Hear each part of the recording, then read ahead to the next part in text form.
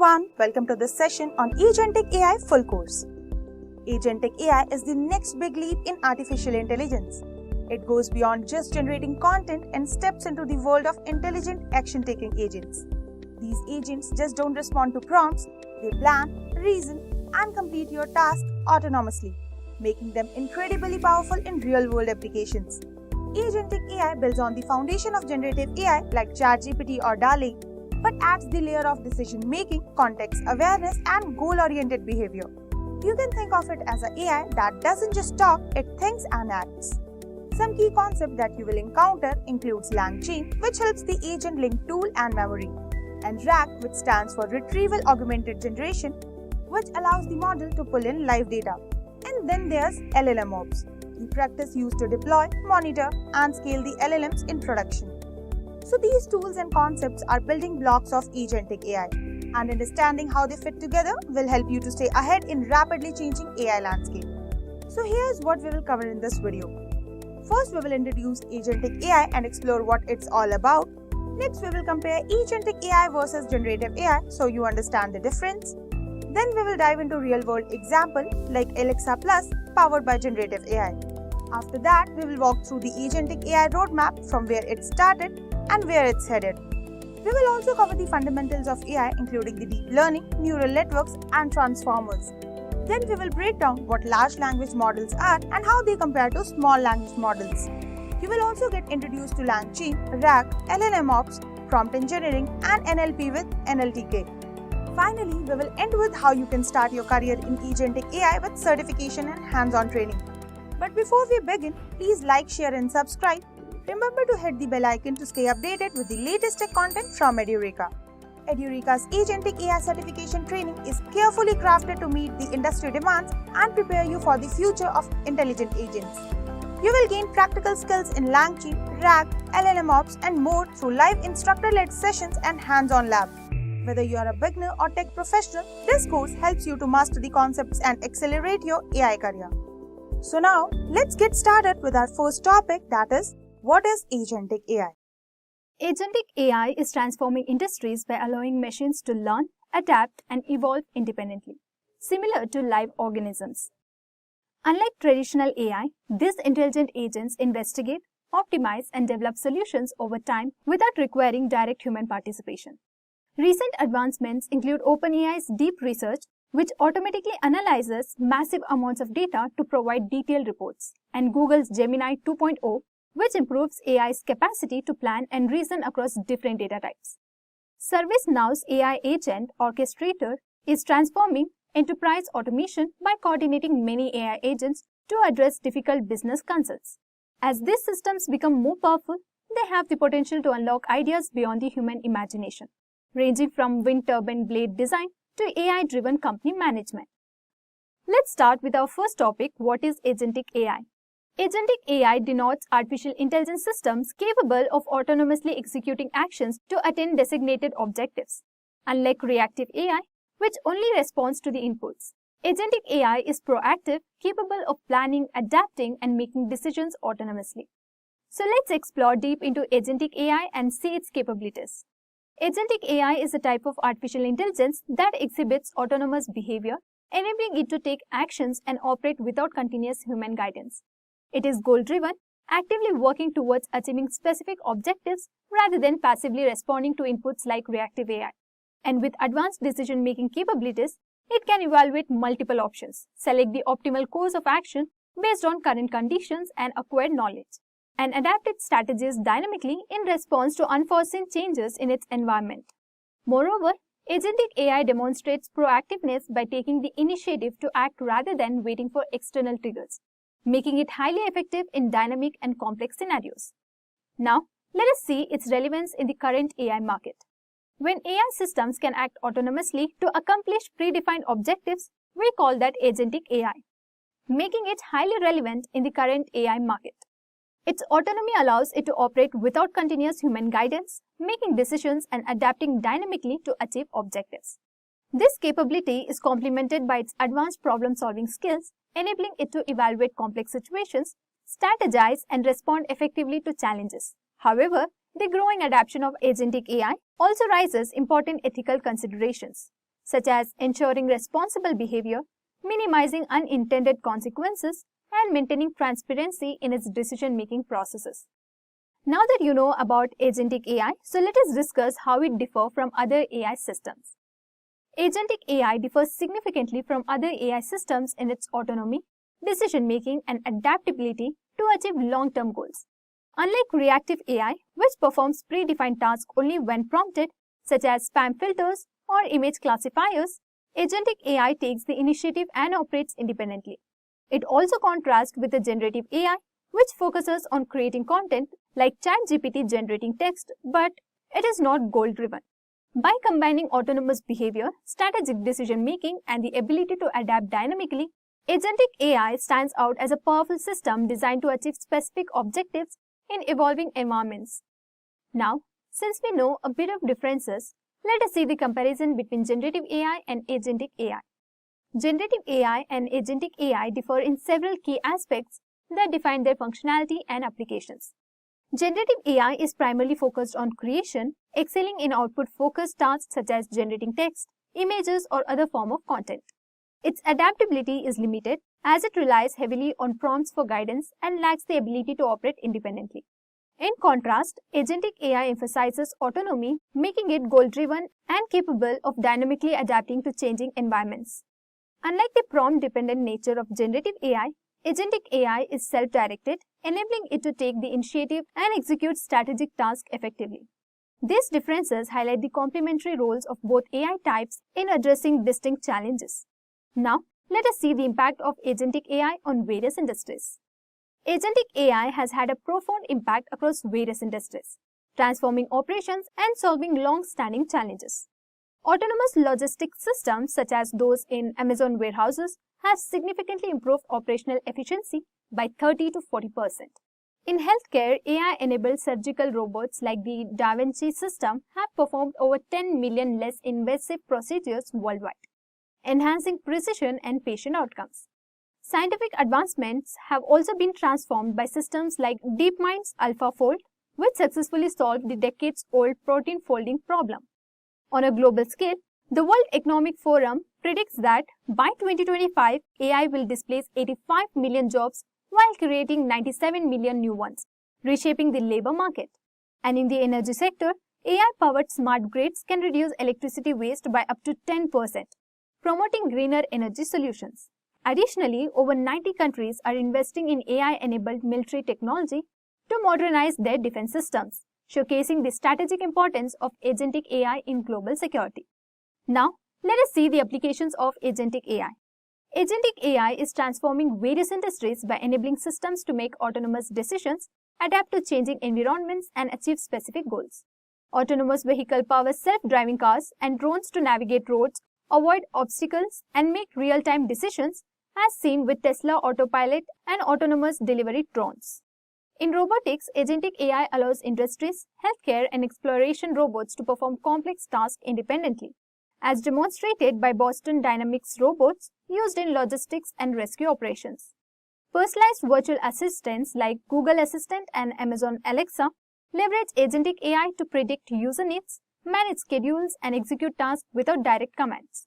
And in gaming, adaptive AI agents enhance the experience by creating challenging, human-like opponents, such as AlphaGo and AI bots in the real-time strategy games. In healthcare, Agentic AI supports personalized treatments, accurate diagnostics, and surgical assistance with examples including AI-driven surgical robots and systems for remote patient monitoring. These applications demonstrate the transformative potential of Agentic AI across diverse domains. Agentic AI is making a significant impact across various industries by enabling autonomy, adaptability, and efficiency in diverse applications. In finance, it powers algorithmic trading systems and fraud detection tools, optimizing financial operations such as managing investment portfolios and identifying fraudulent activities. In smart cities, AI systems manage energy consumptions, optimize traffic flow, and enhance public safety with examples like smart traffic lights adapting in real time and autonomous energy grid optimization. In space exploration, autonomous spacecraft and planetary rovers such as NASA's Mars rovers perform exploration tasks independently. In education, AI-powered tutors like Carnegie Learning provide personalized instruction by adapting to individual learning styles. In military and defense, autonomous drones and surveillance systems improve situational awareness and decision-making, such as AI-driven surveillance drones in defense applications. Now, let us see the challenges and risks associated with Agentic AI. While Agentic AI offers tremendous potential, it also faces several challenges and risks that must be addressed to ensure its safety and ethical deployment. So one key concern is misalignment with human goals, where AI systems may pursue objectives that conflict with human intentions due to poorly defined parameters or unintended consequences, such as autonomous robot prioritizing efficiency over safety. Ethical questions arise regarding accountability and decision-making, demonstrated by the challenge of determining who is responsible when an autonomous vehicle causes an accident.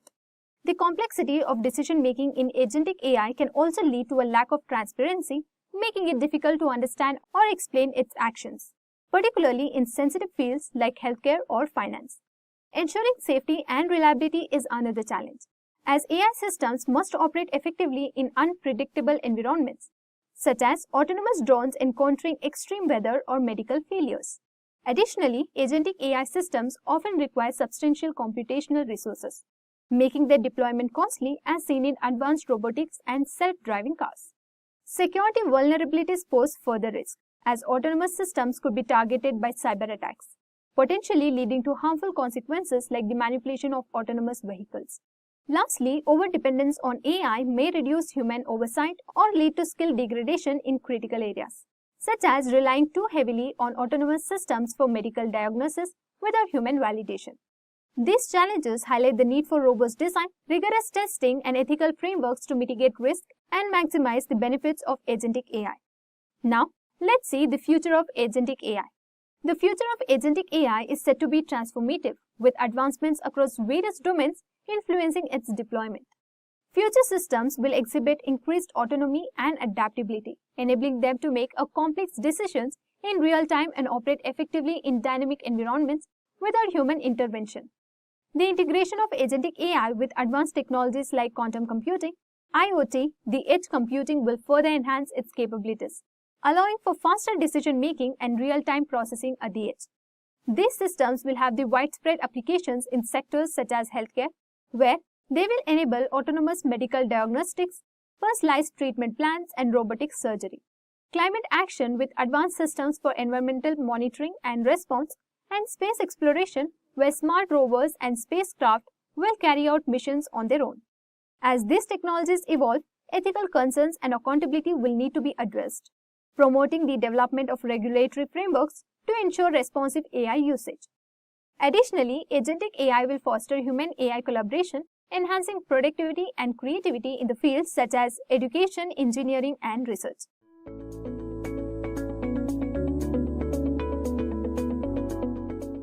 Imagine asking ChatGPT for a poem and it writes one instantly. Now think about an AI assistant planning your entire day, booking meetings, and even handling emails without your constant input. That's the difference between generative AI, which creates content, and Agentic AI, which acts with autonomy, making decisions. In 2025, as AI becomes more than just a tool, understanding this shift is very critical. Are we heading towards just smarter chatbots or truly independent digital agents? Let's break it down through this video. To truly understand the shift, let's first break down what generative AI is. Generative AI is a type of artificial intelligence designed to create content, whether it's text, images, music, or even code. Instead of making decisions or even taking action on its own, it focuses on producing outputs based on the patterns it has learned from the vast amounts of data. At its core, generative AI models use deep learning techniques like transformers to generate new content that resembles human-created work. For example, ChatGPT generates human-like text based on prompts. Midjourney and DALL-E create stunning images from simple text description, and GitHub Copilot helps developers suggesting code snippets in real time. Generative AI has several strengths. It enhances creativity and productivity, allowing artists, writers, and programmers to work faster and even more efficient. It scales effortlessly, generating unlimited variation of content in just few seconds. It also adapts responses based on user input, making interactions feel more personalized. But it also comes with few limitations. Generative AI lacks autonomy. It doesn't think or act on its own. It only responds when prompted. It has no real decision-making abilities and cannot evaluate consequences or make even independent choices. Additionally, it can generate biased or inaccurate content based on the data that it has seen. While generative AI is powerful for creating, it cannot act independently. And that's where Agentic AI comes in. Let's explore what Agentic AI is. Agentic AI goes beyond just generating content. It acts autonomously, making decisions and executing tasks without the need of constant human input. Unlike generative AI, which can only respond to prompts, Agentic AI can plan, adapt, and take initiatives based on goals rather than the specific instructions. At its core, Agentic AI combines reasoning, memory, and decision-making to operate more like an independent agent. It doesn't just create, it analyzes, strategizes, and acts. Real-world examples include autonomous robots, which navigates and complete the task on their own. AI-driven personal assistant, like those managing schedules, booking flights, and handling emails without human oversight. Even self-driving cars, which continuously assess their environment and make split-second driving decisions. Agentic AI has its own strengths. It reduces the needs for manual intervention, automating the complex workflows. It adapts to real-world conditions, learning and improving over time. It can even handle multi-step tasks that require planning, execution, and adjustment. But it also has its own challenges. Developing truly autonomous AI requires significant advancements in reasoning and adaptability. There are certain risks, including unintended behaviors and ethical concerns around AI, which makes independent decisions. And unlike generative AI, which focuses on creativity, Agentic AI is limited in how well it can generate novel content. So while generative AI creates and Agentic AI acts, the real powers comes when these two work together. Let's see the key differences between generative AI and Agentic AI. Generative AI and Agentic AI serve different purposes, each with unique strengths and applications. The key distinction comes down to creativity versus decision making. As previously discussed, generative AI focuses on producing content, whether it's text, image, or code. It enhances creativity by assisting writers, designers, and developers. But it lacks true autonomy. It only works when prompted and doesn't make any decision on its own. Agentic AI, on the other hand, is designed for interactions and execution. Instead of just generating responses, it can analyze situations, make decisions, and take actions. While it may not create content like generative AI, it can manage workflows, automate tasks, and adapt to real-world conditions. Another key difference is user dependency. Generative AI is entirely reactive, meaning it requires human input to function. It waits for prompts before generating anything. In contrast, Agentic AI is proactive. It can initiate actions independently, setting reminders, optimizing schedules, or even solving problems without human intervention. The applications of these AI types also differ. Generative AI is widely used in content creating, marketing, entertaining, and software development. And Agentic AI powers autonomous systems like self-driving cars, AI-powered customer service, and personal assistant that can handle complex workflows. Both AI types are transforming the industries. But when they work together, they unlock even greater potential. Imagine an AI that not only generates a marketing campaign, but also launches it, tracks engagement, and refines the strategy automatically. The future isn't just about choosing between generative AI and Agentic AI. It's about combining them two to build truly intelligent systems. Now that we understand the key differences between these two, let's explore the future of AI by asking, will generative AI be replaced? As AI continues to evolve, one big question arises. Will Agentic AI replace generative AI? Right now, generative AI is everywhere, helping people write, design, and code faster than ever before. But it has one major limitation. It relies entirely on human input. Agentic AI, on the other hand, takes things further. It doesn't just generate, it decides, plans, and even acts. It's the next step towards the true autonomous intelligence. Does that mean generative AI will be obsolete? Not necessarily. The future of AI isn't about one replacing the other. It's about coexisting. Generative AI will keep getting more creative and even sophisticated, producing even higher quality content. Agentic AI will become even more autonomous, integrating deeper with industries like healthcare, finance, and robotics. But this shift does comes with some risk. As AI takes on decision-making power, we face new challenges, ethical concerns, unintended consequences, and the need for accountability. If an AI agent makes a bad decision, who is responsible? And how do we ensure it aligns with the human values? The answer lies in balance. The real future of AI is hybrid approach, where generative AI fuels creativity and agentic AI drives intelligent action. Imagine an AI system that not only writes a research paper, but also submits it to journals, responds to reviews, and refines it automatically. And this is where we are headed. Not just smarter AI, but AI that truly works with us as both a creator and an agent. The question isn't whether agentic AI will replace generative AI. It's how we'll harness both to shape the future of intelligence. Now that we have explored the differences between generative AI and agentic AI, let's move on to building an intelligent AI agent that can interact with our database using natural language.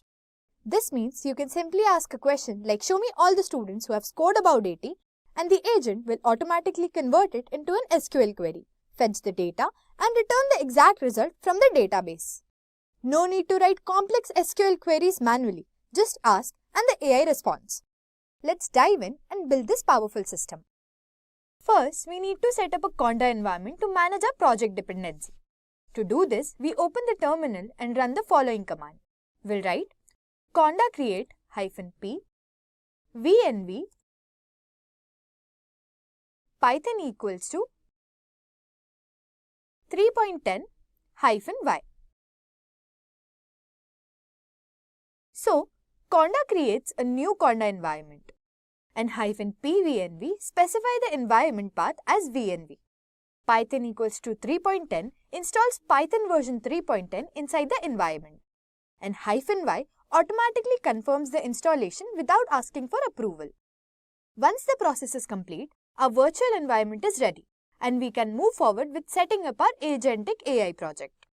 Next, we'll create a file named requirements.txt where we'll list all the necessary libraries for our project. This will help us easily install dependencies in one go. Additionally, we'll create a .env file to securely store our Google Generative AI API key, keeping sensitive information separate from our main code. With these files in place, we ensure a well-structured and organized setup for our Agentic AI project. First, we will work with SQLite, a lightweight self-contained database engine to create and manage a student database. Let's break it down step by step. So we'll create a file named sql.py and import the SQLite 3 module, which allows us to work with SQLite databases. We'll write import SQLite 3. This module provides all the necessary functions to create a database, insert records, retrieve data, and manage connections. Next, we create a connection to an SQLite database file named student.db. We'll write connection equals to SQLite3.connect, connection equals to SQLite3.connect, in the bracket, in double inverted comma, student.db. If this file doesn't exist, SQLite will automatically create it. The connection object will allow us to interact with the database. Now, we create a cursor object, which is used to execute SQL commands in Python. We'll write cursor equals to connection.cursor.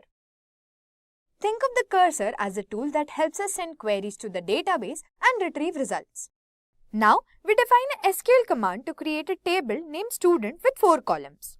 We'll write table_info equals to triple inverted commas. Next, we'll create a table. For that, we'll write create table, then student.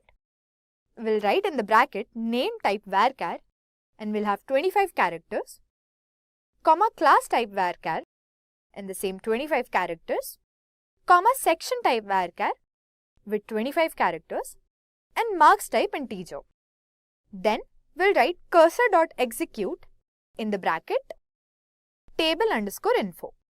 The name stores the student's name string up to 25 characters. The class stores the class's name.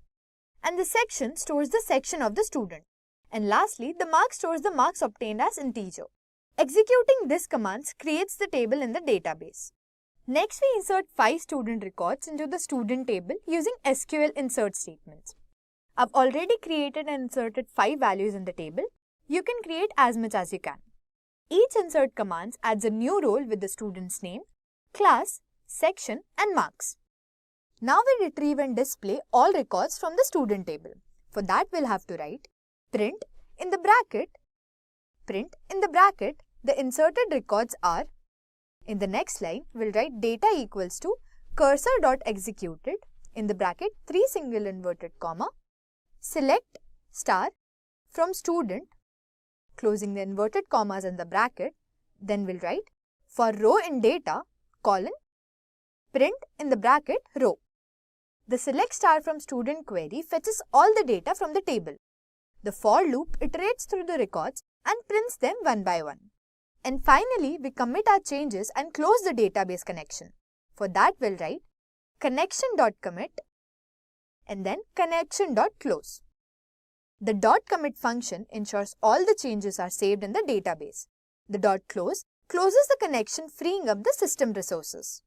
And that's it. We have successfully created a student database, inserted records, and retrieved them using SQLite and Python. Now, let's build an interactive Streamlit app that converts natural language questions into SQL queries using Google's Gemini model. It then retrieves data from an SQLite database and displays the result. Let's break it down step by step. But before we start, we have to activate the environment. For that, we'll write activate venv /. And here our environment is activated. First, we'll create a file named app.py and load environment variables using .env. For that, we'll write from .env, we'll import load_.env. Next, we'll write load_.env. It will load all environment variables. This ensures that sensitive information such as API keys is securely stored and accessed. Next, we import the necessary modules. For that, we'll write import Streamlit as st, then import OS, then import SQLite 3, and then import google.generative AI as GenAI. Streamlit here powers the web interface. OS helps access the environment variables. SQLite 3 allows us to interact with the database, and Google Generative AI enables the conversion of natural language into SQL queries. Now, we configure the Google Gemini API key. But before that, we'll have to create an API key through Google Studio itself. I've already generated one. You can create yours through Google Studio itself.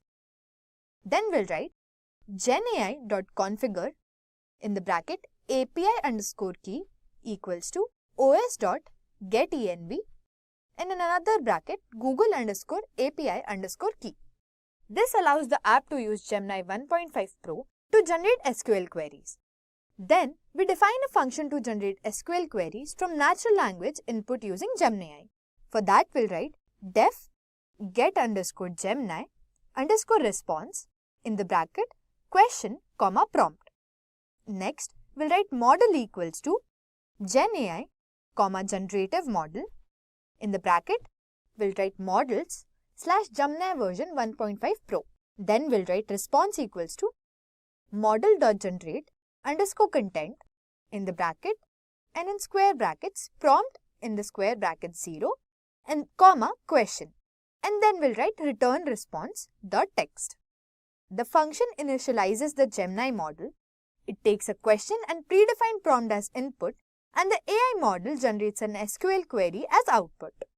Next, we define a function to execute SQL queries on the database and retrieve results. For that, we'll write def read_SQL_query in the bracket SQL, DB. Next, we'll write con equals to SQLite3.connect in the bracket DB. Then cur equals to con.cursor and then cur equals to execute in the bracket SQL. Then we'll write rows equals to cur.fetchCall, then con.commit and then con.close. And then we'll create a loop by writing for row in rows and then we'll print it and then return rows. The function connects to the student.db database, it executes the Qwen SQL query, and it fetches all the retrieved records and prints them. Now, we define the AI prompt that instructs Gemini on how to convert the questions into SQL queries. As you can see, I've already created a prompt for my own, and you can create yours according to how you want your model to function. If you want the prompt which I've used over here, you can just comment on the video and I'll send it to you. This prompt ensures the Gemini AI generates SQL queries accurately without unnecessary text. Now, we'll set page configuration with a title and icon. For that, we'll write st.set_page_configuration in the bracket page_title equals to SQL query generator Edureka, page_icon. Then we'll display the Edureka logo and header. For that, we'll write st.image in the bracket 123.png, width equals to, let's keep it as 200. st.markdown in the bracket logo plus Edureka's Gemini app / your AI powered SQL assistant. Next, we'll write st.markdown, then the logo, and ask any questions, and I'll generate the SQL query for you. The page title and the icon are set. A logo is displayed at the top, and the app's purpose is to introduce to the user. And before we import the logo, just make sure that you have the logo in your folder. We take user input for a natural language query. For that, we'll write question equals to st.text_input in the bracket, enter your query in plain English, key equals to input. This allows users to type their questions, such as show all students with marks above 80. A submit button triggers the SQL generation process, and for that we'll write submit equals to st.button in the bracket generate SQL query. When clicked, the app processes the query and retrieves the result. Now, we define what happens when the submit button is clicked. For that, we'll write if submit in the next line response equals to get_Gemini_response in the bracket question, prompt. This is to convert the question to SQL. And then we'll print the response. Then we'll write response equals to read_SQL_query in the bracket response, student.db, and this is to execute SQL on the database. Then we'll write st.subheader in the bracket, the response is brackets closed. Next, we'll include a loop for, then row in response. Then we'll write st.subheader in the bracket, the response is, and then we'll include a loop for row in response. Then we'll print row, and then st.header, and in the brackets row. The user's question is converted into an SQL query using Gemini AI. The SQL query is executed on the student.db database, and the retrieved records are displayed on the Streamlit app. And that's it. The AI-powered Streamlit app allows users to ask natural language questions, which are automatically converted into SQL queries and executed on a student database. Now, let's open the terminal and run our Streamlit app. To do this, we simply type streamlit run app.py and hit enter. It's running, and as you can see, our Agentic AI is up and running, ready to interact with our database. Let's test it by asking a simple question. We'll ask, give me the names of all the students. The AI processes our request, converts it into an SQL query, and retrieves the student names from the database. Perfect. As you can see, the response is generated. Now, let's try another query. We'll say, give me the average of marks. And just like that, the AI calculates and returns the average marks. The response which is provided is 72.2. So in this video, we successfully built an Agentic AI that can understand natural language, generate SQL queries, and interact with our data seamlessly.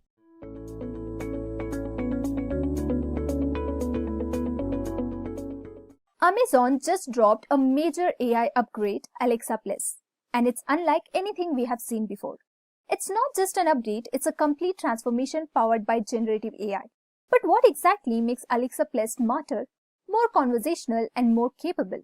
Well, in this video, we will break down how Amazon has leveraged state-of-the-art AI models to make Alexa a true AI assistant, how it compares to competitors like ChatGPT Voice and Google Assistant, and whether it's the future of voice AI. Let's rewind a bit.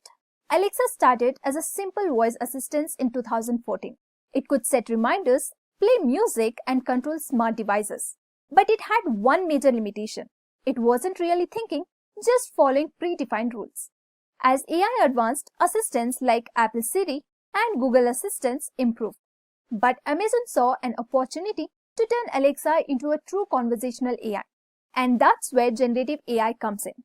Enter Alexa Plus, a brand new AI-powered version of Alexa that understands context, remembers conversations, and sounds more natural than ever. Launched on February 26, 2025, Alexa Plus is Amazon's next-generation AI assistant designed to provide more natural, conversational interactions and enhanced capabilities. This upgrade enables Alexa to perform complex tasks such as planning events, managing schedules, and controlling smart home devices more efficiently. Alexa Plus represents a significant evolution from the original Alexa, introducing several key enhancements. So let us see what are they. First, we have conversational abilities. Alexa Plus offers more natural and expansive interactions, understanding colloquial expressions and complex ideas, making conversational feel smoother and more intuitive. Building on that, it also takes a more proactive approach to assisting users. Unlike the original Alexa, which primarily responded to direct commands, Alexa Plus can anticipate user needs such as suggesting earlier dispatches due to traffic or notifying about sales on desired items. In addition, it has become more personalized than ever. Alexa Plus can remember user preferences, dietary restrictions, and important dates, tailoring responses and actions to individual needs. Whereas the original Alexa had limited personalization capabilities. Beyond personalization, it also enhances task management. The new Alexa can handle complex tasks like making reservations, ordering groceries, and coordinating multiple services seamlessly, surpassing the more basic functionalities of the original Alexa. Not just that, it also integrated with more services than before. Alexa Plus connects with a broader range of services and devices, including Grubhub, OpenTable, Ticketmaster, and various smart home products, making it even more versatile. On top of all these improvements, it now has the ability to act independently. Agentic capabilities is a notable advancement in Alexa Plus. Now that we have seen how Alexa Plus has improved, so let's dive into the technology behind it and understand how generative AI models and agentic AI capabilities power this next generation assistants. Alexa Plus is built on cutting-edge generative AI and agentic AI, leveraging powerful models and algorithms to process language, understand context, and execute tasks autonomously. So let's break down the key technologies that make this possible. Large language models, which is LLMs, the brain behind conversations. At the core of Alexa Plus is an advanced transformer-based language model, similar to GPT-4, Claude, and Amazon's proprietary Titan model. These LLMs are trained on vast datasets, allowing Alexa to understand complex queries and respond naturally. Also maintain context across conversations, making interactions feel more fluid, and generate human-like responses, reducing robotic and repetitive phrasing. And by using techniques like reinforcement learning with human feedback, Alexa Plus continuously improves its conversations ability based on real-world interactions. The next technology is Agentic AI, enabling proactive and autonomous actions. Beyond just responding to commands, Alexa Plus integrates agentic AI models which allow it to act independently. Built on RAG and action models, it can plan multi-step tasks, example finding a restaurant, booking a table, and arranging transportation. It retrieves real-time web data to provide the latest information and execute action across multiple apps and services without user micromanagement. This enables a fully autonomous AI assistance experience, reducing the need for manual user input. After agentic AI, the technology that makes Alexa so versatile is neural network architectures, enabling speech and context awareness. Alexa Plus utilizes deep learning techniques such as sequence-to-sequence models for natural language generation, BERT, which stands for bidirectional encoder representations from transformers, for understanding user intent with greater accuracy. Next, Whisper ASR, automatic speech recognition, for improved voice processing, making Alexa more responsive to different accent and speech patterns. These advancements enable highly accurate speech recognition, contextually understanding, and real-time adaptation to user behavior. Alexa Plus integrates long-term memory storage using vector databases like FAISS or Amazon Aurora, allowing it to remember user preferences over time, adapt to individual habits and routines for a more personalized experience, also provide contextual reminders based on past interactions. This deep personalization is what makes Alexa Plus feel more like a true digital assistant rather than just a voice-controlled device. Then comes the technology that makes Alexa Plus capable of understanding and interacting with user, which is multimodal AI. Alexa Plus leverages multimodal AI combining natural language processing for text-based queries, computer vision for echo-show devices, enabling it to process and analyze on-screen content. Also, the speech synthesis is used to generate human-like voice responses. And this makes Alexa Plus capable of understanding and interacting with user in multiple ways, enhancing its overall functionality. And by combining LLMs, Agentic AI, deep learning models, and real-time data retrieval, Alexa Plus represents a significant leap in AI-driven virtual assistants. It is no longer just a voice assistant, it is an autonomous, context-aware, and highly personalized AI companion designed to make daily life easier. Now that we have explored the technology behind Alexa Plus, so let us see how it stacks up against other leading AI assistants. Alexa Plus enters the AI assistant space with generative AI and agentic AI, making it smarter and more proactive. But how does it compare to the top AI models available today? So let's break it down across key aspects. So we will compare them based on 5 key factors such as AI powered and capabilities, personalization and memory, then proactive and autonomous tasks. Next is the ecosystem and third-party integration, and finally conversational abilities. So first, let us compare it with AI powered and capabilities. So how powerful is the AI behind each assistant? Alexa Plus uses Amazon Titan plus custom LLMs with generative AI and agentic AI for smart, proactive responses. Whereas ChatGPT voice runs on GPT-4, great for deep conversation but lacks real-world task execution. Whereas Google Assistant uses Gemini AI, best for search and multimodal inputs such as text, voice, and images. And Apple Siri uses Ajax LLM, improving in language but still rule-based and limited. So Alexa Plus leads in proactive AI while GPT-4 dominates in conversation. Next, let us compare it in terms of personalization and memory.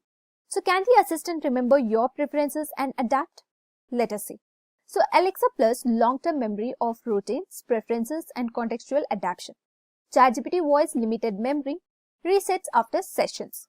Whereas Google Assistant remembers preferences inside Google apps but lacks deep personalizations. Apple Siri is minimal memory, mostly relies on Apple's preset commands. So Alexa Plus leads in remembering and adapting to users. Next is the proactive and autonomous task execution. So can it handle tasks on its own? Let's see. Alexa Plus uses agentic AI for multi-step automation, for example, booking, ordering, and reminders. ChatGPT voice assists with planning but can't perform real-world automation. Google Assistant can set reminders and retrieve information but lacks deep automation, whereas Apple Siri, limited to commands, relies on shortcuts for basic automation. So here the Alexa Plus is the most proactive, handling tasks automatically. Next is the ecosystem and third-party integration. How well does it work with other devices and apps? Well, Alexa Plus is best for smart home, such as Amazon Echo, Ring third-party integrations.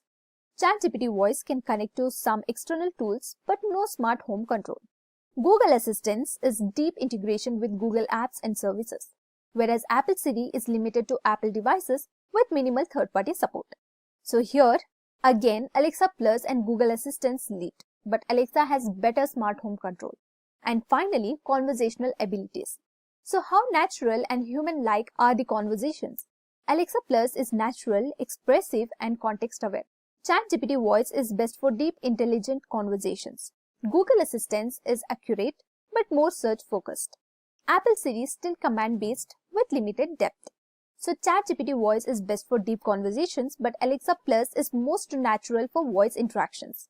So now let us see the future of AI assistants. Let's see what's next. So here we have smarter AI memory. Assistants will remember and personalize even better. Next, more autonomy. AI will handle complex multi-step tasks independently. And then, more human-like conversations. AI will feel more natural and intuitive.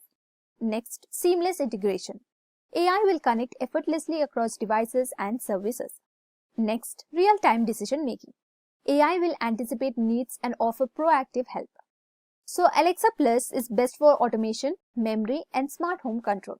Whereas ChatGPT Voice is best for deep intelligent conversation, Google Assistant is best for search and Google productivity, whereas Apple Siri is best for Apple users but still limited in AI features. And Alexa Plus is not just an upgrade, it's a redefinition of AI assistants with generative AI and agentic AI for smarter proactive help. So what do you think? Which AI assistant is your favorite? Let me know in the comments below.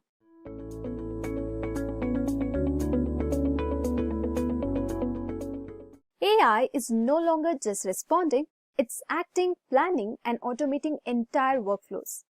Welcome to the era of Agentic AI, where AI agents can write code, run businesses, and make decisions without human input. By 2030, AI automation is projected to be a $200 billion industry, and those who master Agentic AI tools like AutoGPT, Devin AI, and LangChain will lead the future. Now let's dive into the ultimate roadmap to mastering Agentic AI. So first, let's see how you can build a strong foundation in generative AI. To truly master Agentic AI, you need a strong foundation in generative AI, understanding how AI models work, their evolution, and their impact on automation. So start by exploring how AI has evolved from rule-based systems to advanced models like ChatGPT, AutoGPT, and Devin AI. You can check out Edureka's video on what is generative AI and generative AI examples for valuable insights into the fundamentals of generative AI, its real-world applications, and how it is transforming various industries. So first, understand the core concepts of Agentic AI, where AI can perceive, plan, and act independently to automate complex workflows. Next, learn about real-world applications such as business automation, AI-powered software engineering, and autonomous research agents. And to deepen your knowledge, familiarize yourself with the key AI models like GPT-4 Turbo, Claude AI, Gemini, and Mistral. And stay updated on multi-agent systems and self-improving AI trends. And for hands-on exploration, leverage OpenAI's API, Claude AI, and Llama 3, or experiment with different AI models on Hugging Face spaces. You can also stay updated with AI research papers from Archive and Hugging Face to keep up with the latest breakthroughs.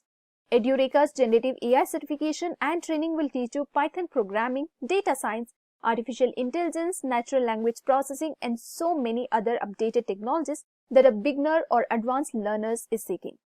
And by understanding these concepts and experimenting with these tools, you will have a strong foundation to start working with Agentic AI. Next, let's dive into the programming for AI. To build and experiment with Agentic AI, you need to understand the fundamentals of programming, especially in Python, which is backbone of AI development. Start by learning Python basics, focusing on data structures, loops, functions, and object-oriented programming. Then, explore essential AI and machine learning libraries like NumPy and Pandas for data manipulation, Matplotlib and Seaborn for data visualization, and TensorFlow and PyTorch for deep learning. To work with AI agents, you must also understand API interactions, as most AI tools like OpenAI's API, LangChain, and Hugging Face models require API calls. Additionally, learning automation with Fast API, Flask, and web scraping can help you integrate AI into real-world applications. For hands-on practice, start small projects like building a chatbot, creating an AI-powered summarizer, or automating data analysis.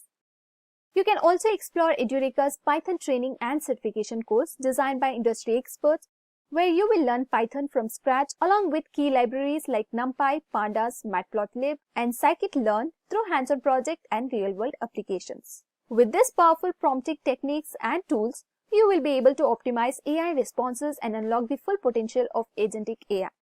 To leverage Agentic AI, start experimenting with cutting-edge tools that enable autonomous workflows. AutoGPT and Qwen AI allows you to create multi-agent AI systems, where AI agents collaborate to complete tasks. Baby AGI is perfect for automated research and decision-making, helping AI iterate on tasks dynamically.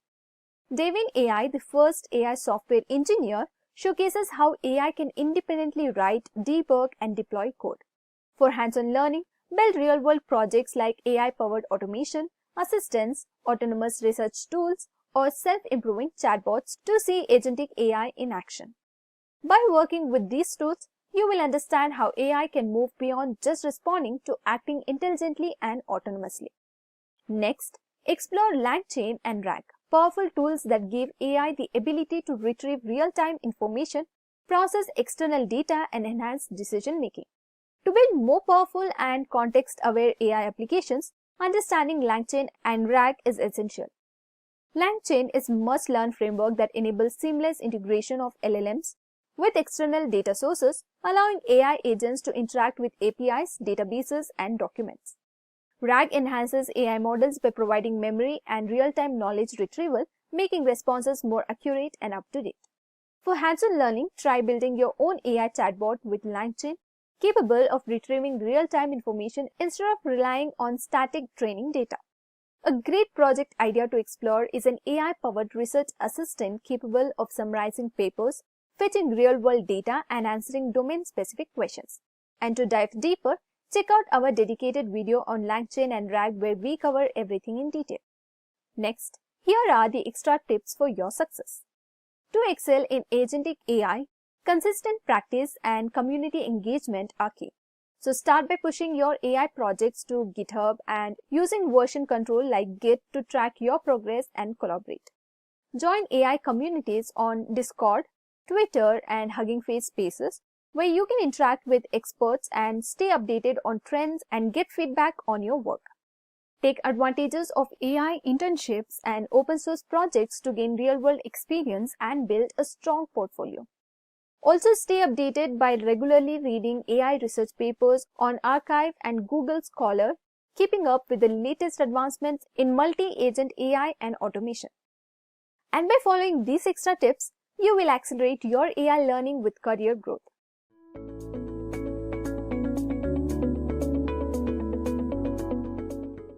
Think about this. Instead of you doing all your work, you have a machine to finish it for you, or it can do something which you thought was not possible. For instance, predicting the future, like predicting earthquakes, tsunamis, so that preventive measures can be taken to save lives.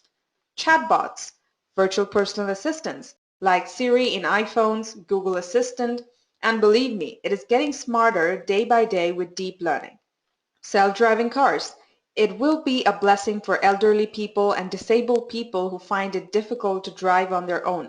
And on top of that, it can also avoid a lot of accidents that happen due to human error. Google AI Eye Doctor. So this is a recent initiative by Google where Google is working with an Indian eye care chain to develop an AI software which can examine retina scans to identify a condition called diabetic retinopathy, which can cause blindness. AI music composer. Who thought that we can have an AI music composer using deep learning? And maybe in the coming years, even machines will start winning Grammys. And one of my favorites, a dream reading machine. With so many unrealistic applications of AI and deep learning that we have seen so far, I was wondering that whether we can capture dreams in the form of a video or something. And I wasn't surprised to find out that this was tried in Japan a few years back on 3 test subjects, and they were able to achieve close to 60% accuracy. And that is amazing. But I'm not sure that whether people would want to be a test subject for this or not, because it can reveal all your dreams. Great. So this sets the base for you, and we are ready to understand what is artificial intelligence. Artificial intelligence is nothing but the capability of a machine to imitate intelligent human behavior. AI is achieved by mimicking a human brain, by understanding how it thinks, how it learns, and works while trying to solve a problem. For example, a machine playing chess, or a voice-activated software which helps you with various things in your phone, or a number plate recognition system which captures the number plate of an overspeeding car and processes it to extract the registration number and identify the owner of the car so that he can be charged. And all this wasn't very easy to implement before deep learning. Now let's understand the various subsets of artificial intelligence. So till now, you'd have heard a lot about artificial intelligence, machine learning, and deep learning. However, do you know the relationship between all three of them? So deep learning is a subfield of artificial intelligence. So it is a subfield of machine learning, which is a subfield of artificial intelligence. So when we look at something like AlphaGo, it is often portrayed as a big success for deep learning. But it's actually a combination of ideas from several different areas of AI and machine learning like deep learning, reinforcement learning, self-play, etc. And the idea behind deep neural networks is not new, but it dates back to 1950s. However, it became possible to practically implement it only when we had the new high-end resource capability. So I hope that you have understood what is artificial intelligence, so let's explore machine learning followed by its limitations. So machine learning is a subset of artificial intelligence which provide computers with the ability to learn without being explicitly programmed. In machine learning, we do not have to define all the steps or conditions like any other programming application. However, we have to train the machine on a training dataset large enough to create a model which helps the machine to take decisions based on its learning. For example, if we have to determine the species of a flower using machine, then first we need to train the machine using a flower dataset which contains various characteristics of different flowers along with their respective species, as you can see here in the image. We have got the sepal length, sepal width, petal length, petal width, and the species of the flower too. So using this input dataset, the machine will create a model which can be used to classify a flower. Next, we'll pass on a set of characteristics as input to the model, and it will output the name of the flower. And this process of training a machine to create a model and use it for decision making is called machine learning. However, this process had some limitations. Machine learning is not capable of handling high-dimensional data, that is, where input and output is large and it is present in multiple dimensions. And handling and processing such a data becomes very complex and resource exhaustive. And this is termed as the curse of dimensionality. So to understand this in simpler terms, let us consider a line of 100 yards. And let us assume that you dropped a coin somewhere in the line. You'll easily find the coin by simply walking on the line. A line is a single dimension entity. Now let's consider that you have got a square of side 100 yards each and you dropped a coin somewhere inside the square. Now definitely you'll take more time to find the coin within that square. A square is a two-dimensional entity. Now let's take it a step ahead and consider a cube of side 100 yards each and you dropped a coin somewhere inside the cube. Now it is even more difficult to find the coin. So if we see that the complexity is increasing as the dimensions are increasing, and in real life, the high-dimensional data that we're talking about has got many dimensions, which makes it very, very complex to handle and process. The high-dimensional data can be easily found in use cases like image processing, natural language processing, image translation, etc. And machine learning was not capable of solving these use cases, and hence, deep learning came to the rescue. So deep learning is capable of handling the high-dimensional data and is also efficient in focusing on the right features on its own. And this process is called feature extraction. Now let's try and understand how deep learning works. So in an attempt to re-engineer a human brain, deep learning studies the basic unit of a brain called a brain cell or a neuron. And inspired from a neuron, an artificial neuron or a perceptron was developed. So if we focus on the structure of a biological neuron, it has got dendrites. And these are used to receive inputs, and these inputs are summed up inside the cell body, and using the axon, it is passed on to the next biological neuron. So similarly, a perceptron receives multiple inputs, applies various transformations and functions, and provides an output. As we know that our brain consists of multiple connected neurons called neural network, we can also have a network of artificial neurons called perceptrons to form a deep neural network. Let's understand how a deep neural network looks like. So any deep neural network will consist of three types of layers: the input layer, the hidden layer, and the output layer. So if you see in the diagram, the first layer is the input layer, which receives all the inputs. The last layer is the output layer, which gives the desired output. And all the layers in between these layers are called hidden layers.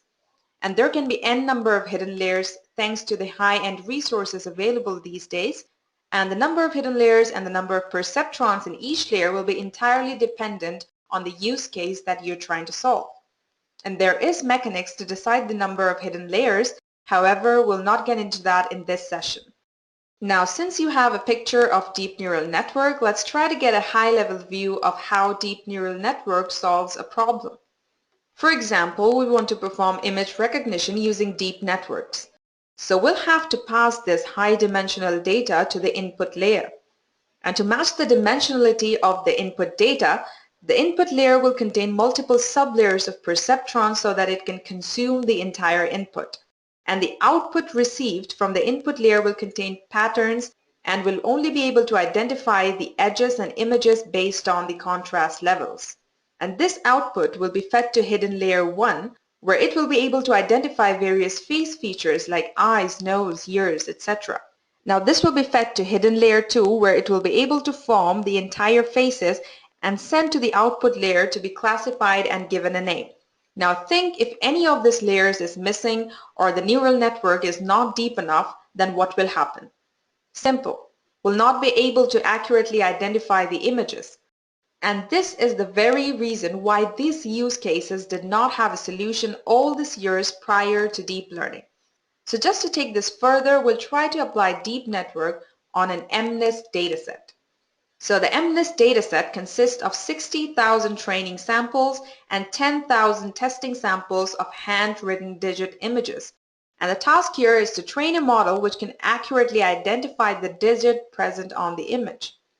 And to solve this use case, a deep network will be created with multiple hidden layers to process all the 60,000 images pixel by pixel, and finally will receive an output. So the output will be an array of index 0 to 9, where each index corresponds to the respective digit. So index 0 contains the probability of 0 being the digit present on the input image. Similarly, index 2, which has a value of 0.1, actually represents the probability of 2 being the digit present on the input image. So if we see that the highest probability in this array is 0.8, which is present at 7 index of the array. Hence, the number present on the image will be 7. So this is how the handwritten image processing happens. Let me practically execute this use case for you. So this is my PyCharm IDE. First of all, let me show you the dataset. So this is my MNIST dataset, and it has got 4 GZ files which gets extracted when my program gets executed. Now the program, or the deep neural network using which I was able to create a model to process all these images and train my machine, is this create model _2.py, and it's a good lengthy program, so I'll not be explaining the entire program for you, but let me tell you the technology or the framework with which I was able to implement this. So I've been using TensorFlow, which is one of the open source Google libraries for deep learning. And right here I have imported TensorFlow, and then I'm using this MNIST data and finally going ahead and creating a deep neural network. So these all things are here. It is creating a deep neural network and the hidden layer that is required to process all these images. And finally, I'm creating a model, and I'm saving this model with this name right here, model2.ckpt. Now, if I run this code, it is going to take a very long time. So give it some time. It has extracted all the files and it has started its training.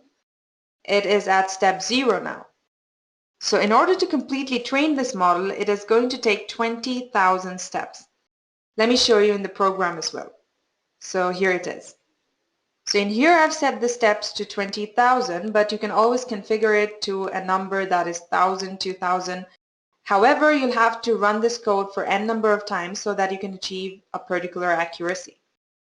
So after executing for 20,000 times, what happens is a model is created with an accuracy of 92%. So what does it mean? It means that if you pass a particular image, out of 100 images of the model, 92 predictions will be correct. 92 of times, this model will be able to tell you the exact number that is present on the image. Let's not wait for this program to execute completely, otherwise we have to wait for hours. So I've already executed it once and the model is already created. So what is a model? A model is nothing but a set of files, and these 3 files along with the checkpoint files. Now there is another code which is predict_2.py, in which I'm restoring the model. Let me show you the line where I'm restoring it. So it's right here, saver.restore model2.ckpt. So this is the name of my model. So I'm restoring my entire model that was created after training of 20,000 steps on MNIST dataset, and I'm passing an image that is 7_o.png. So it is in this folder. In the test folders, I've got other images, and I've got here 7_o. Now this is an image, it's the name of the image. I'm not telling the program what is the number. So I'll just stop this training now. And now I'll execute the prediction part where I'm restoring the model, and this model will tell me the number, the handwritten number that is there in the image. So this was the image 7_o, and the prediction for this image is 7. So my model was accurately able to identify or predict the number that was there on the handwritten image.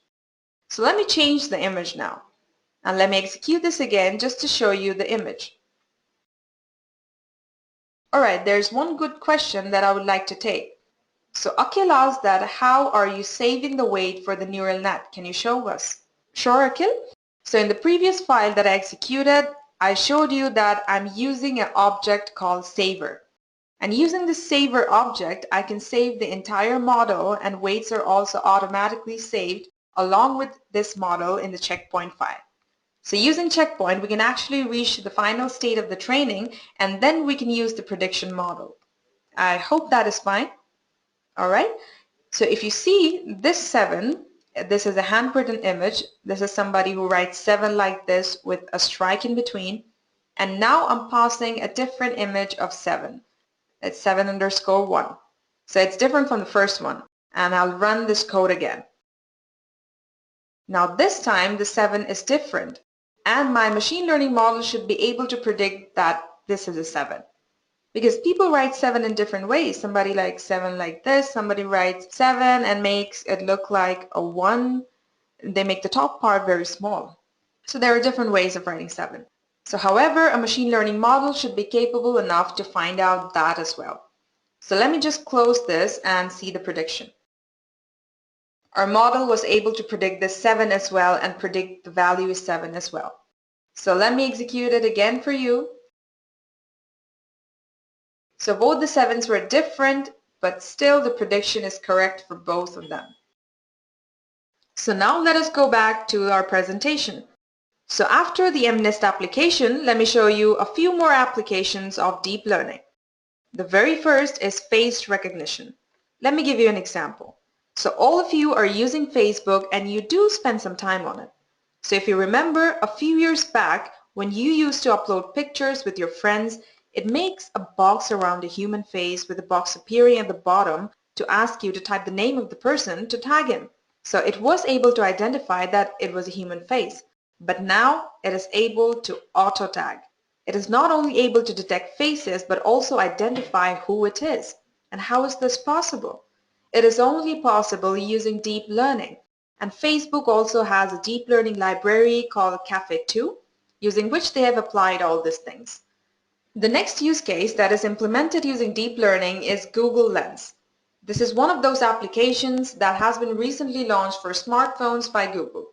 What does this app do? You just have to install it, open it, point your camera on a particular thing, like this flower over here, and in real time image processing happens, and Google will get back with the entire details of the object, like the name of the flower, where it is found, etc., etc. So if you point it at a building or any shop, it will tell you what kind of a store it is. If it's a restaurant, it will show you reviews, the ratings, menu, etc. So what is happening here is that in real time you are able to use a deep learning net and get all the information you want.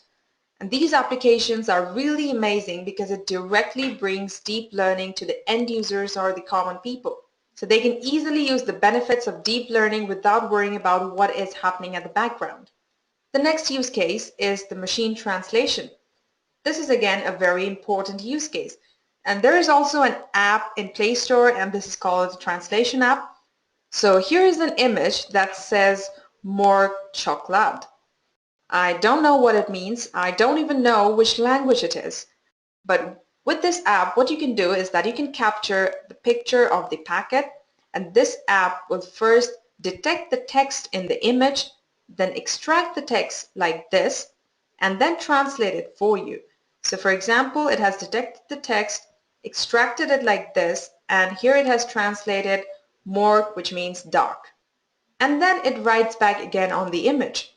So what is happening in this particular use case is that first an image is captured, image processing takes place, text is extracted through processing, and once we have the text, we translate it to the desired language, which is English in this case, and then again image processing happens where we are writing the text on an image again.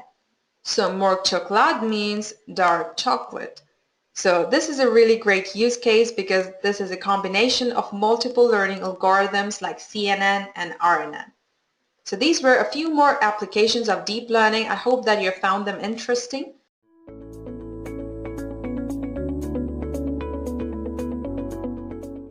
So first thing which comes to our mind, there have been a lot of emphasis on this term called artificial intelligence.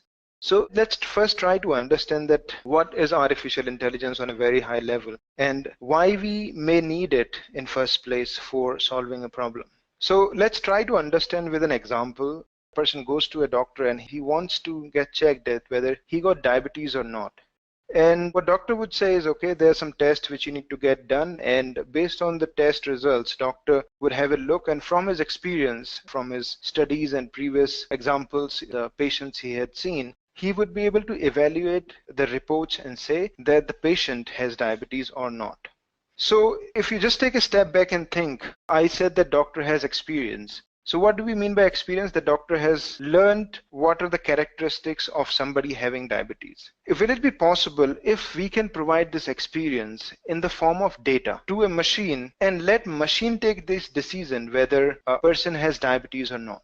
So the experience which doctor learned through his studies and his practice, what we are doing is we are taking customers' data who have with different reports and different parameters on different things like the glucose count in blood or the weight and height and all these parameters about a human being. And based on that, we have fed it to a machine and tell that what are the characteristics of a person who has diabetes.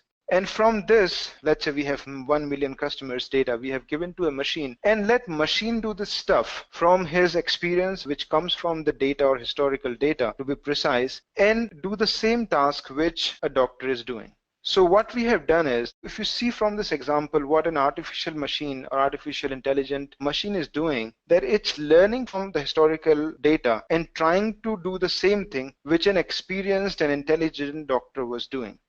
So this kind of area or domain activities which human beings were doing, if we can make machine intelligent enough to do the same task, why we should create these artificial intelligence based machine systems on a very high level. There may be a lot of points, but if you just discuss a few points, that human beings have limited computational power, and we guys may be good in terms of classifying things, like, you know, you can see your friend in a group photograph and easily can say who is your friend and who are others. You can easily listen to a language and comprehend what a person is doing. But human beings are not very good in doing a lot of mathematical. If you try doing good amount of mathematical computations in your head, probably it will not be very easy. And second is that it's not possible for human beings to work continuously, let's say 24/7 a day for 30 days continuously. If we can make machine do such stuff, one, they would be able to kind of do these computations very fast. And like we spent a good amount of time in discussing the GPUs.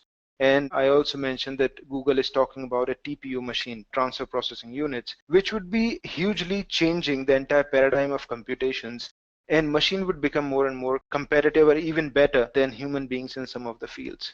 This is the formal definition, but if I loosely translate, it's basically that artificial intelligence machines are those machines which can do tasks which human beings can easily do. So things like identifying what's written, let's say in a license plate, or playing games. And I'm sure some of you would already heard that machine have defeated the Go champion and the chess players Now we have digital agents like Siri and others, which can understand what we want them to do and can take intelligent decisions from the text or from the voice itself.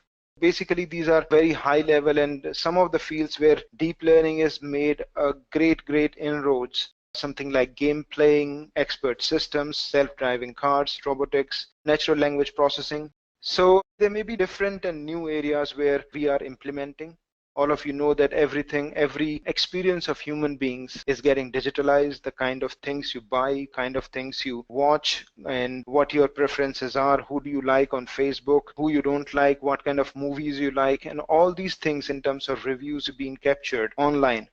So once your data is going and captured online, there are systems which can analyze this data. So given this huge data generation, as well as now we have machines which can process it and make some intelligent decisions are available. So that's why you will see there have been a lot of emphasis now in last couple of years. A lot of new things are coming in. Some of you who have been reading these papers on different subjects, different architectures would know that most of these architectures are not very old. It's a very dynamic field every day. In fact, on a weekly basis, you will be hearing about a new API or a new kind of architecture being developed by somebody. Most of the stuff we will be studying in these classes are not very old, like convolution neural network and recurrent neural network. Some of their variants are as new as last year. If you guys follow TensorFlow closely, they introduced a library called object identification. Object identification, object detection API, which TensorFlow has made available for everybody. You would be able to see it yourself that this API works. There are 5 different options of selecting different deep learning architectures or convolution neural networks for this API, but it's been able to identify human beings and all other 90 objects there with almost 99% accuracy. In some cases, from even human beings would be finding it difficult to kind of see and predict what the object is. But this machine has gone even beyond a human capability in terms of identifying objects.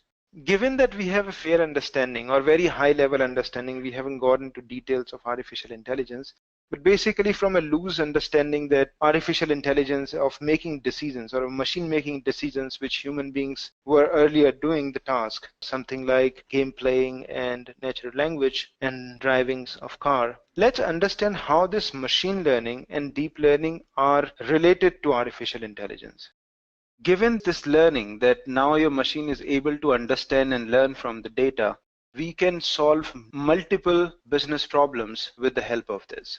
So let's take a very small example. It was like whether a person has diabetes or not. And I was mentioning that this kind of decision being taken by the doctor based on the reports he has got. And these reports have some numbers, like number of time a patient had a particular kind of issues, or what is the glucose count and what is BMI and what the person's age. And based on these numbers, the doctor was able to make this kind of decision. We can take the same analogy where we were trying to predict which species of flower it is. We can take information of patients and different attributes on different features of a report and the patient, and the machine would be able to learn from these data sets, and for a new customer or a new patient, it would be able to classify whether the patient has diabetes or not. So there are 2 sections of it.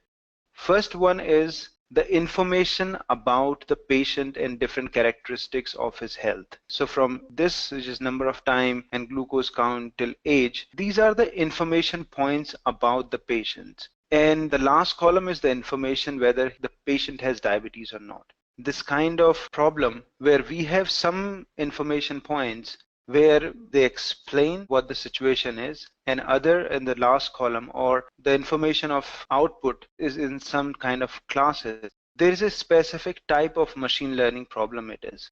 But as of now, the characteristic is that we have some information about the patient, and the last column is telling me whether the patient has diabetes or not. So what your machine basically learns that it learns all those rules in the example which I was quoting, that earlier cases people used to create these hand-coded rules to predict whether an event will happen or not. But in machine learning, your algorithm will learn from the historical data and see what are the combinations which decide whether a patient has diabetes or not. And these combinations would be of something of this type. It is only for illustration. It's not the real numbers, but it's for illustration that your machine or your machine learning algorithm is being able to identify these rules based on the historical data. So after learning, it has created the glucose count is less than 99.5. If yes, then go to next one. If no, the person does not have diabetes. If glucose count is greater than 166.5, yes, the person has diabetes. And if no, then there are further drill down of rules. So all these combinations or rules are dynamic in nature. And what I mean is that these rules would be changing if your data set changes. And you can take the same model, can do the work whether a patient has diabetes or not, and you can take the same model and make it learn on a new data set, let's say flower species, it would be able to learn the new rule from itself. So the intuition, like human beings were learning from examples, your machine learning algorithms also learn from examples. But just to frame our problem statement, that machine learning, we know it learned by experiences and from the data from the historical events. There are three kind of problems which may be interested in solving. First one is called a supervised learning problem, and supervised learning problem is basically occurs when you have some input variables and one output column. So both the examples which we discussed till now, one was on the flower species where we are taking data on different features of a flower and then which species of flower it was. So the last column is the dependent variable or an output variable we are trying to predict. And all the information variables are called input features or input variables. So input features or input variable, it's kind of interchangeably being used in different texts. Input and output, these are the two different sections of supervised learning. Why it is called supervised learning? Another take, if I need to explain it, that we have a column to guide the algorithm whether it's making the correct decisions or not.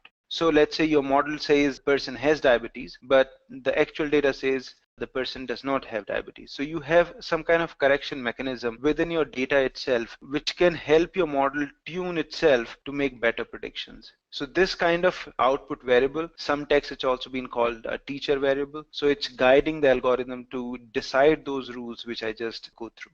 Another type of machine learning is called unsupervised learning. And in unsupervised learning, we have only the input features.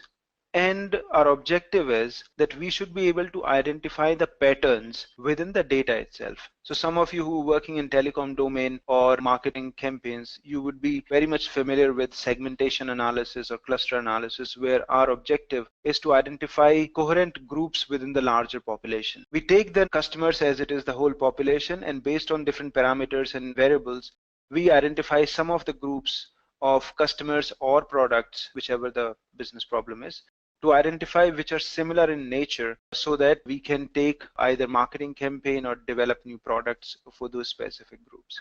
Final is called a reinforcement learning. A reinforcement learning is a kind of learning where the agent learns from the environment. So it works kind of reward and penalty. You can think of a self-flying helicopter. So you leave it in the environment and it will be deciding based on the wind speed and other parameters in the environment that how much it should fly. And the reward is that the fuel should be efficiently be spent and more time it should be spending in the environment. So supervised learning, as I said, that the objective here is that we have some input features, and input features would be holding information about different aspects of a given problem or customers. And we have an output variable which would be explaining whether the event happened or not, some kind of output variable.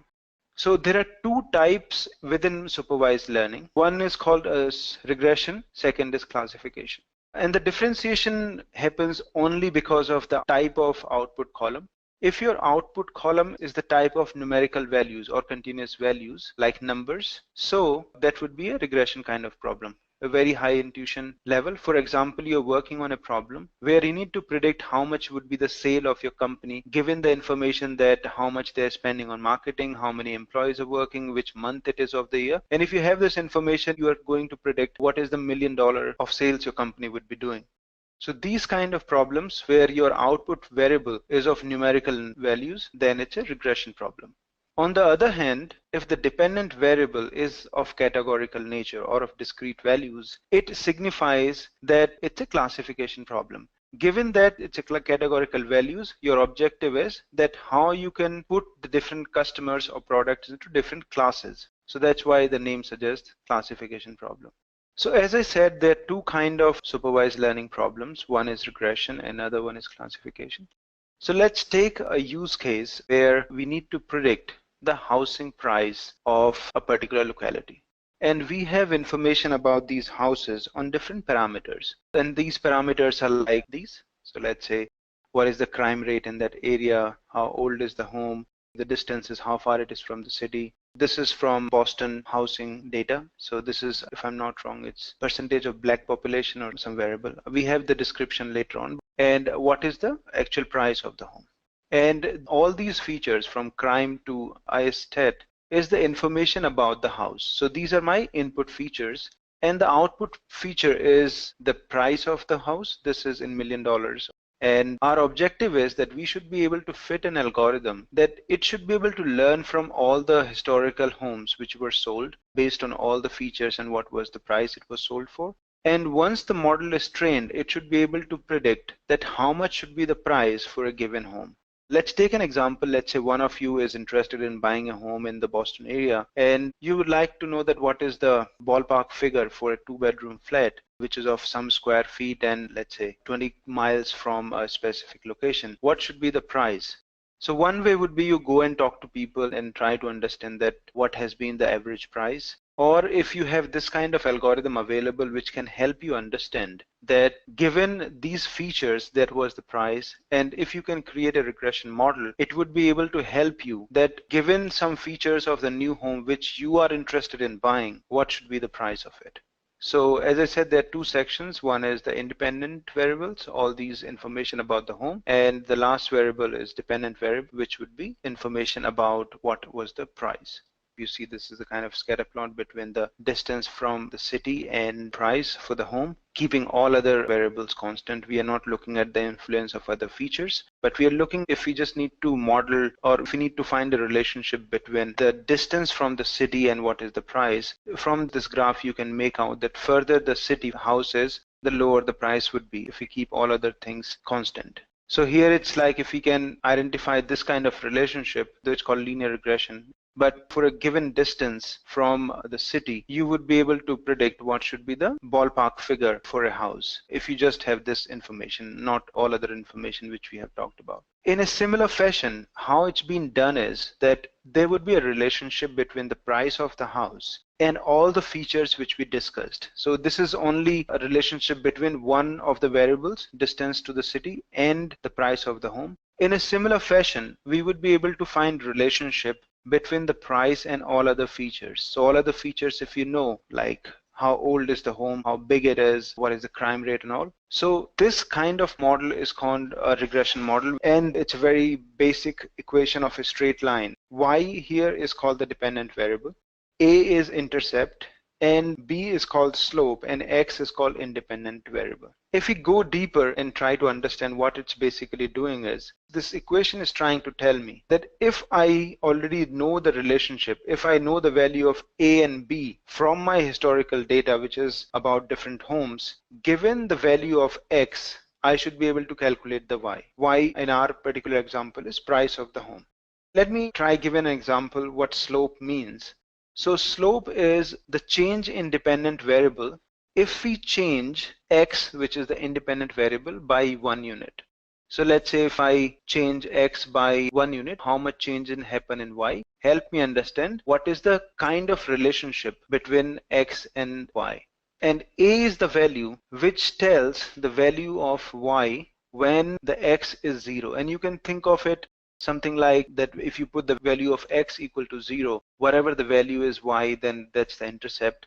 But basically from an intuition perspective, you can think that an intercept is the value which is there even though you don't have any information about X. For example, we were discussing the relationship between the distance from the city and the housing price. Even though the house is exactly in the city, then there would be some value, and even though the house is 100 miles from the city, there would still be some price. So it helps us kind of intuitionally understand the relationship. It also helps the line to understand where it starts, whether it starts from the origin or some place within your axis.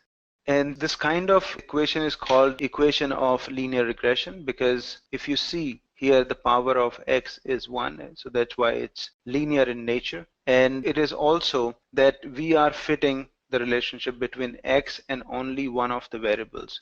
Multiple regression, where what we do is that instead of finding the relationship between only one variable and the dependent variable, in most of the practical scenarios, the dependent variable y is dependent on more than one features. So for an example, your house price is dependent on all these features, all these information points available, and all you want is that your regression model would be able to identify a relationship giving all the information together and then predict what is the price. The equation becomes y equal to b1x1, b2x2, or b3x3, this kind of equation, where b, b1, b2, b3, and all these coefficients help us understand that what is the contribution of a single or of a given variable into your regression equation.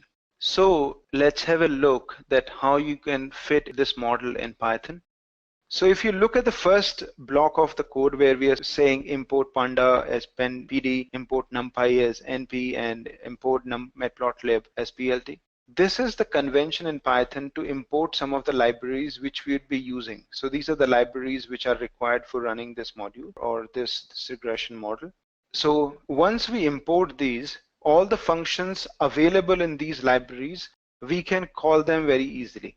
And we will be seeing that how you can call them. So once you have imported these libraries, if you see that we are loading the data called Boston, and that this is the same data set which we have been discussing in terms of a use case here. So next line of code, so here we are importing the data and loading the Boston data set. The next line of code, we are calling the pandas library because we have imported the pandas library as PD. Then we are calling a function called data frame so that we can create a data frame in Python, and we were creating it boston.data. So it will be creating boss as a data frame. So data frame, on a very loose term, you can think of kind of spreadsheet kind of format where your data is being put in rows and columns, and you can think of an Excel file kind of framework for a data frame, though it will be different, but just for intuition purpose. And after importing, I'm calling .head. So what .head does, it will be giving top 10 rows of my data set. So there are all the 13 columns. In Python, index start from 0. You can see that index started from 0, 1, 2, 3. So you can see what this data is. This line of command which says .columns.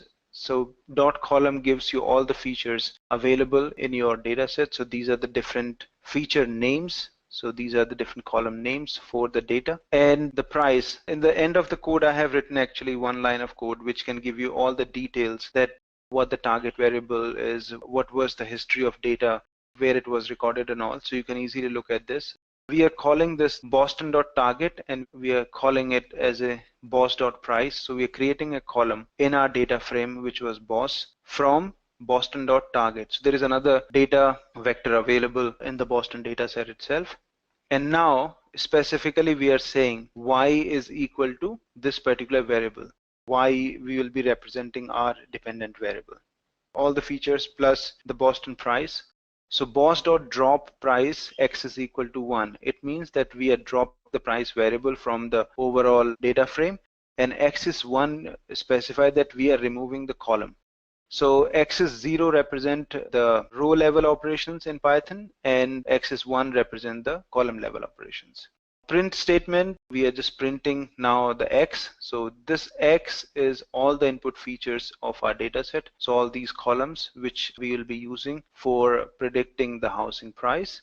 And how it will be working, so it's not an actual model, but what actually happening is once we have created the model, it will be doing that, it will be fitting a line which would be going through the actual data set, would be something like this, that price is equal to some intercept term plus b1 multiplied by crime, b2 multiplied by another variable zn, then b3 multiplied by another variable, and so on and so forth. And this intercept and b1, b2 and bn would be the coefficient which your model would be learning from your already available data.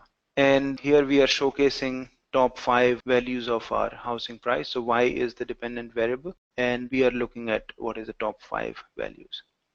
So this was only a very brief and very basic introduction that how do you import our data, how you can see what are the different columns. It has nothing to do with machine learning, but it is only for people who are new to Python and for people who have been out of touch in Python if you just want to brush up skills. And this line of code, if you have a look, which I'm highlighting now, we are using a scikit-learn model for test, train, split. And what it's doing is for both, because we have already X and Y, the test sizes we are saying 0.33. So it's basically we are randomly selecting 33% of the data we are putting it separate in the test bucket so that we can test it later on. And this random state 5 means because we'll be randomly selecting. If you specify a random state, every time you run this code, you will be selecting the same set of elements from your data set. It helps you understand that the variation, if you run the code multiple times by changing, the variation is not coming because of the selection of sample. It should be because of the different model changes you are making. This dot shape function in Python specify that what is the dimensions. And if I mention the first one, xtrain.shape is giving me 339 and 13. Basically, it's telling me that there are 339 rows and 13 columns in the data set. Xtest, there are 167 rows and 13 columns. And your Y-test is just 339 rows and there's just one column, or it's just one vector. The number of rows in xtrain and ytrain are same, and xtest and ytest, the number of rows are same because they have been selected for the same combination. So same houses, we have selected the input features as well as the corresponding values of output, and same has been done for the test section. What we are doing here, as I was saying, that we have imported a library called scikit-learn, and scikit-learn has different modules for different machine learning algorithms, and linear regression is one of the modules in scikit-learn. So we can call this scikit-learn module from linear regression called LM, and this equal to in Python is called assignment variable. So we are assigning LM as a linear regression module in the scikit-learn. And now what we are doing is, if you look at this line only, lm.fit, so basically we are telling that use the linear regression module from scikit-learn and fit the model between xtrain and ytrain. So basically what we are telling the model that you learn those coefficients for different x values given y values in the training data set. Basically what the fit function does, it calculates the values of your intercept, B1, B2, B3 for all the features in your input features for a given y variable. So once we have fit in the model and once that has been fit, we can use the same model for doing the predictions. So let me remove it. It should be like this. So lm.fit, we have fit in the model.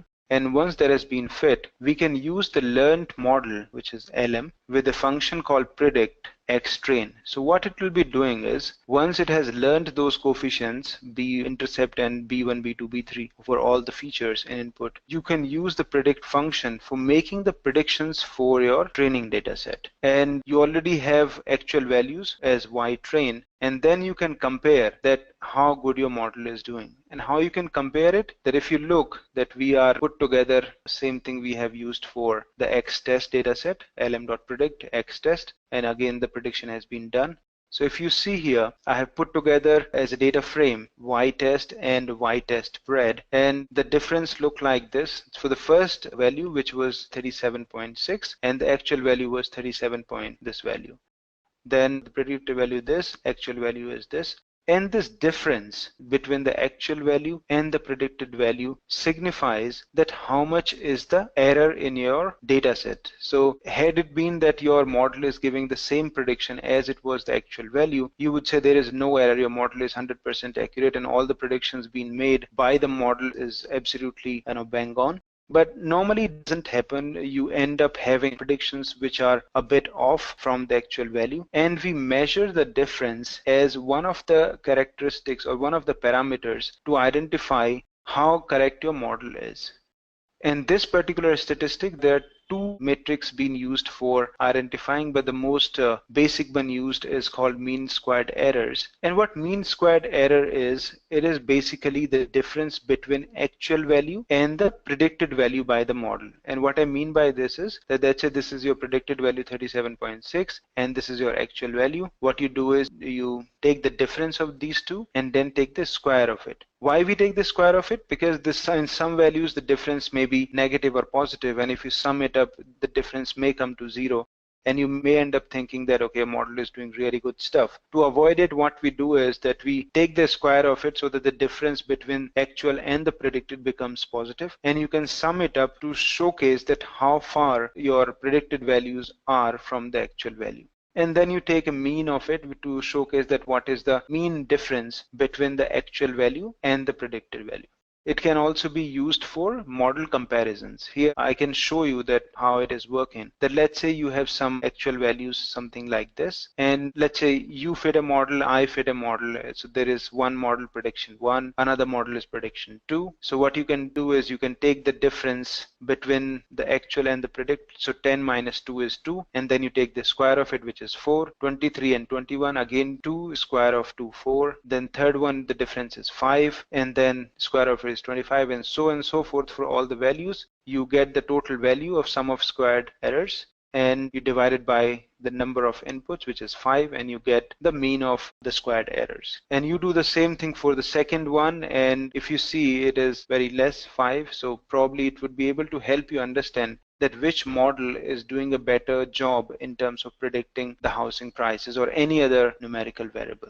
And there is another statistic which has been used for identifying how good your model is, which is called mean absolute percentage error. And that's basically the absolute difference between the actual value and the predicted value, absolute terms. And you sum it up all the values for all the entries and divide it by number of all the value of absolute value of your actual values. And it can help you understand that what is the average percentage your predicted values are different from the actual values. So sometime if you see, it will be somewhere in percentages. So what I've done is I've taken the absolute difference between this value and the predictions. I sum it up and divide it by the sum of my input values. So whatever value comes in, you can say, okay, it's 5%. So it will be fair to say that your model is 5% off from the actual values, or the error term in your model is, let's say, 5% or 6%. And whatever predictions you're making from the model, you can keep a buffer of that percentage when you share it with the team. And what I mean is that let's say your mean absolute percentage error is around 10%, and it's about the sales of a company. So when you share this forecast, you say that my predictions are around 90% accurate. They may be actual sales, maybe plus minus 10%. So this can help you giving this kind of variability in your predictions. However, you have implemented code in Python itself or the scikit-learn library, you can call mean squared error, the function from sklearn, and it can help you calculate the MSC for a given model. So basically, there was a very quick introduction to linear regression. Though there are different applications, but one thing remains common, that we are trying to predict the dependent variable whose nature or the type of dependent variable is numerical or continuous data. Some of the applications like predicting life expectancy based on these features like eating patterns, medications, disease, etc. You can predict housing price. We have already seen the example on that. We can predict the weight on different features like sex, weight, prior information about parents and all. And you can also predict the crop yield of crop based on different parameters like rainfall and all. And as I said, this is like very limited use case list. I'm sure people who are working with sales department, you have to make predictions. How much would be the sales? People who are working with call centers, you need to predict what would be the number of calls for next month. People who are working with marketing, you need to predict what would be the footfall in a given company or a mall. So there are different applications of regression models, but one thing is common across all these applications is that the dependent variable which we are trying to forecast is of continuous data type. So let's get moving to the next agenda for logistic regression. So at the time of the introduction to machine learning, we discussed there are two kinds of supervised learning techniques. One is regression and other one is classification.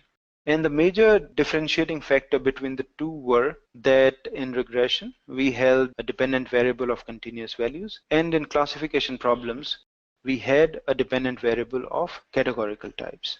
So let's take an example of how we can do it. So here, let's take a use case where we have got some information about some customers, and the data set looks like this. that we have some customer ID or user IDs, gender of the customer or the user, his or her age, estimated salary every month. So you can think of in any one of the currency, either INR or dollars, and whether this user purchased an SUV or not. So as I was saying earlier, the dependent variable here is 0 and 1. So it's a discrete value or categorical value, which we need to predict. And the features which we'll be using in the model are age and estimation. Why we would need a logistic regression kind of algorithm? It would be a straightforward process that if I take purchase as a numerical value 0 and 1, and I take some input features like age and estimated salary, and you will be right in saying to some extent that this is a possibility of doing it.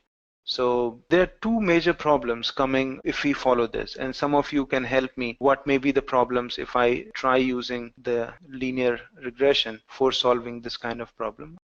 But one limitation I can think of is that here I'm looking for an output which can give me some kind of probability that how likely I am to buy a product or service. So one thing, the limitation or the restriction with probability is that the probability term should be between 0 and 1. And 0 signifies that there is no probability or there is no likelihood of event happening. And 1 means that it's certain that the event will happen. There is no possibility that we can have probability values less than 0 or greater than 1. So if I'm fitting a linear model taking the purchased column as my dependent variable, my values, because the linear regression has no such limitations, can pass these values beyond 1 or less than 0. So what I require is that I fit the model in the similar fashion like I did the linear regression, the equation I used earlier.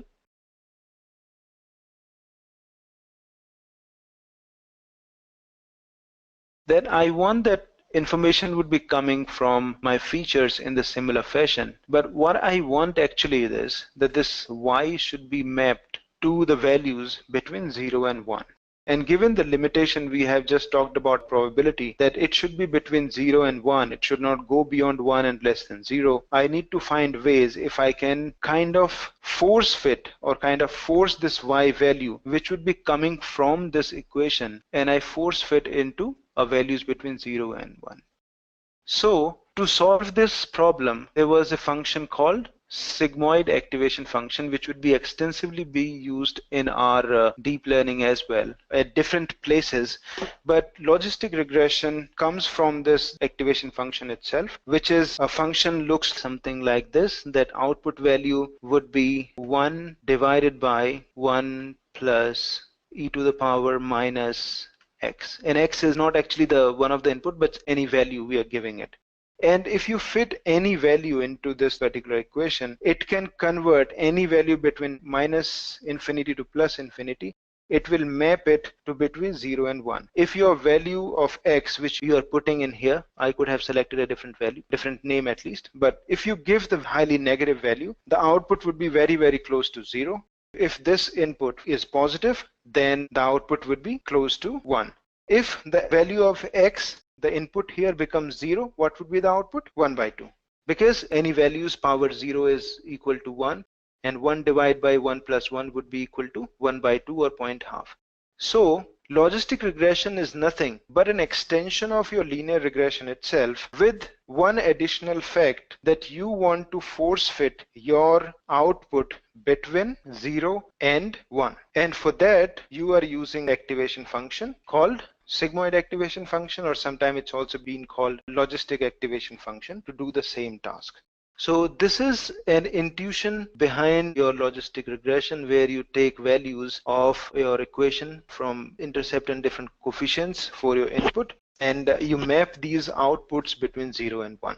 So once we have understood that logistic regression is nothing but the extension of your linear regression only, with a restriction on the output being mapped between 0 and 1, we are shifting. Had we were fitting the regression equation, we would be having scenarios where the value would be going beyond 1 or less than 0. And to avoid this scenario, we fit in logistic regression with the help of sigmoid activation function, which looks like this. And if you see, as I was saying, when your value of your model go beyond, let's say this is R0. So all the values which are positive and greater than 0, the curve goes and tangential towards 1, and for all the values which are less than 0, it goes towards 0. And at the place of 0, the probability is 0.5. So it's a 50% probability if your output is very much close to 0 or it's 0. It can be used for multiple scenarios. One of the example we are taking is the example whether somebody will buy an SUV or not. But if you're trying to solve problems like somebody will say yes or no to a product or service, or whether something is true or false, or high-low, or any different categories. But logistic regression can easily be put in for multi-class classification problems. And basically, if I just give you a very quick introduction, how it works is that in multi-class classifications, it kind of does mapping that one class versus rest of the other classes. And then same analogy follows that which class a particular event would be associated with. But end of the day, for whichever class or category the probability is highest, the model will predict that it should be belong to that particular class. Like MSC, we have a statistic or a parameter to evaluate how good your model is doing.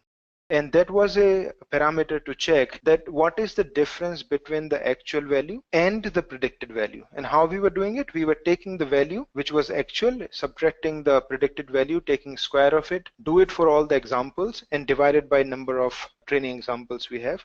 And then it gives you some number. And I was also saying that this number is helpful in kind of comparing different models. So let's say you fit a model, I fit a model, and we compare MSC for both of them. Whichever model is giving me a lesser MSC, it is kind of an indication that probably your model is doing a better job in terms of prediction than mine. In a similar fashion, we needed a kind of a statistic to see how good your model is doing when your model is doing a classification problem. So here, there are 4 categories that, let's say we have only 2 classes, good and bad.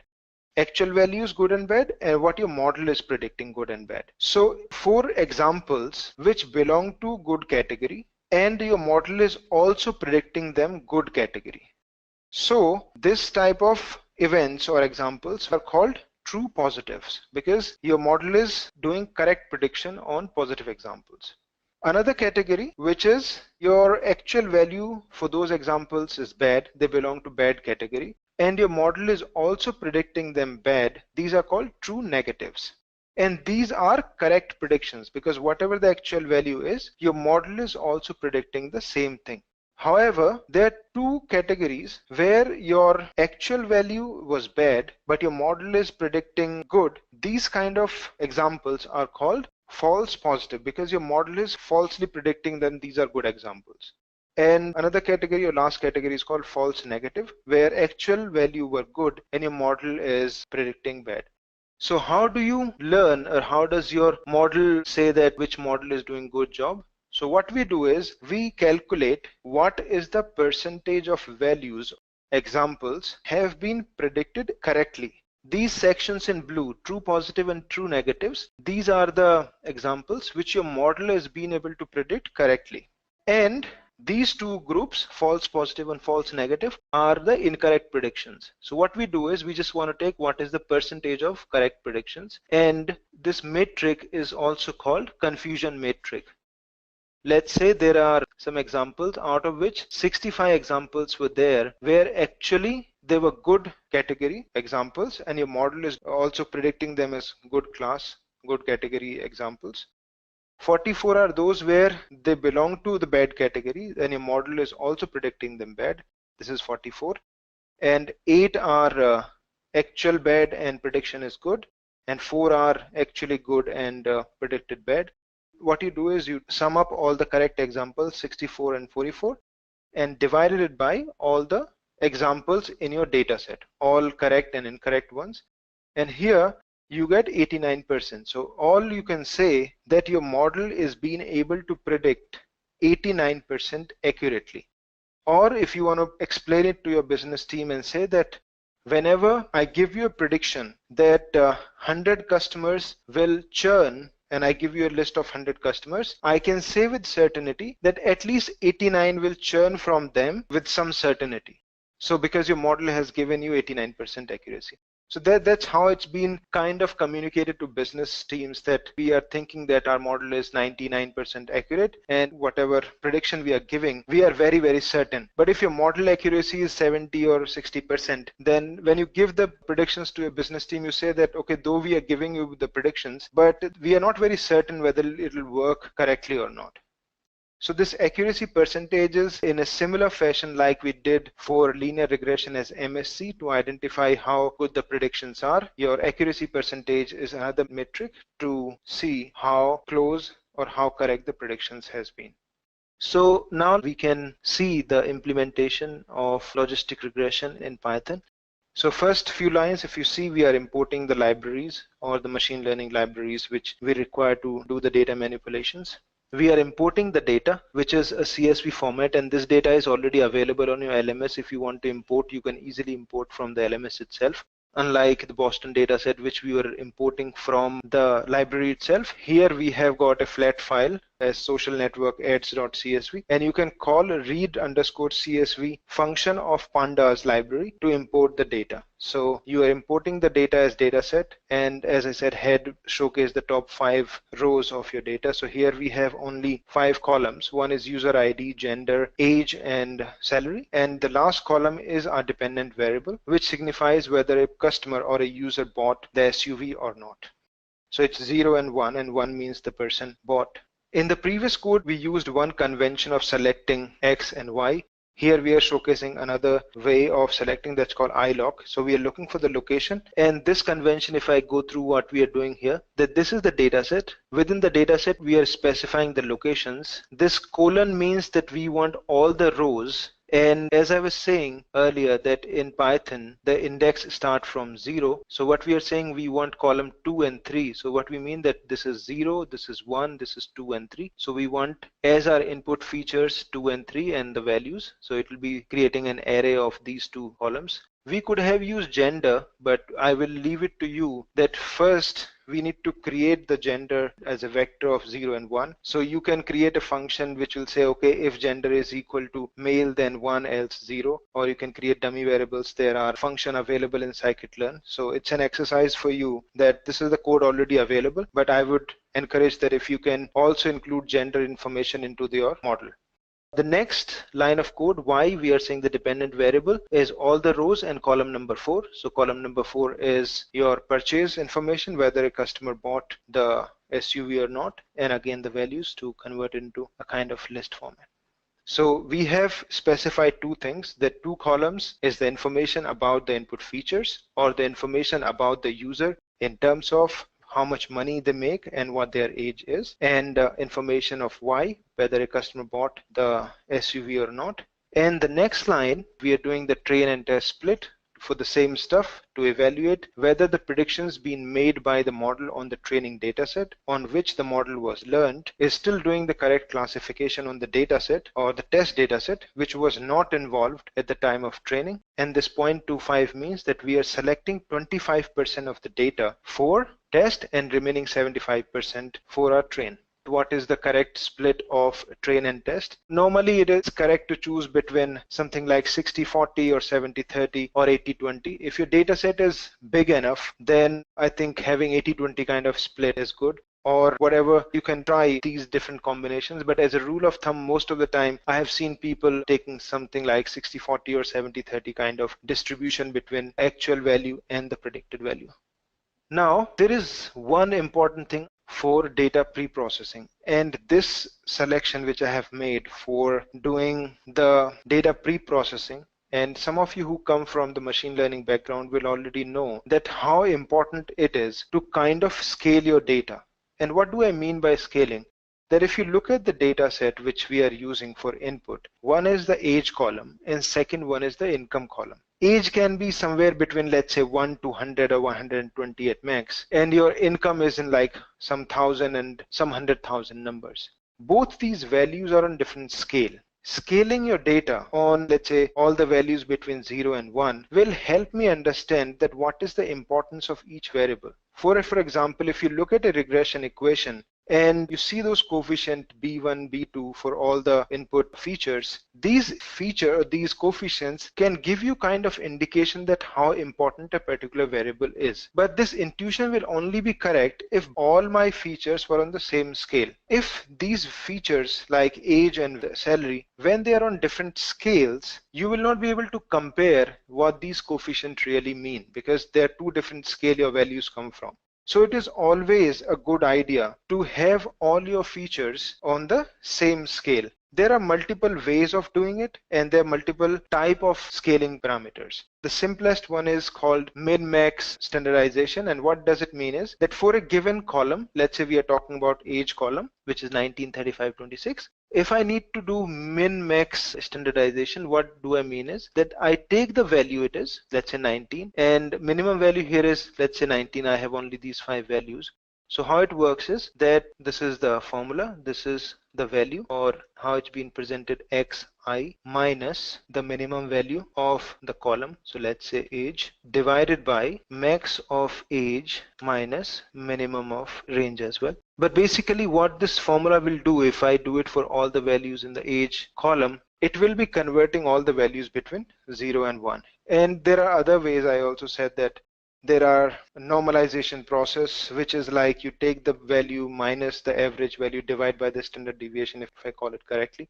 So whichever method we apply, all I'm saying is that these values of age and salary should be brought to the same scale. So if I'm applying this min-max standardization, I'll apply to both my columns so that both these variables are on the same scale, and I should be able to use them in my model. And this is again a very important thing, that whenever you do standardization, you will be using this process that you fit the normalization or standard scalar on the trained dataset, and you use the same learned standardization from the train on the test dataset. But basically how it helps that your dataset on which your model is being trained, it will be converting the values between 0 and 1 based on the minimum and maximum values. If the test dataset have different minimum and maximum values, it can have different value for the same number. So that's why the process is that we make our standardization fit on the training dataset and use the same minimum and maximum value for test normalization as well. It gives the same scale for all the values, and for model predictions it's very helpful. In a similar fashion, like we called a linear regression object from scikit-learn in the previous example, in exact same way, we can call a logistic regression function from the scikit-learn. So it's a scikit-learn linear model, and we are importing logistic regression. Now we are fitting the logistic regression between X train and Y train the same way we did it earlier for the linear regression. And once it has been fit, we can do the prediction for test dataset. We are also doing the same thing, that we are calling the function which was classifier for the logistic regression, and we are doing it on the X test dataset. And here the default probability is 0.5. So what your algorithm is doing in the back end, for all the examples wherever the probability in X test became greater than 0.5, it was tagged as 1, and for all the examples where probability was less than or equal to 0.5, it was tagged as 0. And now we are calling this function called confusion matrix between y-test and y-pred. So we are comparing that what is the values of your true positive, true negative, false positive, and false negative. So this is the values, that these are the true positive, these are true negative, and these are the misclassification values. And if you want to calculate the accuracy, you can easily do it by 65 plus 24 divided by 65 plus 24 plus 8 plus 3. So all we are doing is we are trying to identify what is the percentage of correctly predicted numbers, and this is the code of section, so it can do the prediction. If you see what it has done, basically if you look at the section, that your regression model has fit this line, and you can see it's a straight line, and that is why in some of the text logistic regression is also being called a linear classifier. And why it is called linear classifier? Because it is predominantly being made for fitting a linear equation. The logistic regression equation was y equal to a plus b1x1 b2x2 and all these coefficients and respective inputs, but the highest power of your inputs were 1, and you would already know that if it's a polynomial of power 1, it stands for a straight line. So that's why you can see a straight line. There are ways, some of you would argue that we can fit a nonlinear line with the help of logistic regression, but you would also concede that there are some tricks which we use for creating nonlinear lines through logistic regression. For example, you introduce higher order polynomials into your model so that the separation becomes nonlinear. These kind of algorithms are really helpful only solving the problems when the objects are linearly separable. When the separation between the objects is not linearly separable, these kind of algorithms are not very helpful. And we need to identify algorithms which can fit in nonlinear hypothesis or separation boundaries between different classes. So let's take a use case to understand that what are the simple scenarios where unsupervised learning can be used and how does it really work.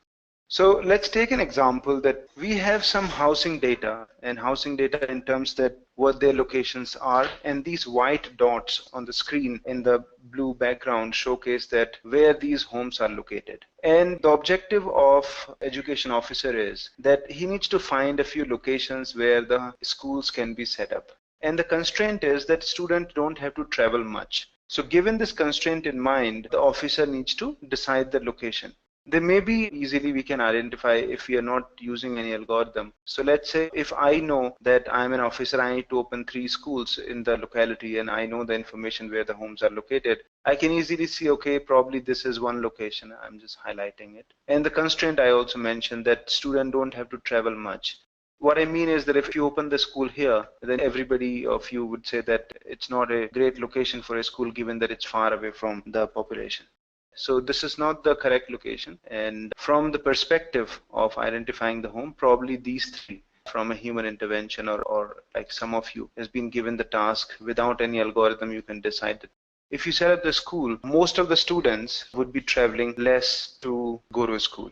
So given this problem, we can easily see that we don't have a dependent variable as such, which is telling us whether it's the correct location or not. All we're doing is that we have a number of locations which we need to find schools for, and then we have home locations, and based on the distance of each home, we need to identify which will be the proper distance, proper locations of these schools.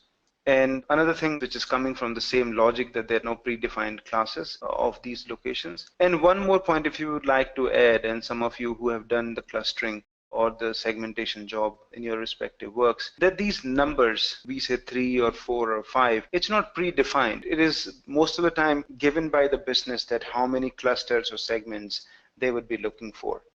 Though there are statistical ways of identifying that which is the best number of clusters should be, but basically most of the time it would be coming from somebody in the business that, okay, I see that, let's say I was working for one of the Indian telecom companies here quite a time back, and at that time their subscriber base was around 300 million customers. And imagine that if you're trying to create segments for this bigger population, and if you create 3 or 4 clusters, you can easily understand that it would be very difficult for marketing team or any product team to design products for such a big population. So though statistically it may look that, okay, 4 or 5 unique segments are there, but you end up creating a lot of small segments, and there may be a possibility that you will be creating 20 or 30 segments for such a big population. So my intent of saying this number that we are trying to identify 3 locations within the population has to be decided either by business or people like you who have knowledge about the data, as well as that what kind of business they are running and what is the final usage of this segmentation exercise. So let's see, one way of doing or selection of these school locations is like we have already doing it.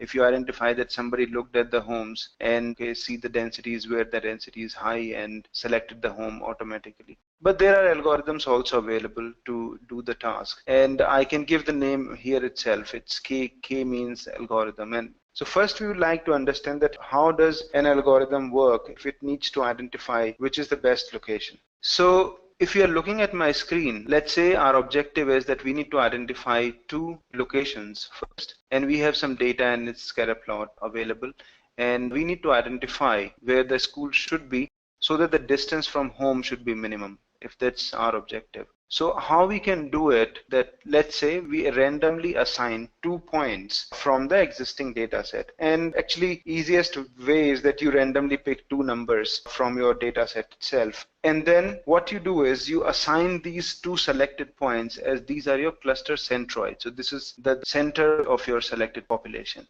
And in the second step, so once you have initialized these 2 random points, then the next step is that you measure the distance of all the homes from the initial selected point. So let's say you do the distance of this home from this selected point and again from this. That for each house from these randomly initialized point, you measure the distance from the selected point or the initialized point and any home location and see which distance is minimum or which distance is less in comparison to the other from the selected initial point. So we can easily see that this distance is smaller than this distance, and this point would be assigned to this particular group. The first initialization step is initialize as many number of centroid, as many clusters you need.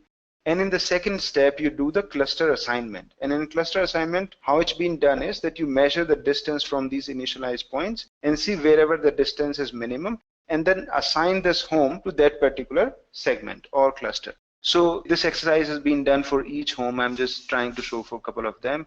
And based on the distance, the assignment is complete.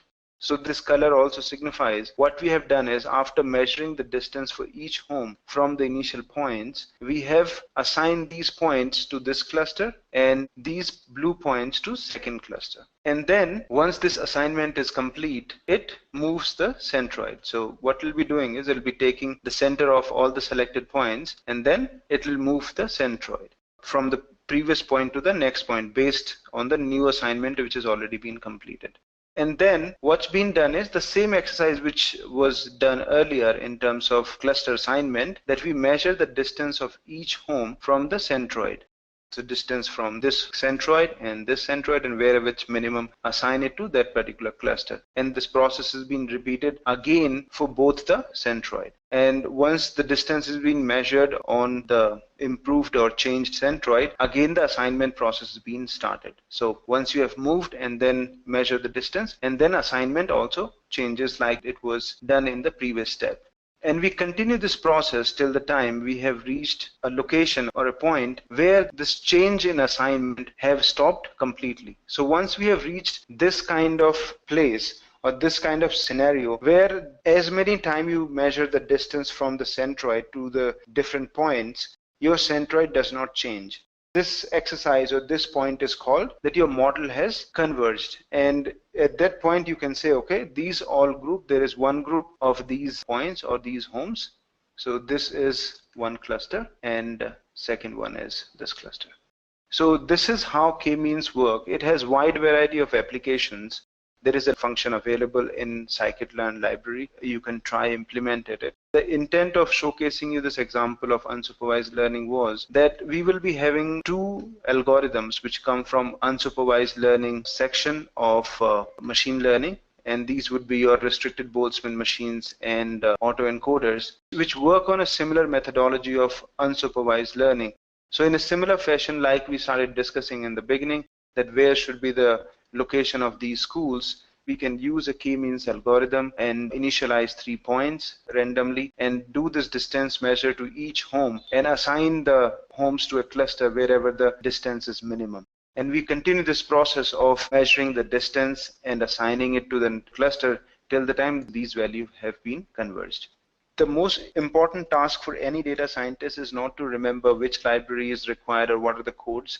In my understanding, the most important thing which data scientists should remember is that once you've been given a business problem, first you should be able to understand that what kind of problem it is, whether it's a problem of supervised learning or it's an unsupervised learning. Given it's a supervised learning problem, whether it falls into the regression type or a logistic regression type, if you can make these decisions, then for implementing the algorithm, you will find a lot of help. In fact, scikit-learn would have initial codes for almost every algorithm.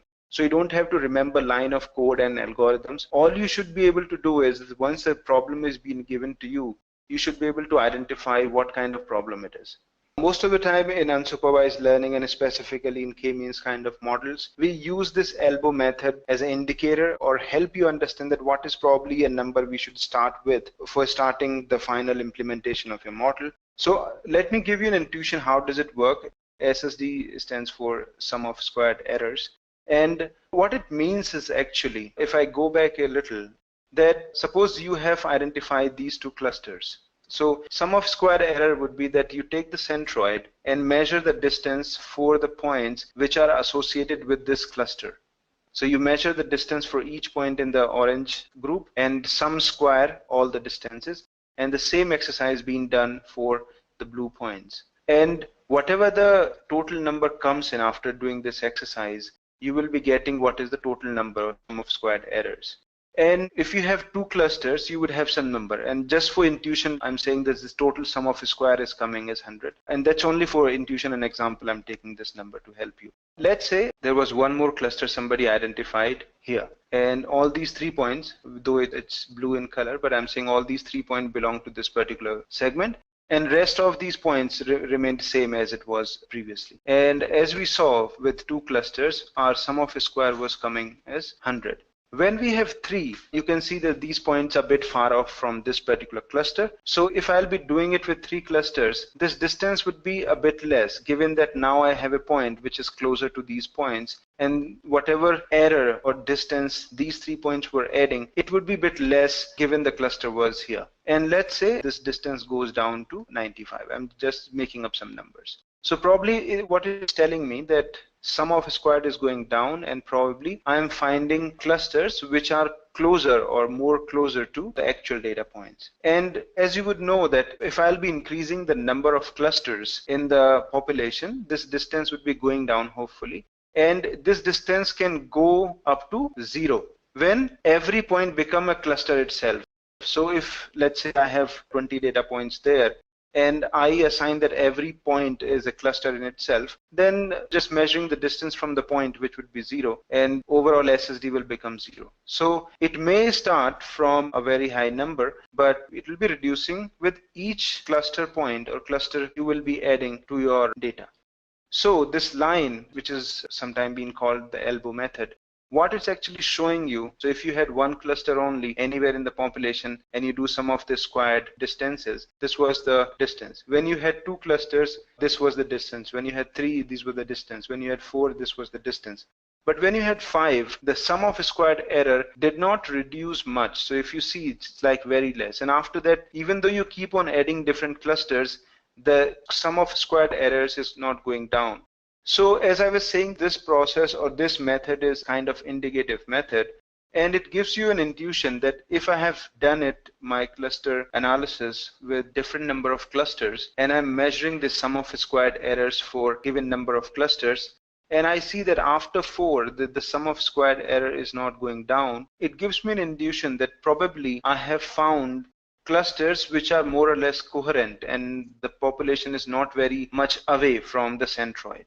From the point, you can make it an assumption that probably 4 clusters is a good idea for my given population. But as I also mentioned, that it is just an indicative process. It's a good starting point, but you need to see that how the distribution of your clusters look like, whether they solve the business problem you're trying to solve or not, and if not, whether you need to further divide the clusters which your initial model has identified. And here we'll be taking very quick introduction to a third type of learning, which is called reinforcement learning. What it actually is, we have seen from the 2 learning types, the supervised learning and unsupervised learning. The first one was that we were trying to predict some dependent variable. In the second one, we are trying to identify some kind of structure in the data set, or if I put it into other words, that we are trying to identify some kind of coherent groups in the population. Third one is reinforcement learning, and it's basically that an object or a system learns from the environment, and there is no right or wrong answer given to the system explicitly or in the beginning itself, like in the case of supervised learning. Here, the object would be moving in the environment, self-flying helicopters, where they fly on its own and they take the decision that what is the wind speed and what is the pressure around it, and they correct their procedure accordingly, and the objective they need to achieve is that they need to fly for a longer period of time. So here we are given an example. Let's say we have a robotic dog and somebody needs to train it to take correct decisions. And correct things would be that it walking on the path where people needs to walk, and it's not going down from the path, and if some task is being given, it's working correctly. So there are two components of reinforcement learning, which is called reward and penalty. If the object or the system does the correct thing, it receives some reward in terms of mathematical things. Obviously we will be providing everything in terms of mathematical numbers, and if it does the wrong thing, it receives the penalty. And basis this thing, it will keep on taking its decisions. So like a dog, if it's walking correctly, it receives the points. Like ball is being thrown, if the robotic dogs go and pick it up, it's a reward point. If it doesn't do the correct thing, it receives a penalty. So most of all these reinforcement learning agents working in a similar fashion. Some of you who are interested in implementing it, there is an algorithm called DeepQ. It's an algorithm where you can design your own system and you can assign what are the rewards and penalty. Similar fashion, reinforcement learning is also interacting with the space, as I mentioned. So self-driving car is also one of the examples, which would be receiving rewards and penalties based on whether it's running on the track, taking the right turns and moving at the correct speed, maintaining distance from other cars which are running.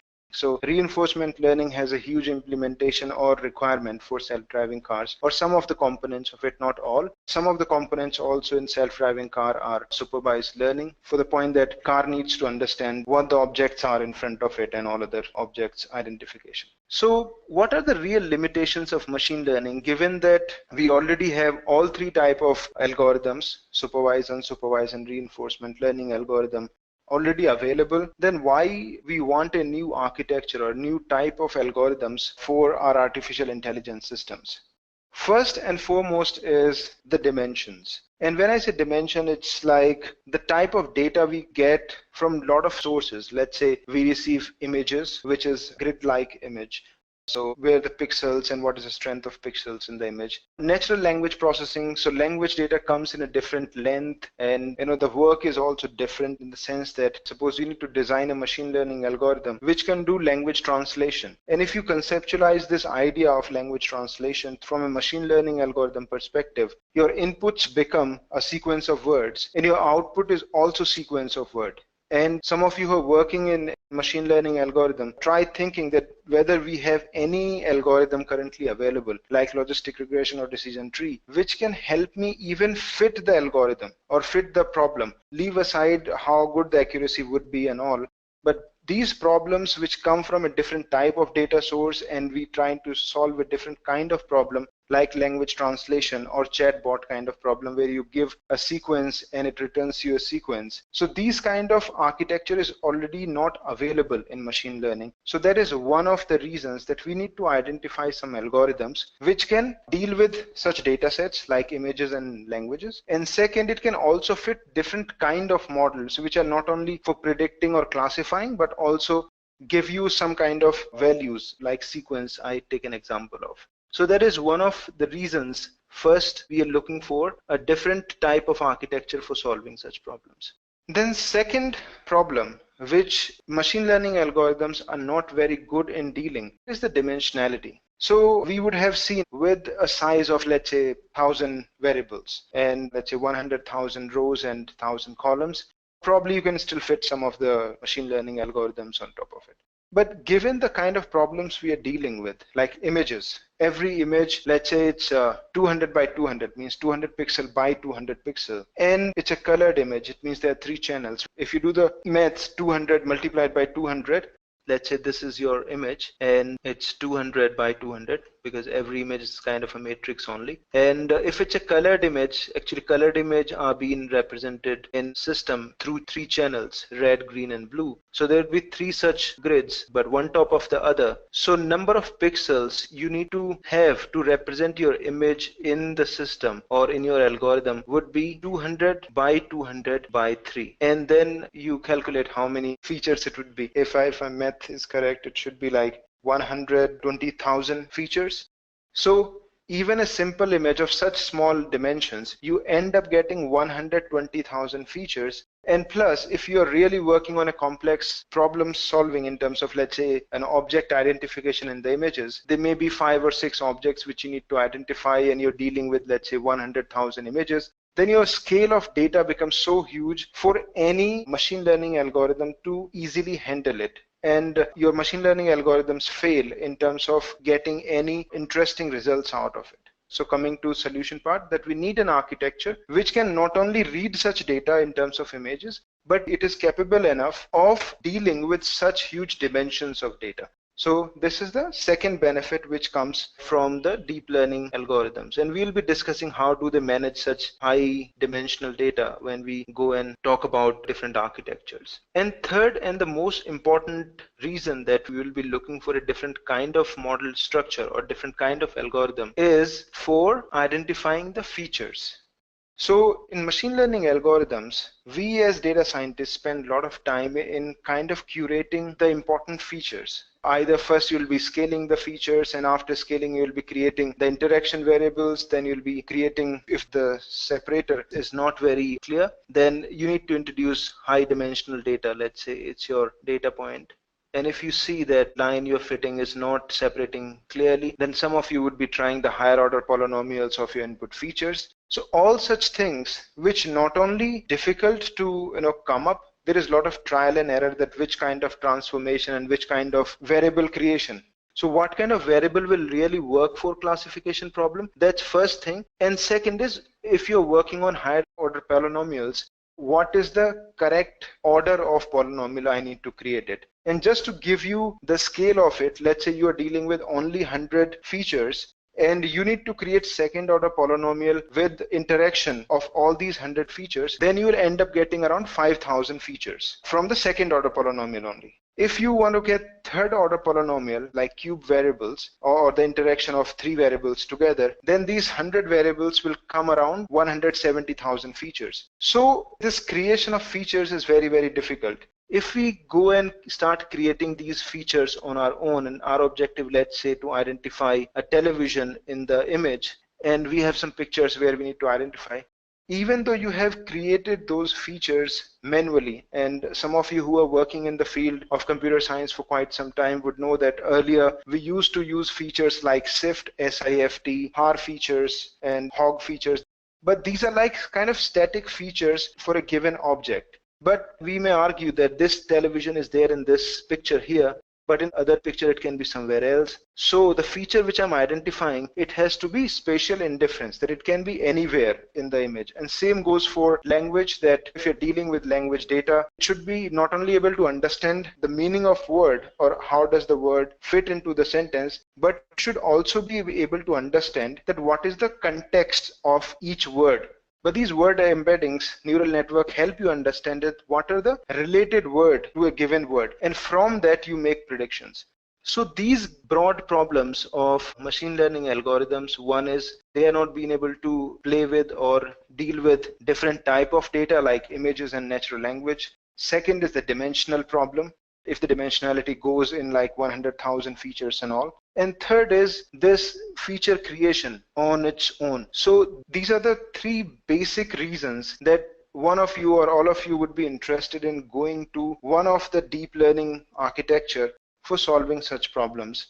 And fourth, if I may add it, that all the deep learning architectures, given that we are putting a lot of computational powers in them, they end up giving you a better accuracy both for classification and regression problems. So that's the fourth benefit. And how does it really work? There are different stages in a deep learning, and why they are called deep? Because it's not just input and output like we have seen in regression, that you have a y and x is some kind of linear equation. Here we have different intermediate field, but there are a lot of intermediary field for doing such complex calculations, so that all these features which I mentioned, that suppose you need to identify a television, All such features get calculated at different stages, one after the other, and final stage you have very, very refined features. Not only for image, we are taking the image classification, but any problem we are trying to solve. Through the multiple stages, your model would be able to learn these intelligent features which are really important for your classification or regression or any such problem which we are trying to solve. So these were the few benefits for deep learning, and these are actually the broad reasons that somebody would be interested in learning the deep learning algorithms.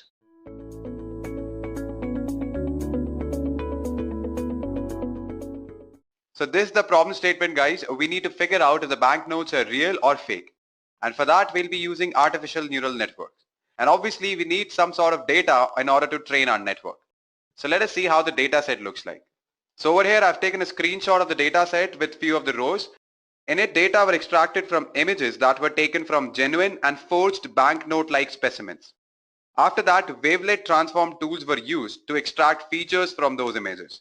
And these are few features that I'm highlighting with my cursor. And the final column or the last column actually represents the label. So basically, label tells us to which class that pattern represents, whether that pattern represents a fake note or it represents a real note. Let us discuss these features and labels one by one. So the first feature or the first column is nothing but variance of a wavelet transformed image. The second column is about skewness. The third is curtices of wavelet transformed image. And finally, fourth one is entropy of the image.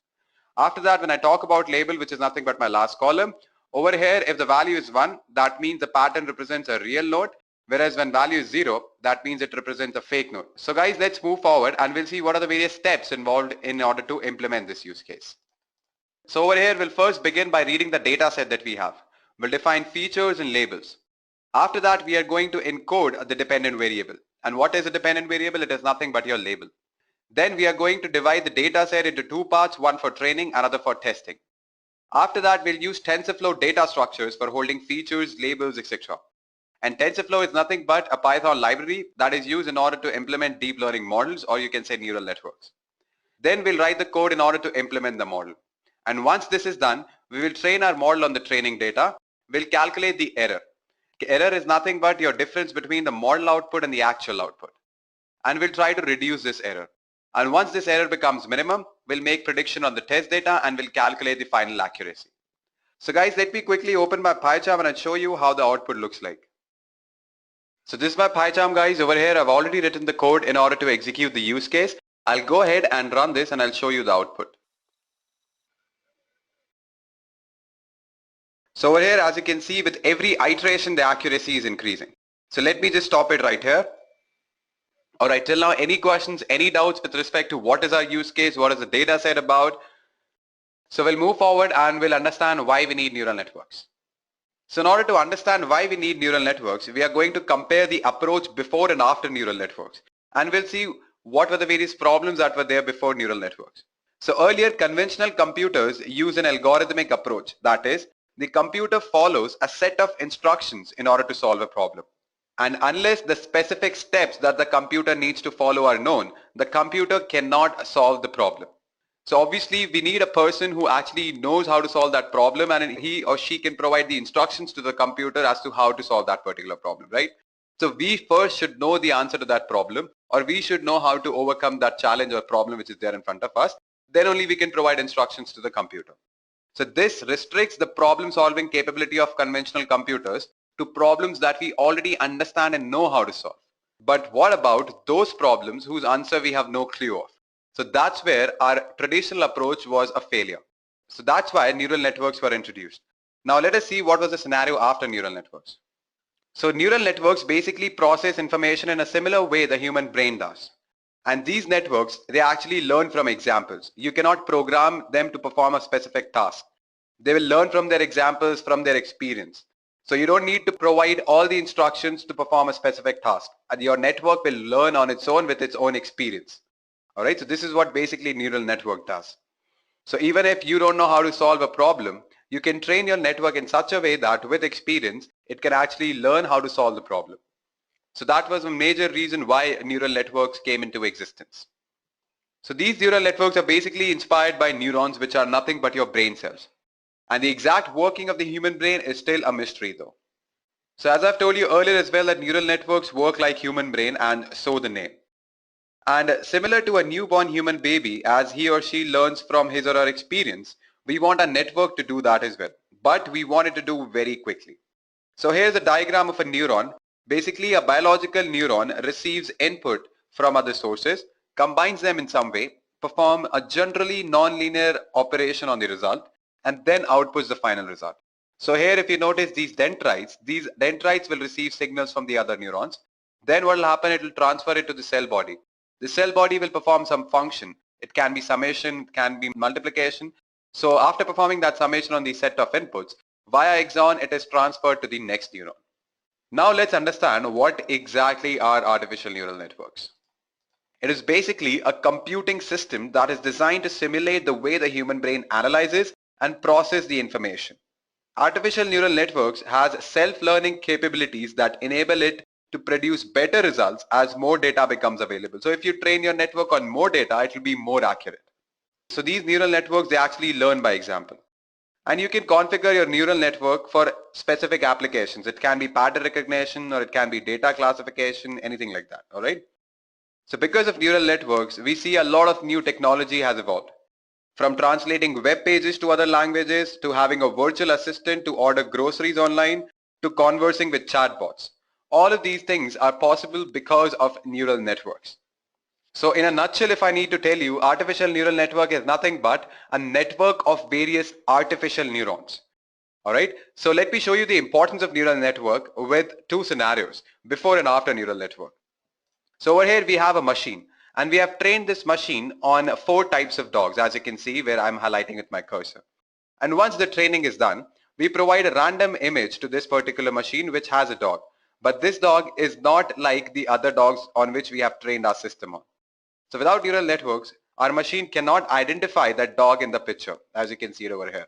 Basically, our machine will be confused. It cannot figure out where the dog is. Now, when I talk about neural networks, even if we have not trained our machine on this specific dog, but still it can identify certain features of the dogs that we have trained on, and it can match those features with the dog that is there in this particular image, and it can identify that dog. So this happens all because of neural networks. So this is just an example to show you how important are neural networks. Now I know you all must be thinking how neural networks work. So for that, we'll move forward and understand how it actually works. So over here, I'll begin by first explaining a single artificial neuron that is called as perceptron. So this is an example of a perceptron. Over here, we have multiple inputs, x1, x2, dash, dash, dash, till xn. And we have corresponding weights as well, w1 for x1, w2 for x2, similarly wn for xn. Then what happens, we calculated the weighted sum of these inputs. And after doing that, we pass it through an activation function. This activation function is nothing but it provides a threshold value. So above that value, my neuron will fire, else it won't fire. So this is basically an artificial neuron. So when I talk about a neural network, it involves a lot of these artificial neurons with their own activation function and their processing element.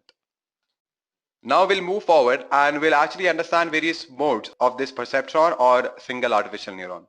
So there are 2 modes in a perceptron. One is training, another is using mode. In training mode, the neuron can be trained to fire for particular input patterns, which means that we'll actually train our neuron to fire on certain set of inputs and to not fire on the other set of inputs. That's what basically training mode is. When I talk about using mode, it means that when a taught input pattern is detected at the input, its associated output becomes the current output, which means that once the training is done and we provide an input on which the neuron has been trained on, so it will detect the input and will provide the associated output. So that's what basically using mode is. So first you need to train it, then only you can use your perceptron or your network.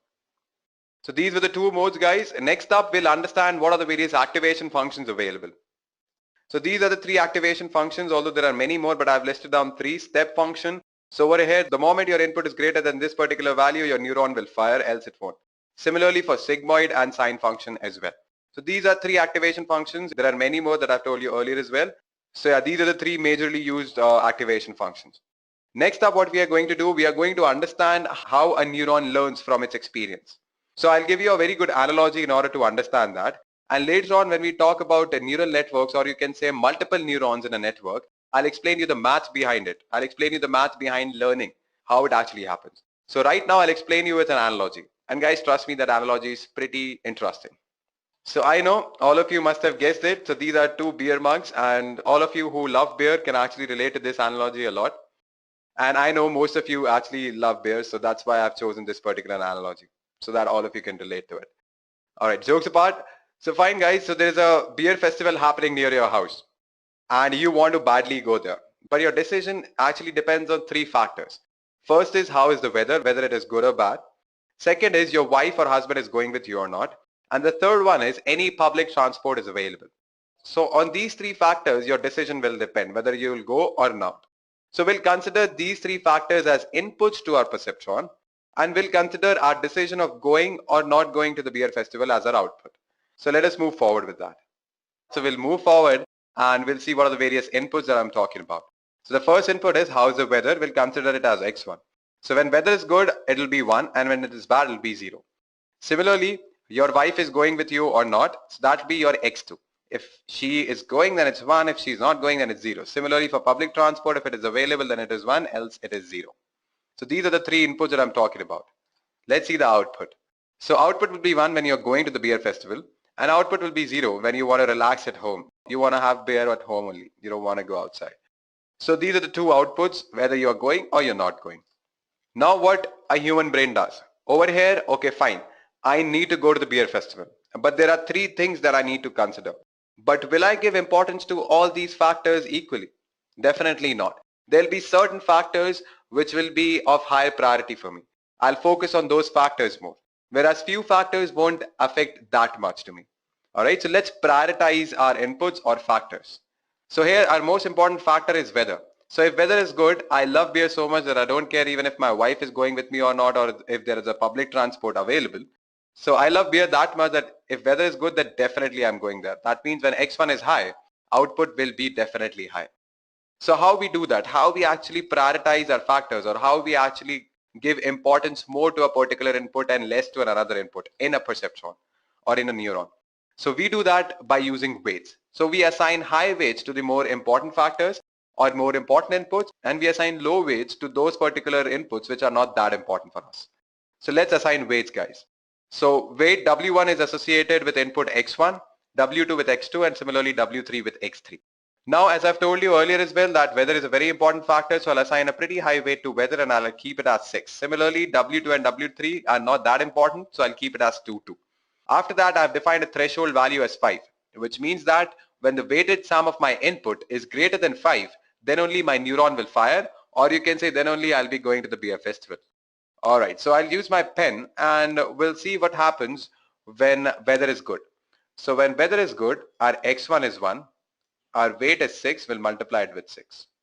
Then if my wife decides that she is going to stay at home and she will probably be busy with cooking and she doesn't want to drink beer with me, so she's not coming. So that input becomes 0. 0 into 2 will actually make no difference because it will be 0 only. Then again, there is no public transport available also. Then also this will be 0 into 2. So what output I get here? I get here as 6.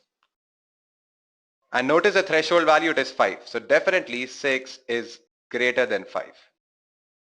That means my output will be 1, or you can say my neuron will fire, or I'll actually go to the beer festival.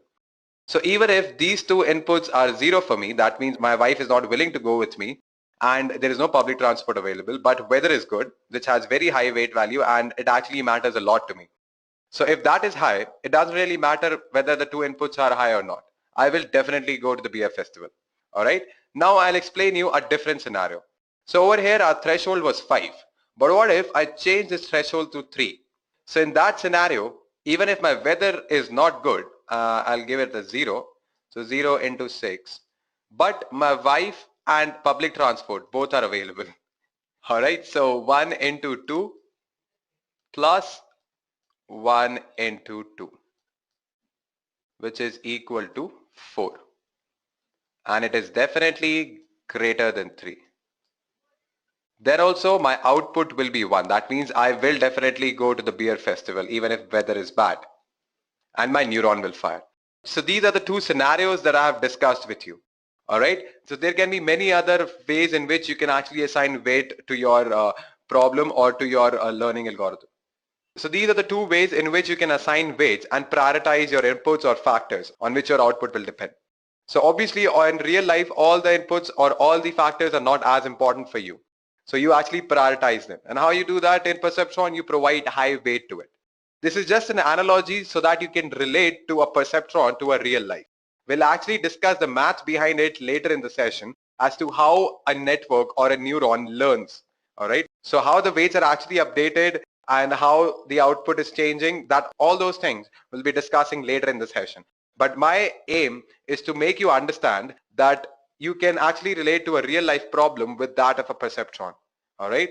And in real life, problems are not that easy. They are very, very complex problems that we actually face. So in order to solve those problems, a single neuron is definitely not enough. So we need networks of neurons. And that's where artificial neural network, or you can say multi-layer perceptron, comes into the picture. Now let us discuss that. Multi-layer perceptron or artificial neural network. So this is how an artificial neural network actually looks like. So over here we have multiple neurons present in different layers. The first layer is always your input layer. This is where you actually feed in all of your inputs. Then we have the first hidden layer. Then we have second hidden layer, and then we have the output layer. Although the number of hidden layers depend on your application, on what are you working, what is your problem. So that actually determines how many hidden layers you'll have.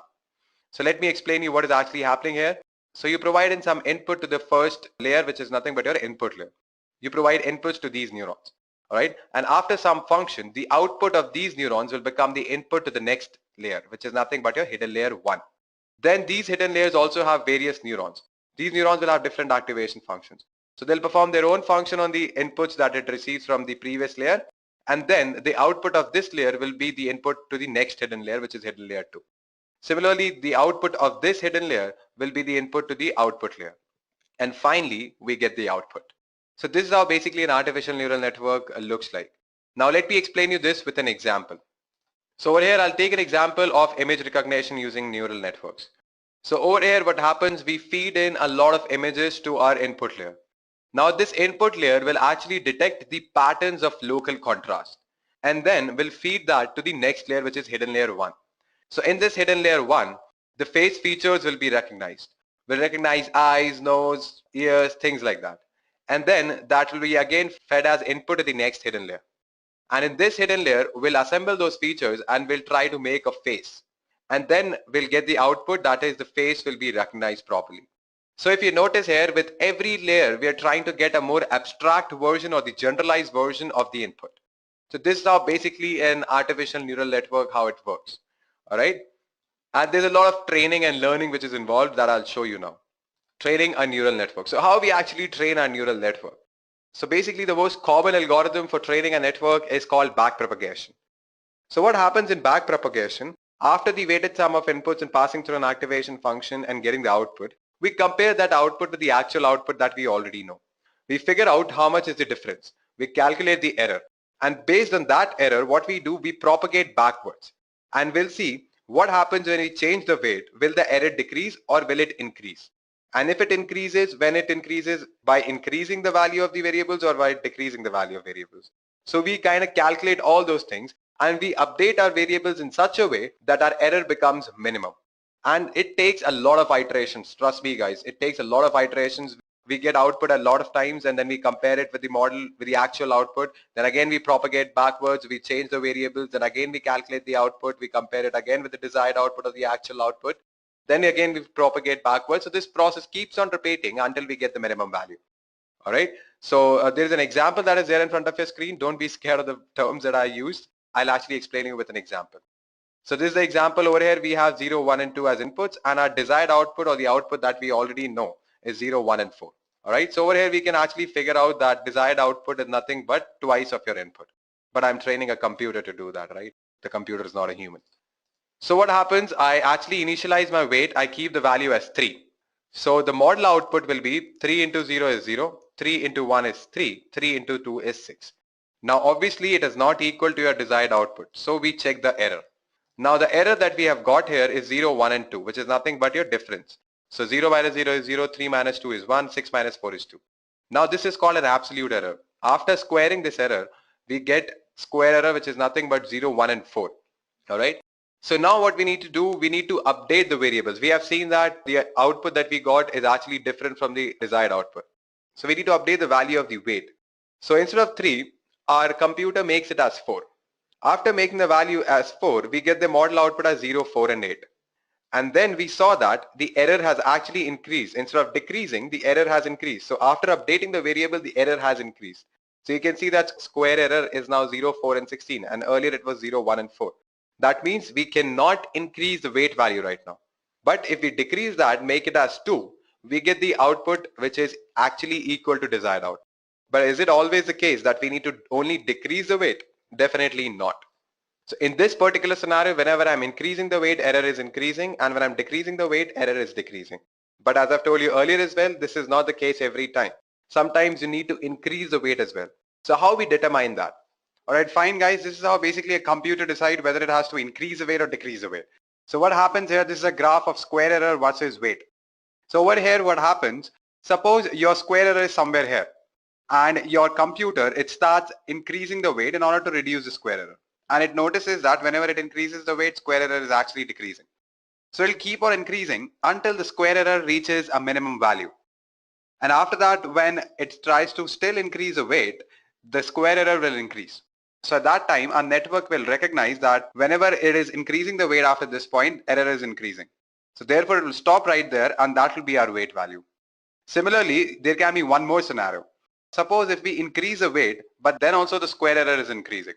So at that time, we cannot increase the weight. At that time, computer will realize, okay, fine, whenever I'm increasing the weight, the square error is increasing. So it'll go in the opposite direction. So it'll start decreasing the weight, and it'll keep on doing that until the square error becomes minimum. And the moment it decreases more, the square error again increases. So our network will know that whenever it decreases the weight value, the square error is increasing. So that point will be our final weight value. So guys, this is what basically backpropagation in a nutshell is. If you have any questions or doubts, you can go ahead and ask me. All right, fine. We have no doubts here. Fine. So we'll move forward, and now is the correct time to understand how to implement the use case that I was talking about at the beginning. That is how to determine whether a node is fake or real. So for that, I'll open my PyCharm.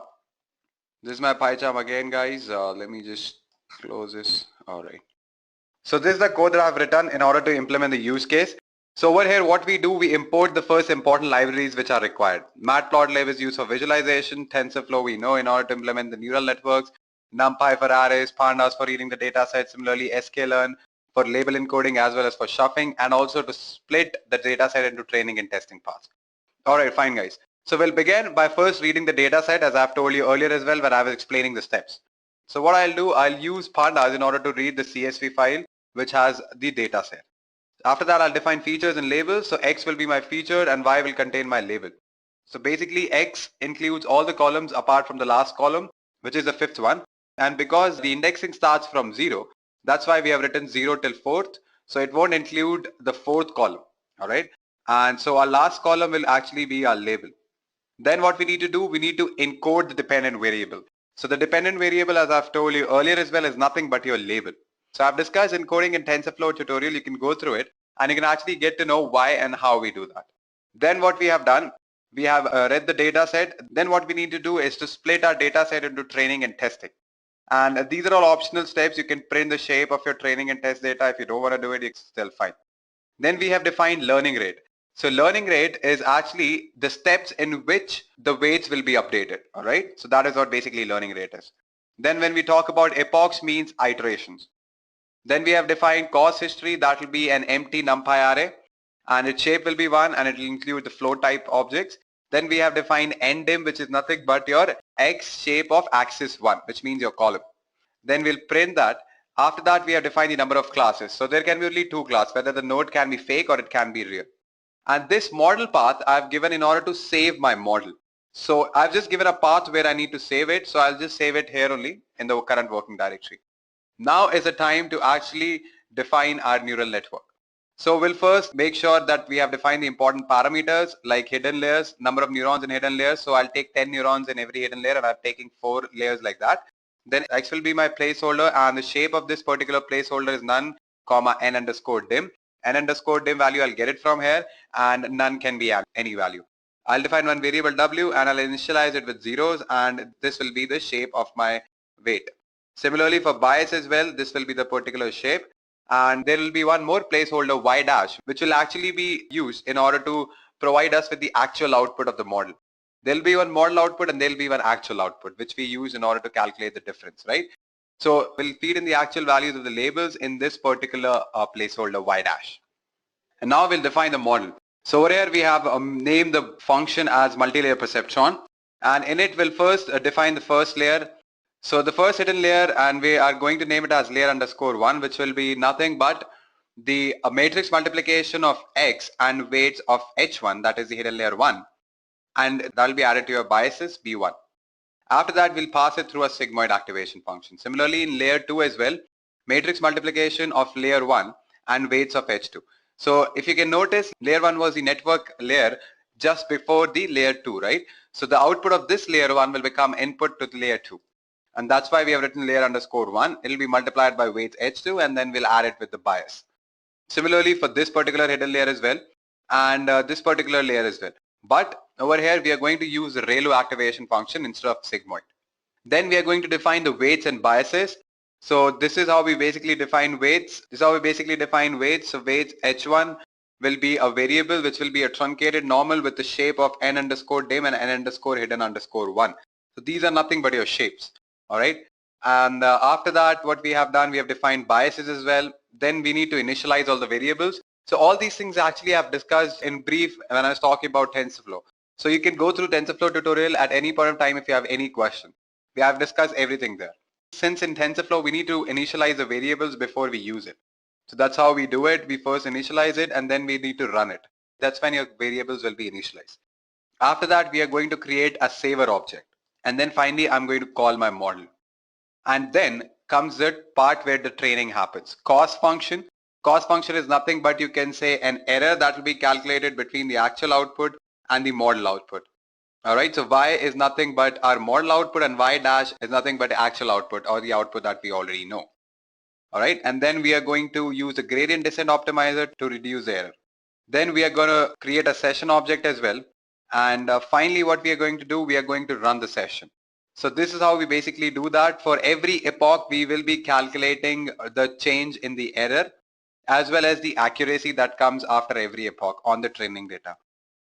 After we have calculated the accuracy on the training data, we are going to plot it for every epoch how the accuracy is. And after plotting that, we are going to print the final accuracy, which will be on our test data. So using the same model, we'll make prediction on the test data. And after that, we are going to print the final accuracy and the mean squared error. So let's go ahead and execute this, guys. All right, so training is done. And this is the graph we have got for accuracy versus epoch. This is accuracy, y-axis represents accuracy, whereas this is epochs. We have taken 100 epochs and our accuracy has reached somewhere around 99%. So with every epoch, it is actually increasing. Apart from a couple of instances, it is actually keep on increasing. So the more data you train your model on, it will be more accurate. Let me just close it. So now the model has also been saved where I wanted it to be. This is my final test accuracy and this is the mean squared error. Alright, so these are the files that will appear once you save your model. These are the 4 files that I've highlighted. Now what we need to do is restore this particular model. And I've explained this in detail how to restore a model that you have already saved. So over here what I'll do, I'll take some random range. I've taken it actually from 754 to 768. So all the values in the row of 754 and 768 will be fed to our model and our model will make prediction on that. So let us go ahead and run this. So when I'm restoring my model, it seems that my model is 100% accurate for the values that I've fed in. So whatever values that I have actually given as input to my model, it has correctly identified its class, whether it's a fake node or a real node. Because 0 stands for fake node and 1 stands for real node, okay? So original class is nothing but which is there in my data set, so it is 0 already. And what prediction my model has made is 0. That means it is fake. So accuracy becomes 100%. Similarly for other values as well. Fine guys, so this is how we basically implement the use case that we saw in the beginning. So in the slide you can notice that I've listed down only 2 applications, although there are many more. So neural networks in medicine. Artificial neural networks are currently a very hot research area in medicine, and it is believed that they will receive extensive application to biomedical systems in the next few years.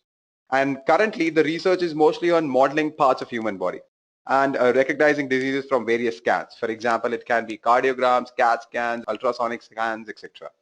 And currently, the research is going mostly on two major areas. First is modeling and diagnosing the cardiovascular system.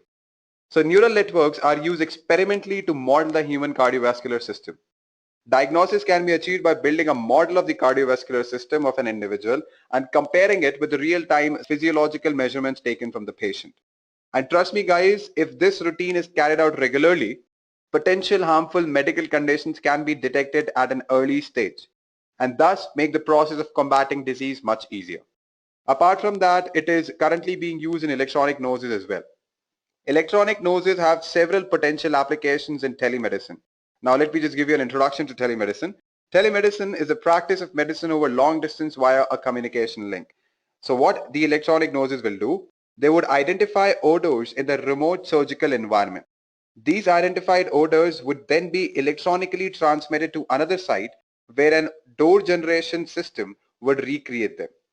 Because the sense of the smell can be an important sense to the surgeon, telesmell would enhance telepresent surgery. So these are the two ways in which you can use it in medicine. You can use it in business as well, guys. So business is basically a diverted field with several general areas of specialization such as accounting or financial analysis. Almost any neural network application would fit into one business area or financial analysis. Now there is some potential for using neural networks for business purposes, including resource allocation and scheduling. I've listed down two major areas where it can be used. One is marketing. So there is a marketing application which has been integrated with a neural network system. The airline marketing tactician is a computer system made of various intelligent technologies, including expert systems. A feed-forward neural network is integrated with the AMT, which is nothing but airline marketing tactician, and was trained using backpropagation to assist the marketing control of airline seat allocation. So it has wide applications in marketing as well. Now the second area is credit evaluation. Now I'll give you an example here. The HNC company has developed several neural network applications, and one of them is the credit scoring system, which increases the profitability of existing model up to 27%. So these are few applications that I'm telling you guys. Neural network is actually the future. People are talking about neural networks everywhere, and especially after the introduction of GPUs and the amount of data that we have now, neural network is actually spreading like plague right now.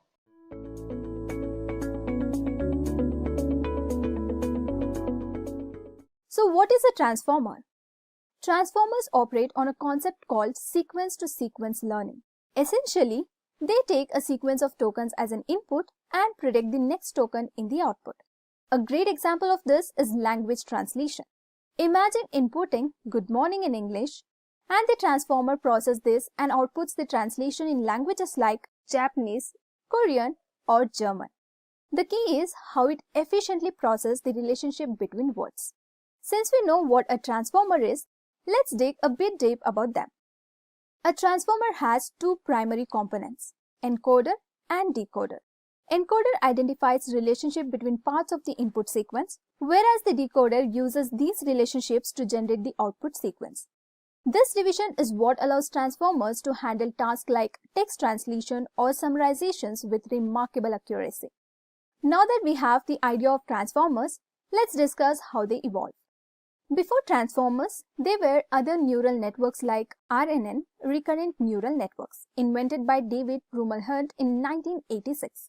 However, RNNs faced significant challenges. They would forget early parts of the sequence as they processed longer ones and couldn't handle dependencies efficiently. Additionally, RNN relied on recurrence, which made them inefficient and incapable of parallelization. Then came long short-term memory, introduced by Howiter and Smith-Huber in 1997. Long short-term memory improved by remembering sequences for a longer duration and addressing some of the memory issues in RNNs. However, they were slow to train and difficult to manage at scale. Finally, transformers transformed neural networks. First introduced in the landmark paper, "Attention is All You Need." Transformers addressed all the problems faced by RNNs and LSTMs. They used a completely attention-based mechanism, eliminating reliance on recurrence.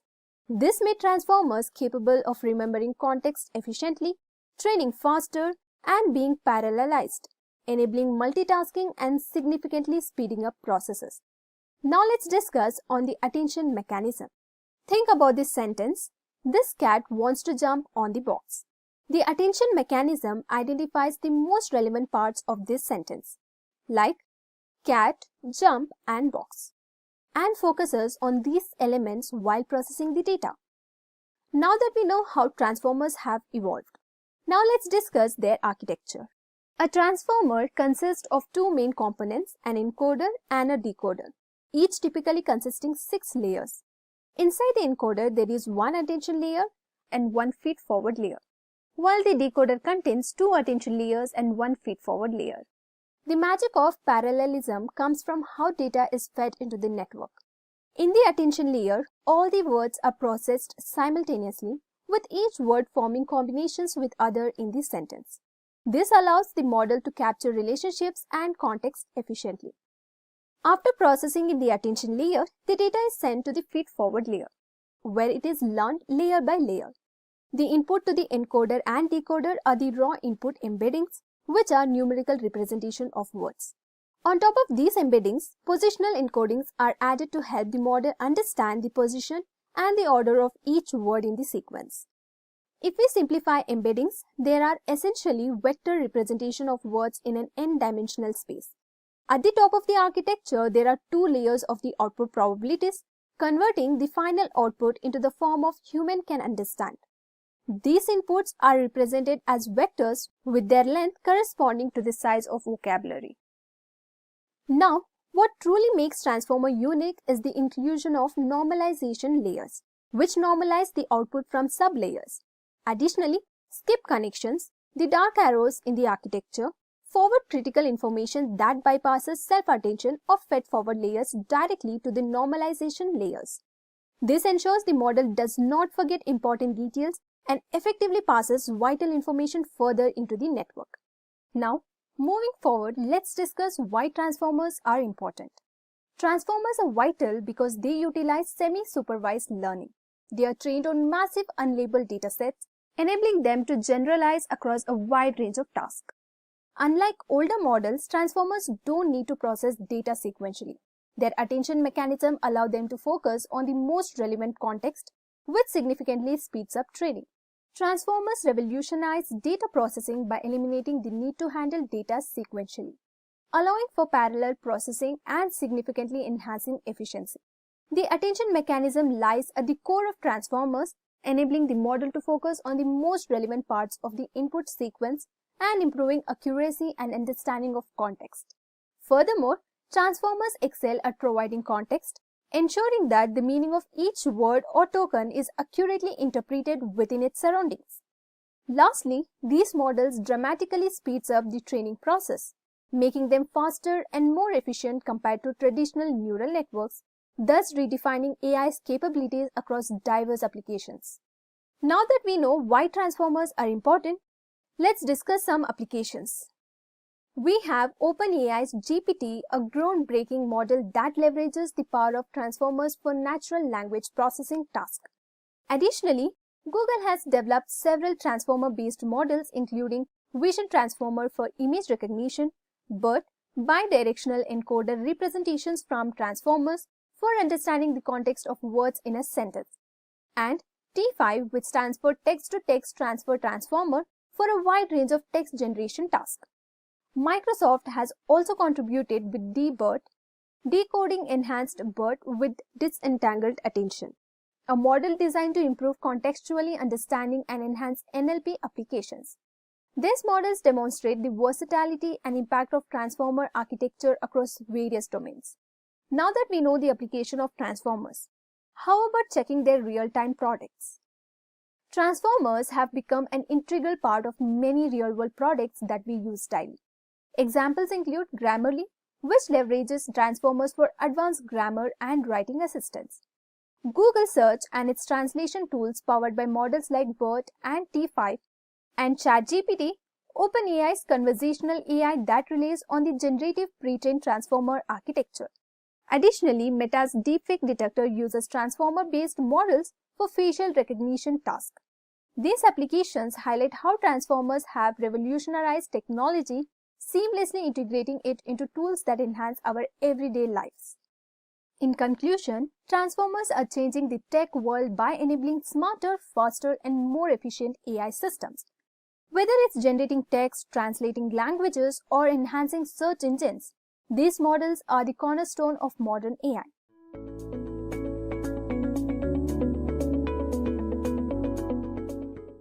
So what are RNNs, right? Well, RNN basically stands for recurrent neural network. And we usually use this in order to deal with a sequential data. Sequential data can be something like a time series data or a textual data of any format. So why should one use RNN, right? Well, this is because there's a concept of internal memory here. RNN can remember important things about the input it has received, which allows them to be very precise in predicting what can be the next outcome. So this is the reason why they are performed or preferred on a sequential data algorithm. Okay. And some of the examples of sequential data can be something like time series, speech, text, financial data, audio, video, weather, and many more. Although RNN were the state-of-the-art algorithm for dealing with sequential data, they come up with their own drawbacks. And some of the popular drawbacks over here can be like, due to the complication or the complexity of the algorithm, the neural network is pretty slow to train. And as there are a huge amount of dimensions here, the training is very long and difficult to do. Okay. Apart from that, the most decisive feature for RNN or for the improvement in RNN is that of a vanishing gradient. What this vanishing gradient is that, when we go deeper and deeper into our neural network, the previous data is lost. This is because of a concept called as vanishing gradient. And due to this, we cannot work on a large or a longer sequence of data. Okay. To overcome this, we came up with some new or upgrades to the current recurrent neural networks or RNNs. Starting off with bidirectional recurrent neural network. You see, bidirectional recurrent neural network connect two hidden layers of opposite direction into the same output. With this form of generative deep learning, the output layer can get information from past, future states simultaneously. So as you can see here, we have two layers over here. And as they are bidirectional, what happens is when the algorithm feels that it is kind of losing its gradients or the previous data, it can go back and get the data from the past. So why do we need bidirectional recurrent neural network? Well, bidirectional recurrent neural network duplicates RNN processing chain so that the input process both forward and reverse time order, thus allowing bidirectional recurrent neural network to look into future context as well. The next one is long short-term memory. Long short-term memory, or also sometimes referred to as LSTM, is an artificial recurrent neural network architecture used in the field of deep learning. Unlike standard feed-forward neural network, LSTM has a feedback connections. It can not only process single data point, but also the entire sequence of data. So as you can see here, from what I'm trying to say is, with LSTM or long short-term memory, it has something like, we can feed a longer sequence compared to what it was with bidirectional RNN or RNNs. So why is LSTM better than RNN? We can say that when we move from RNN to LSTM, we are introducing more and more control over the sequence of the data that we can provide. Thus, LSTM gives us more control ability and thus better results. Alright, so the next type of recurrent neural network is the gated recurrent neural network, or also referred to as GRUs. You see, GRU is a type of recurrent neural network that is, in certain cases, is advantageous over long short-term memory. GRU makes use of less memory and also is faster than LSTM. But thing is, LSTMs are more accurate while using longer data sets. I'm sure by now you might have got a hint about the trend that has led to the improvement, right? So the trend over here is, the model should be capable of remembering and taking in on a longer input sequence. The game changer part for the sequential data was developed when we came up with something called as transformers. And this paper was something which is based on a concept called as attention is everything. All right, so let's take a look at this. The paper, Attention is All You Need, introduces a novel architecture called as transformers. Like LSTM, transformers is an architecture for transforming one sequence into another while helping other two parts, that is encoders and decoders. But it differs from previously described sequence to sequence model because it does not work like GRUs. Okay, so it does not implement recurrent neural networks. Recurrent neural network until now were one of the best ways to capture the timely dependence on a sequence. However, the team presenting this paper, that is Attention is All You Need, proved that an architecture with only attention mechanism does not use RNN can improve its result in translation tasks and other NLP tasks. One of the best examples for transformers is Google's BERT. So what exactly is this transformer, right? You see here we have encoder on the top and decoder on the bottom. Both encoder and decoder are comprised of modules that can stick onto the top of each other multiple times. So what happens here is the inputs and outputs are first embedded into n-dimension space since we cannot use this directly. So we obviously have to encode our inputs, whatever we are providing here.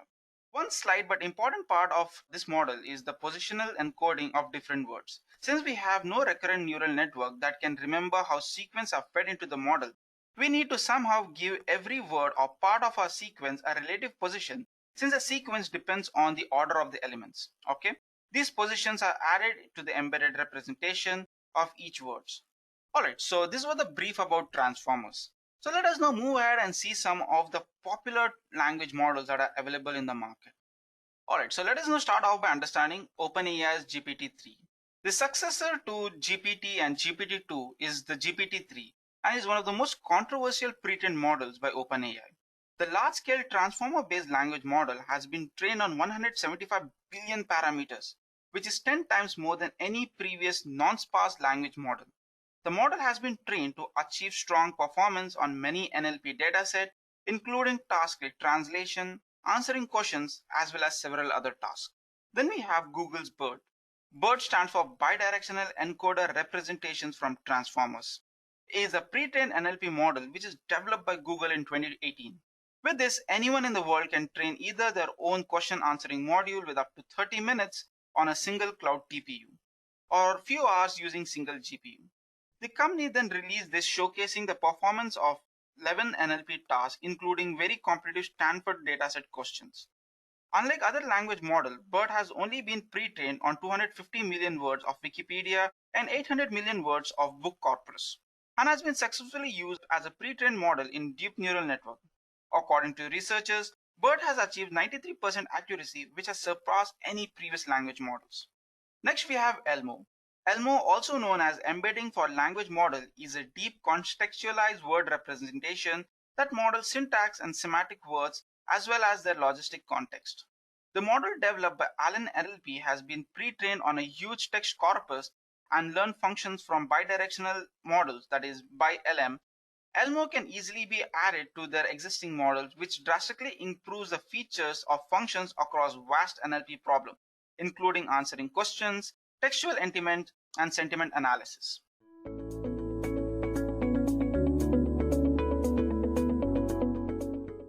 Now, let's answer the fundamental question, that is, what exactly is generative AI?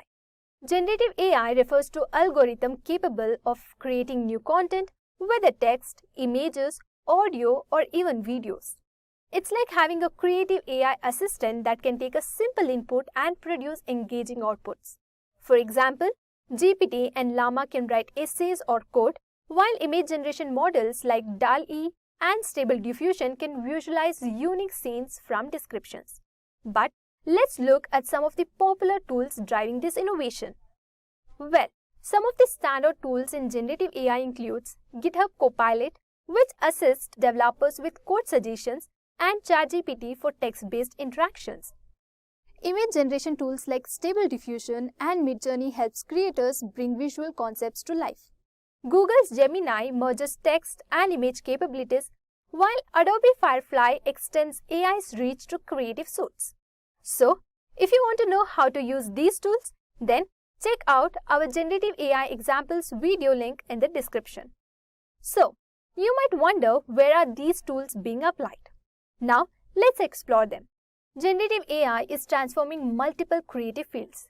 Image generation tools power visual design, music compositions algorithm create original scores, and AI assists video editors in automatic tasks. LLMs help generate and translate text, while code generation tools like GitHub Copilot boost developer efficiency. AI-generated voices are even being used in audiobooks and voice assistants. So now, let's take some of these tools and check. So this time, we will use Pictory AI and Flicky AI. First, let's explore Pictory AI. So for that, let's go to its site and check its functions. So we are at the Pictory AI site. And on the left side, we have the home project, and brand kits. And on the main screen, we have different features Pictory AI provides. So let's choose text to video. Here, let's write some names and description and press generate. Pictory AI is a tool designed for video creators that helps transform long-form content, such as articles or blog posts, into short, engaging videos. It uses AI to automatically extract key highlights and create professional-looking videos with minimal efforts. Due to its simplicity and time-saving capabilities, Pictory AI is popular for social media content creation and marketing. Now, let's see our next tool, which is Flicky AI. So now, we are at the Flicky.ai site. Here, we have different features like videos, where you can create videos from all of these blogs, prompts, etc. You can also create audios from these features, and then we also have a design feature. And on the left hand side, you can see options like files, templates, brand kits, voice clones, etc. So now let's take an idea and convert it into a video. Now let's write our topic and generate. Flicky AI is a content creation tool that turns text into videos using AI generated voices and visuals. It helps users create professional videos quickly by pairing written content with stock images, animations, and voiceovers. Flicky is ideal for marketers, content creators, and educators looking to create engaging video content efficiently. Now that we have seen the applications, so let's step back and look at the journey that brought us here.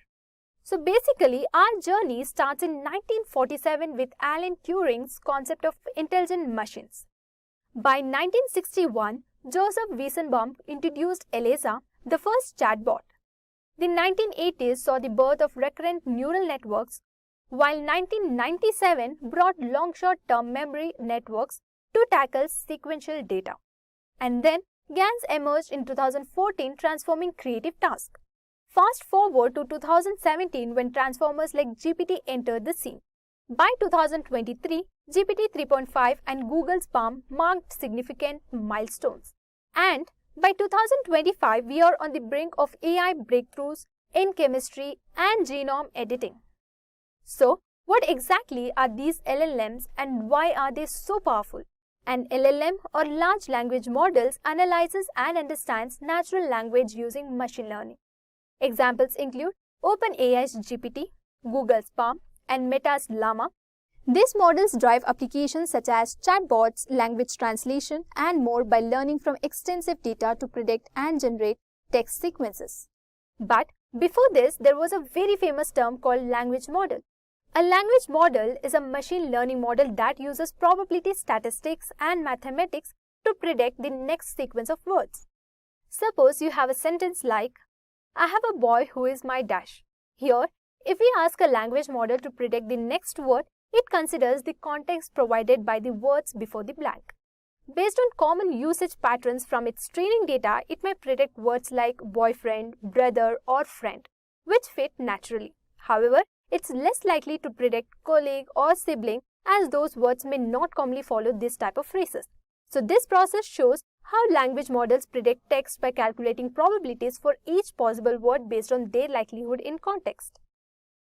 So, when a language model is trained on massive amounts of diverse text, it gains a wider vocabulary and more understanding of language, enabling it to make more accurate predictions. For example, if we give it a phrase like, you are a dash to me, a model trained on extensive data might suggest various fitting words, for example, friend, inspiration, or anything else. So based on this sentiment or context, it has learned from the data. Now here, reinforcement learning is used to improve the model's responses over time. By giving feedbacks, be it positive or negative on the responses, we help the model learn which type of responses are preferred in specific contexts. For example, if the model frequently misinterprets the tone or intent, the reinforcement learning helps adjust its predictions to be more contextually appropriate and aligned with the intended meaning. But what do these models look like under the hood? Well, LLMs are built on neural networks composed of input, hidden, and output layers. The hidden layer processes information to learn complex patterns, and more layers means the model can capture deeper insights. This structure allows LLMs to perform tasks from generating text to complex code completions. Now, how do these layers interact and function in real time? Now, LLM is based on the transformer, and a transformer uses deep learning to process any information coming to it. Now, let me tell you a story of 3 friends. Imagine we have 3 characters. First is our friend, the next character is Minion Bob, and the third character is Gru. So our friend asks Bob, what's the price of the jet? It must be $50,000. Minion Bob isn't sure, so he goes to Gru and asks, is the jet $50,000? Gru replies, no, it's $70,000. In this back and forth, Minion Bob is like the neural network layer trying to make an accurate guess.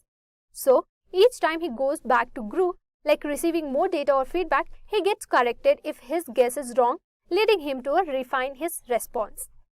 Now, after the first check, Minion Bob returns to our friend saying, I guess it's more than $60,000. Our friend assumes it might be around $65,000 and sends Bob back to Gru to verify. Again, Gru corrects him, no, it's actually $70,000. So this process repeats with Bob adjusting his guess each time. Eventually, he learns that the correct answer is $70,000 and updates his knowledge. So, just like Minion Bob, neural networks make initial guesses based on available information. With each feedback loop, like Bob going back to Gru, the model's hidden layers adjust the parameters to refine its guesses, ultimately arriving at the most accurate prediction possible. So, after getting corrected multiple times, Minion Bob's guesses improve until he knows the price is $70,000. Similarly, in a neural network, gradually learning the correct answer through training. So, once the network learns, it can give accurate answers in future cases without checking every time. Now, let us move on to understand how LLMs work. LLMs begin the collection of datasets, then tokenize text and break it into a manageable pieces. Using a transformer architecture, they process the data sequence all at once, leveraging vast training data. LLMs contain millions of learned parameters that predict the text tokens and generate coherent outputs. Models often undergo pre-training for general knowledge and fine-tuning for specific tasks. So now, let's see some practical uses of LLMs. LLMs power content generation, creating anything from articles to code. They excel in language translation, enhanced search engines, personalized recommendations, code development assistance, and sentiment analysis, which also owe much to LLM's predictive capabilities. So guys, are you ready to use all that knowledge in coding and witness how these LLMs come together to drive innovation? Whether through developing applications, analyzing data, or building smart assistants, the gear of technology keep turning to unlock AI's full potential. So now, let us look at our problem statement. So, one of the difficulties in the healthcare industry is effectively evaluating medical pictures such as MRIs, CT scans, and X-rays in order to identify anomalies and illnesses. This procedure takes a lot of time and calls for specialized understanding. Automated methods must be developed to help medical personnel recognize possible health problems in medical imaging. In order to provide better patient care, a system that integrates cutting-edge machine learning models with image analysis can greatly help in the early detection of diseases, including cancer, infections, and other illnesses. So the method uses generative AI to evaluate medical photos and generate a thorough diagnosis report based on the findings. This technology allows users to upload medical images, which the AI model then processes. Now, let us build our project on a medical image analysis application using Streamlit, Python, and an LLM of Google Gemini AI. So this app helps healthcare professionals analyze medical images such as X-rays, MRIs, and CT scans to detect anomalies and diseases. First, let's import the necessary libraries. So first, import Streamlit as ST. So if this is not working or showing an error, then open the terminal and write pip install Streamlit. And from pathlib, import path. Next, import google.generative.ai as Gen AI. So, we are importing Streamlit for the app interface and path from pathlib for handling file paths and Google Generative AI which allows us to interact with the Gemini AI model.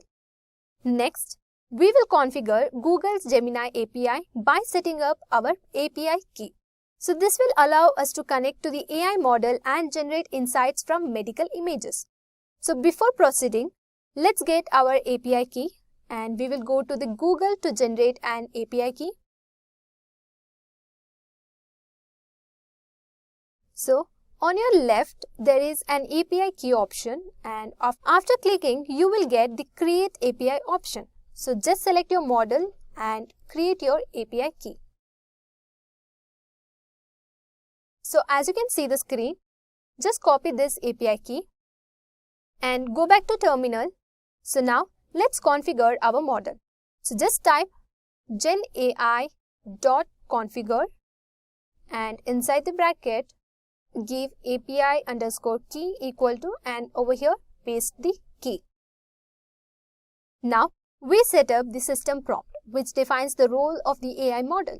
So the prompt specifies that our AI is a medical image analysis system capable of detecting diseases like cancer, cardiovascular issues, neurological conditions and more.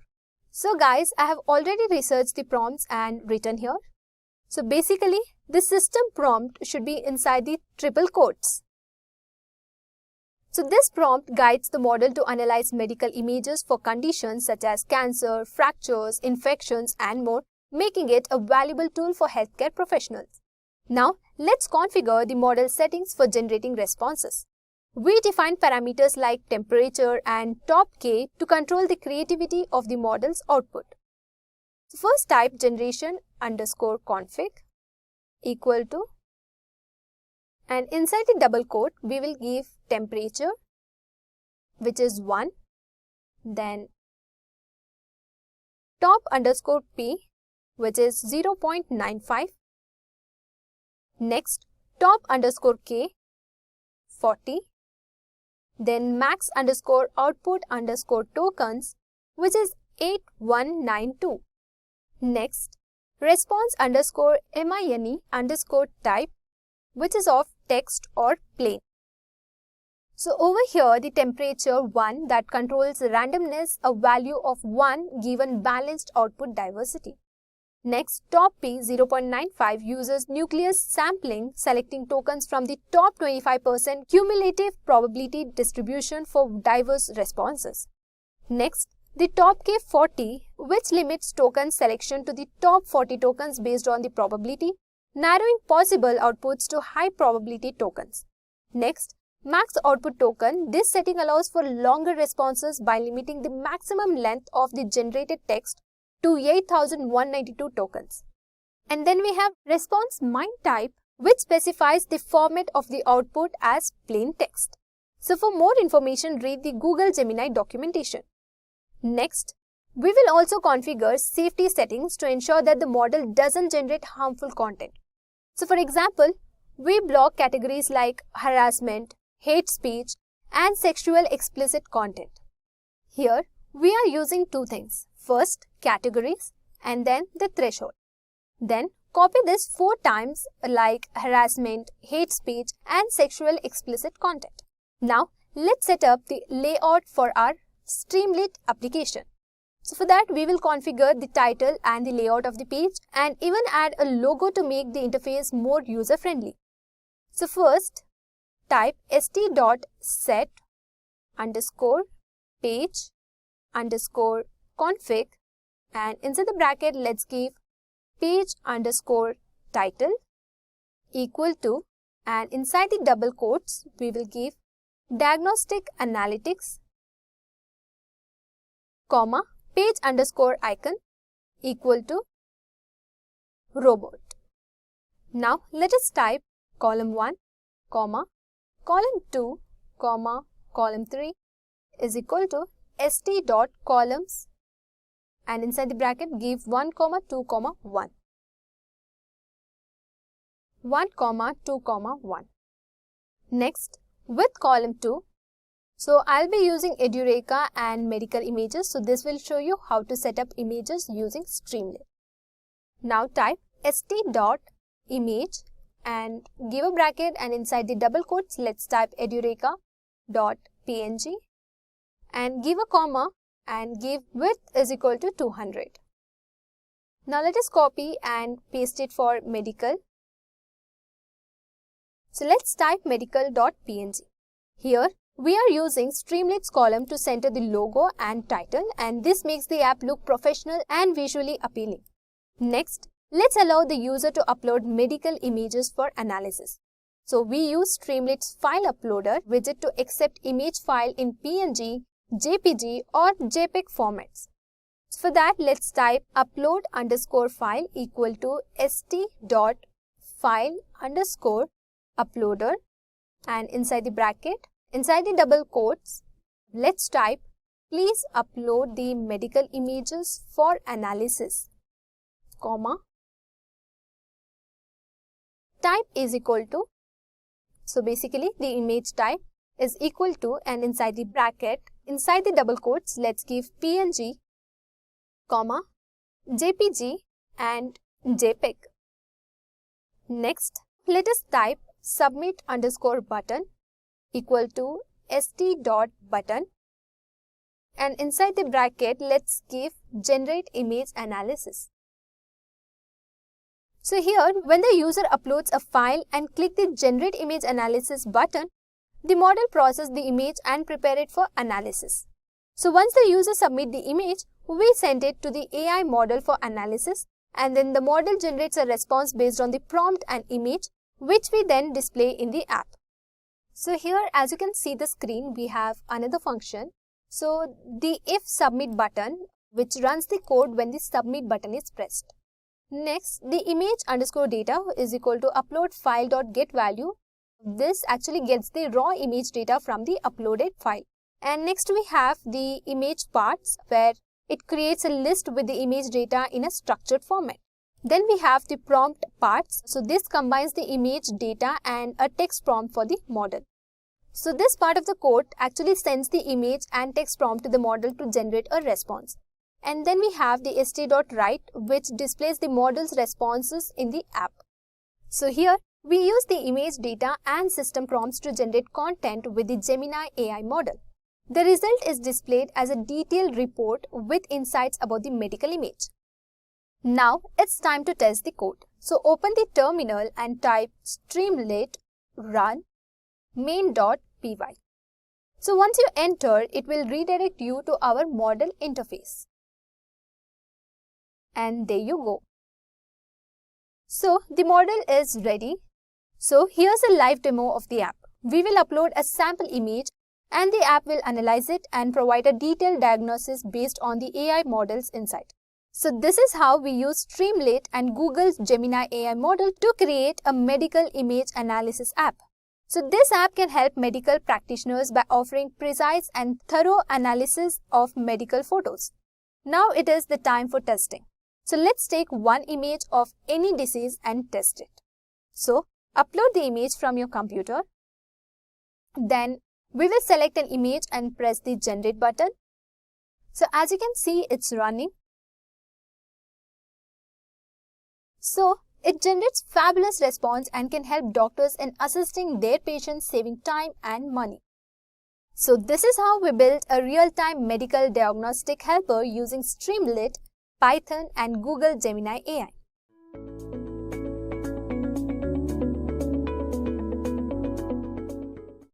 LLMs like GPT-4 and Gemini 2.0 are massive models trained on huge datasets, capable of generating highly sophisticated and nuanced responses.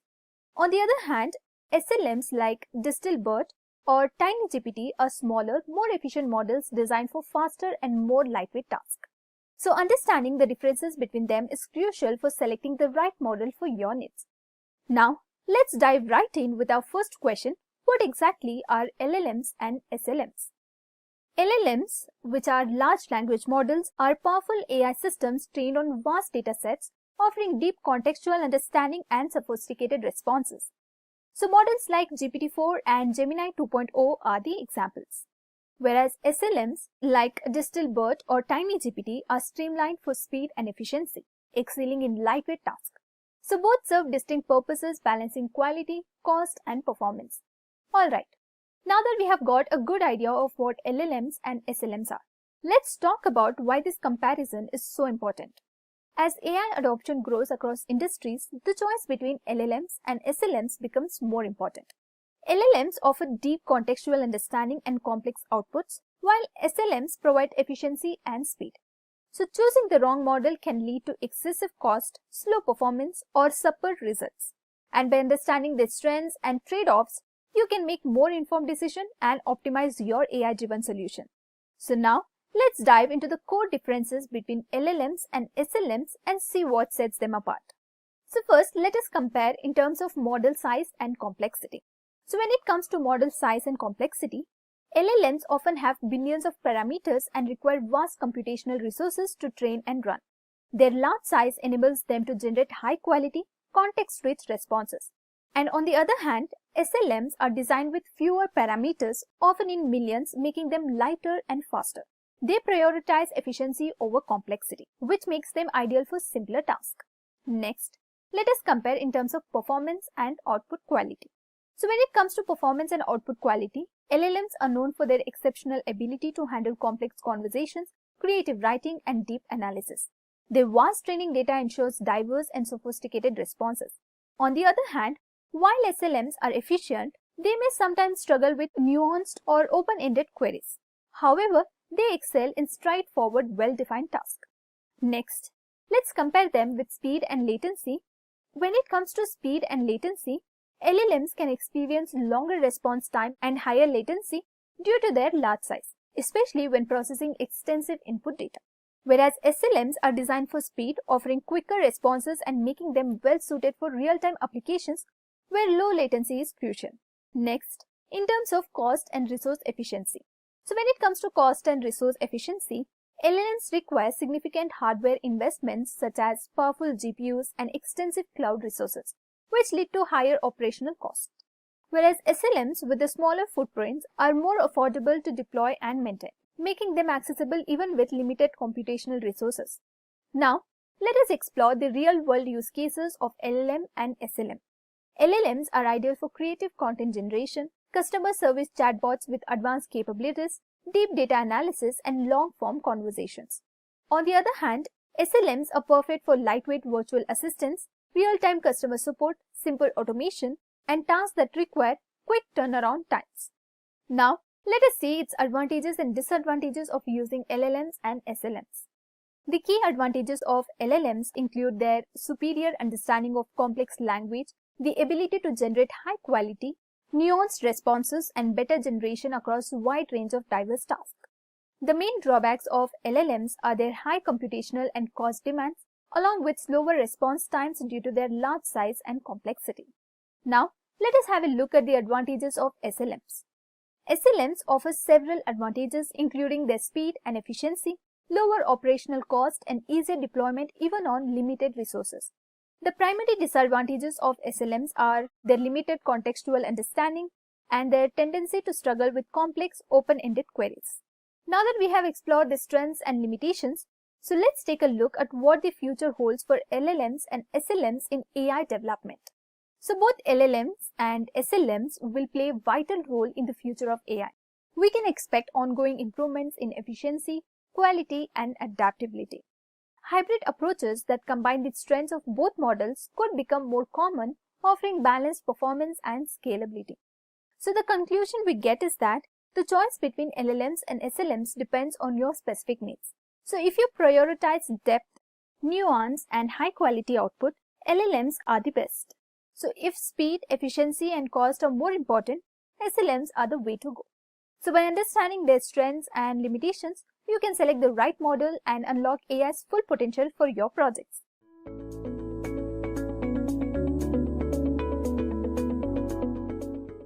Now, let us understand what LangChain is and why it is a valuable tool for building AI applications. You must be aware of popular applications such as GPT and Gemini. These applications utilize APIs, and GPT uses OpenAI's API while Gemini operates through the Gemini API. To process prompts, they leverage models like GPT 3.5, GPT 4, Palm, and Gemini 1. Additionally, These are other advanced models such as Llama, Gemini, Cohere, Claude version 1, Falcon, Palm, GPT-4 and GPT 3.5. LangChain is a framework designed to help developers build flexible and powerful AI-driven applications by integrating and utilizing these diverse models effectively. But why exactly do we need LangChain? You must be thinking, if LangChain is this important, then why do we need LangChain? So let's break down this question using some real-world examples. So imagine simply asking an LLM a prompt and getting an answer. That's easy. But what happens when the complexity increases? For example, let's say you're working with data from SQL databases, CSV files, PDFs, or Google Analytics, and you need the model to write code, perform searches, or send emails. Handling such intricate workflows manually can get overwhelming. This is where LangChain steps in. It simplifies the process by offering components like document loaders, text splitters, vector databases, prompt templates, and tools. So these helps you assemble tasks such as document summarization, question and answer systems, or even advanced workflows like Google searches or customer support automation. Let's visualize this process with a diagram. Here's how it works. So first, you load a document like a CSV file using a document loader. Then, use a text splitter to divide it into smaller chunks and then store those chunks into a vector database and add a prompt template to guide the model. And finally, use a LLM like a GPT-4 or Llama to perform tasks like searching the web or automating workflows. And LangChain also offers chains that will help you assemble components to achieve single tasks such as summarization and an agenda to figure out what each component must do, like password, customer services, etc. Now that we understand LangChain's core components, now let's explore how it streamlines the LLM application lifecycle. So it typically involves three key stages. First is the development, where you build and test your application. Then productionization, where the system is fine-tuned for a real-world use. And finally, deployment, where the final product is launched for users. So LangChain simplifies this lifecycle, allowing you to focus on building without worrying about the underlying complexity. Now let's take a step back and understand the role of APIs in powering these LLM applications and how LangChain effectively integrates them. In all these applications and models, one thing is common, that is, they use API. So now let's discuss APIs. APIs act as an intermediaries that enable different systems to communicate with each other. For example, they allow apps like Swiggy or Blinkit to display your delivery driver's location in real time. So now let's look at the steps to explain APIs and API keys. So apps like Zipto, Swiggy and Blinkit use APIs to show the location of your delivery driver. So these apps don't communicate directly with Google Maps but follow a layered process involving servers and security mechanism. First, the app sends a request to Google Maps API. Then the API forwards the request to Google servers. Then the servers validate the request with the system. So once approved, the response follows back through the servers, APIs and finally to the app. So previously, apps like Swiggy allowed login using phone numbers. Now they use API for login via platforms like Google or Facebook. So this demonstrates the versatility of APIs in enabling seamless user interactions. To prevent misuse, APIs require API keys, which are unique identifiers for secure access. So these keys authenticate requests and ensure that only authorized users can interact with the APIs. Next, security systems closely monitor API usage to detect and prevent misuse. This ensures that APIs remain safe and functional for their intended purpose. And these steps simplify the explanation of how APIs and API keys work in real-world applications. So this is how LangChain leverages APIs to connect your LLM applications with external tools, making them versatile and secure. Now that we understand the role of APIs, so let's explore some real-world applications of LangChain. So, what can you build with LangChain? Here are a few applications. First application we have is customer support. So customer support for your shopping websites to interact with customers. Next, conversational chatbots for helping you study. Content generation tools for blogs or social media. We also have question answering systems for knowledge bases and then document summarizers for legal or academic content. LangChain simplifies AI development by integrating LLMs with various data sources and tools. Its applications are vast, from chatbots to document summarization. So, let's examine a practical example to see LangChain in action. Alright, in today's data-driven world, understanding and effectively using SQL queries is crucial for managing and analyzing large datasets. However, beginners and even experienced users often need help with complex SQL queries, their syntax, and how they work. This creates a barrier to efficiently interacting with databases and limits their potential to solve real-world problems. To address this challenge, we propose a SQL query fetcher application that leverages the Gemini AI, Python, and Streamlit to simplify SQL learning and usage. The application allows users to input or select a query, generates the SQL syntax, and provides a detailed explanation of its components and functionality. This tool bridges the gap between technical understanding and real-world database operations, empowering users with an initiative and interactive SQL learning experience. Let's jump right into the code. So the first step is setting up your dependencies. Here, we import Streamlit for the user interface and then Google Generative AI for using Gemini. So first, import Streamlit as ST and next import Google.Generative AI as Gen AI. So to get this API, you have to go to the Google Gemini API key and here click on Get a Gemini API key in Google AI Studio, and then once you scroll, there is a button on the left called Create API. Now click on it and select your model here and let's copy it. And now let's go back to our VS Code editor and paste it here. So to paste, let's type Google_API_key and inside the double quote, let's paste it. And now let's type genai.configure and inside the bracket, let's keep it as API_key equal to and give it as Google_API_key. Now let's type model equal to genai.generative model and inside the bracket, let's keep it as Gemini Pro. So, we use the Google Gemini API to generate SQL queries dynamically. So, make sure to configure your API keys securely. Now, let's display the Streamlit layout code. Now, let's set up the app's user interface. So, we use Streamlit to create an interactive page where users can input plain English queries and get SQL code in return.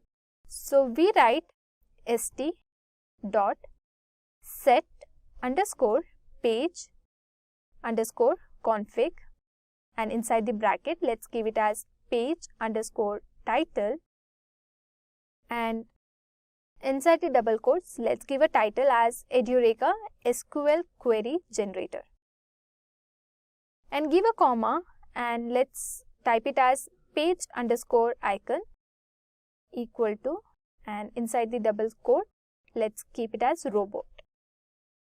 Now, let's put some images. So, I am using Edureka image and SQL logo and also to make them center, we will type it as column 1, column 2, column 3 equal to st.columns and inside the bracket, let's keep it as 1, 2, 1. Next, let us type with column 2, colon and let's type it as st.image and inside the bracket, let's give the image address and then width is equal to 200. Now, let us add another image. So, let's copy the same and give the other image address. Our layout includes a title, logo and text input box to keep the interface simple and intuitive. So, here's where the magic happens. So, when a user clicks the Generate SQL Query button, we format their input into a prompt for the Gemini model to generate SQL code. So, let's create template by writing template equal to and inside the triple quotes, let's type it as create a SQL query snippet using the below text. Next, let us also give text input, and we'll also type, I just want a SQL query. Now let's type the response. So type response equal to model.generate, generate underscore content, and let's keep it as template.format, and inside the bracket let's give text underscore input equal to text underscore input. And next, let's type the SQL query. So give SQL underscore query equal to response dot text dot. So let's give the strip function dot lstrip function dot rstrip function. So the AI generates the SQL query and we clean up the output for display. So once the SQL query is ready, we take it a step further by generating a sample expected output and a clear explanation of the query. Now let's type the logic for showing explanation and output. So let's type st.markdown, and inside the bracket we will give HTML tags. So first, div style is equal to, we will align the text in center, so text align center. And next, let's give h1 tag, and inside h1 tag we will write SQL query generator, and let's close the h1 tag. Next, let's open h3 tag and write, I can generate SQL queries for you, and let's close the h3 tag. And inside the h4 tag, let's type it as with explanation as well. Now close the h4 tag and let's open the paragraph tag, which is the p tag, and inside the p tag let's type it as, this tool allows you to generate SQL queries based on your data. Now let us close the p tag. Also close the div tag.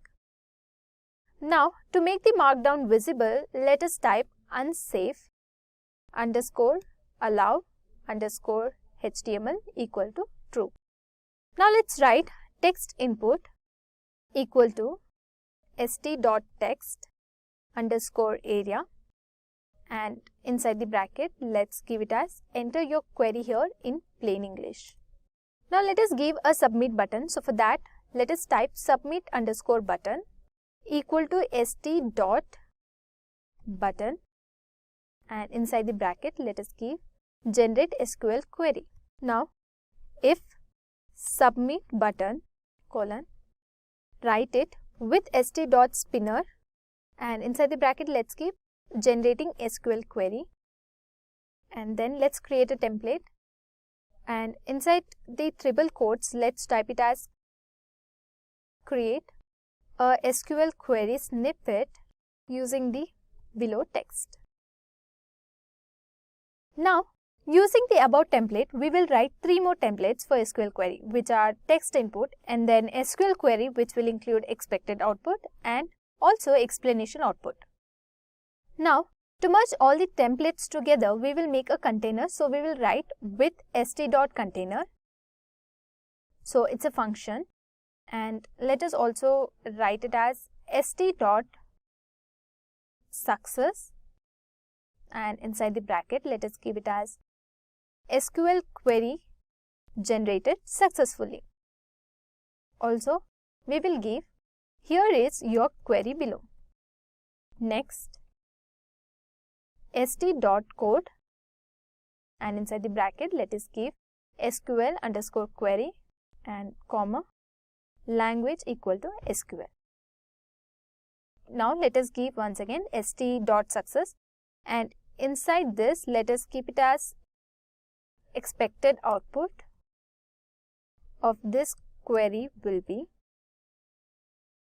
and now let us keep it as st.markdown, and inside the bracket a output. Once again st.success, and inside this let us keep it as explanation of this SQL query.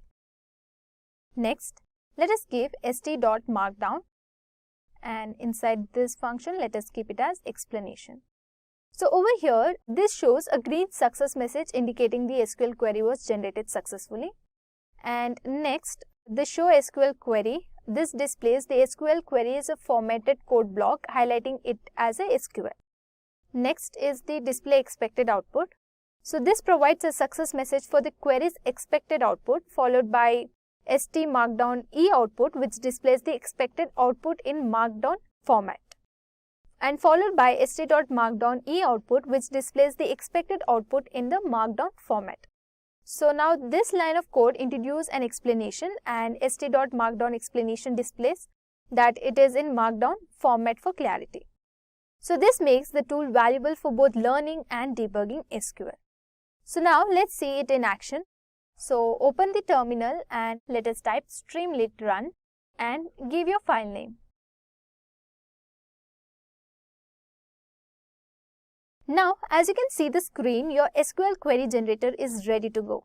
Now let's test it. So for that, here I will input a prompt asking for a query, which is give me the query for create table. Now let's click on generate SQL query, and as you can see it's running. So let's wait for it to generate. So as you can see on the screen, the app generates a SQL query, expected output, and even a plain English explanation in seconds. So how cool is that, right? And that's it. Our SQL query generator powered by LangChain, Gemini API and Streamlit is complete. So this project is perfect for simplifying SQL learning and enhancing productivity.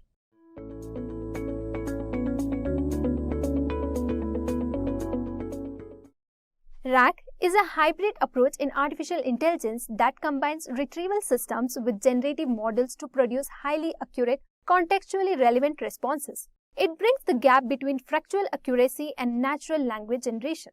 Now let's understand it with the help of diagram. So it's a hybrid approach involving artificial intelligence that combines a retrieval system with a generative system to produce highly accurate responses. Now that we know what RAG is, so let's explore why it is crucial for large language models and see a real-world example. So, RAG addresses several limitations of traditional LLMs. It mitigates illusions by grounding responses in factual, retrieved data. By dynamically accessing up-to-date information, RAG stays relevant in rapidly challenging domains. It improves accuracy and relevance by fetching specific, relevant documents during inference. By outsourcing factual knowledge retrieval, RAG enables smaller, more efficient models, and it can adapt to domain-specific knowledge bases for specialized applications. Additionally, RAG provides explainability by showing the retrieved documents or data sources, increasing trust and transparency. Now let us see some of the use cases. So without RAG, the sentence would be, when was the last Mars rover launched? So this is just the incorrect response. So with RAG, the sentence would be dynamically retrieved from NASA's database. And it would be, the Perseverance rover was launched on July 30, 2020. Now that we have seen why RAG is important, so let's dive into how it works. Well, RAG operates in three-step process.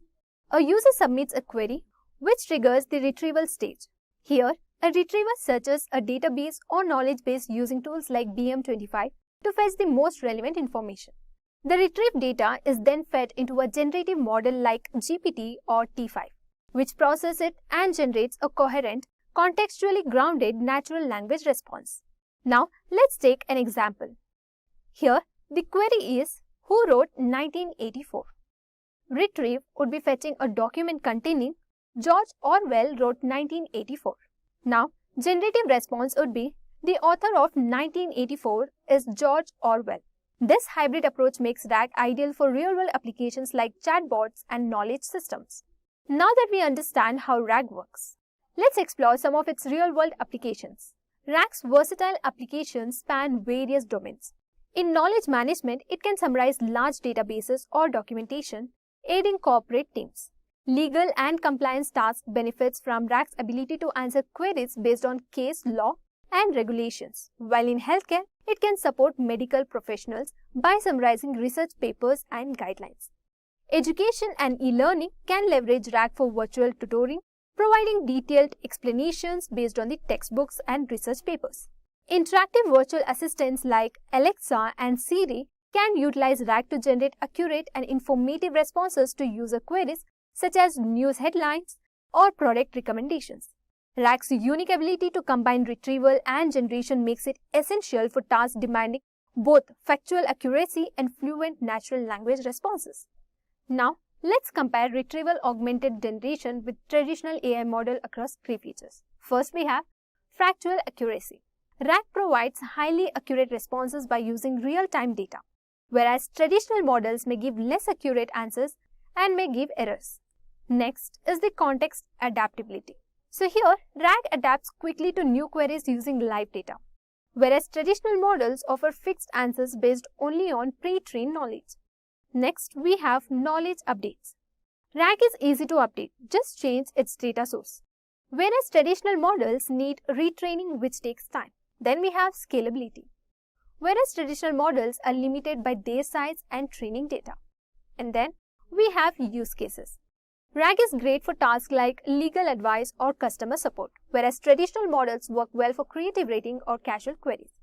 So here I want to conclude that RAG is ideal for knowledge-based tasks needing accuracy and flexibility, while traditional models are better for creative users.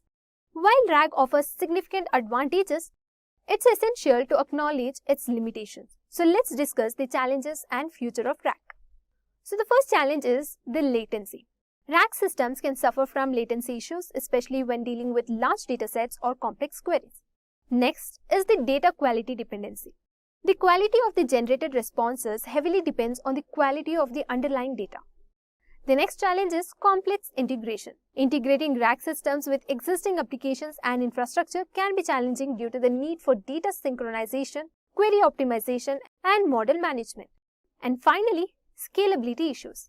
As RAG systems become more complex and are deployed at scale, they can face scalability issues. This includes handling increased query loads, maintaining data freshness, and ensuring model performance. Now, while RAG faces limitations, its potential is undeniable. So now let's discuss RAG's future. The future of RAG holds immense potential. It will power dynamic, real-time applications like news summarization, financial analytics, and live sports commentary. RAG will be customized for specific domains like healthcare, law, and science through integrations with specialized knowledge bases. Advances in retrieval models and compression techniques will reduce latency to enhance efficiency. RAG will expand to handle multi-model data, enabling use cases like multimedia question answering.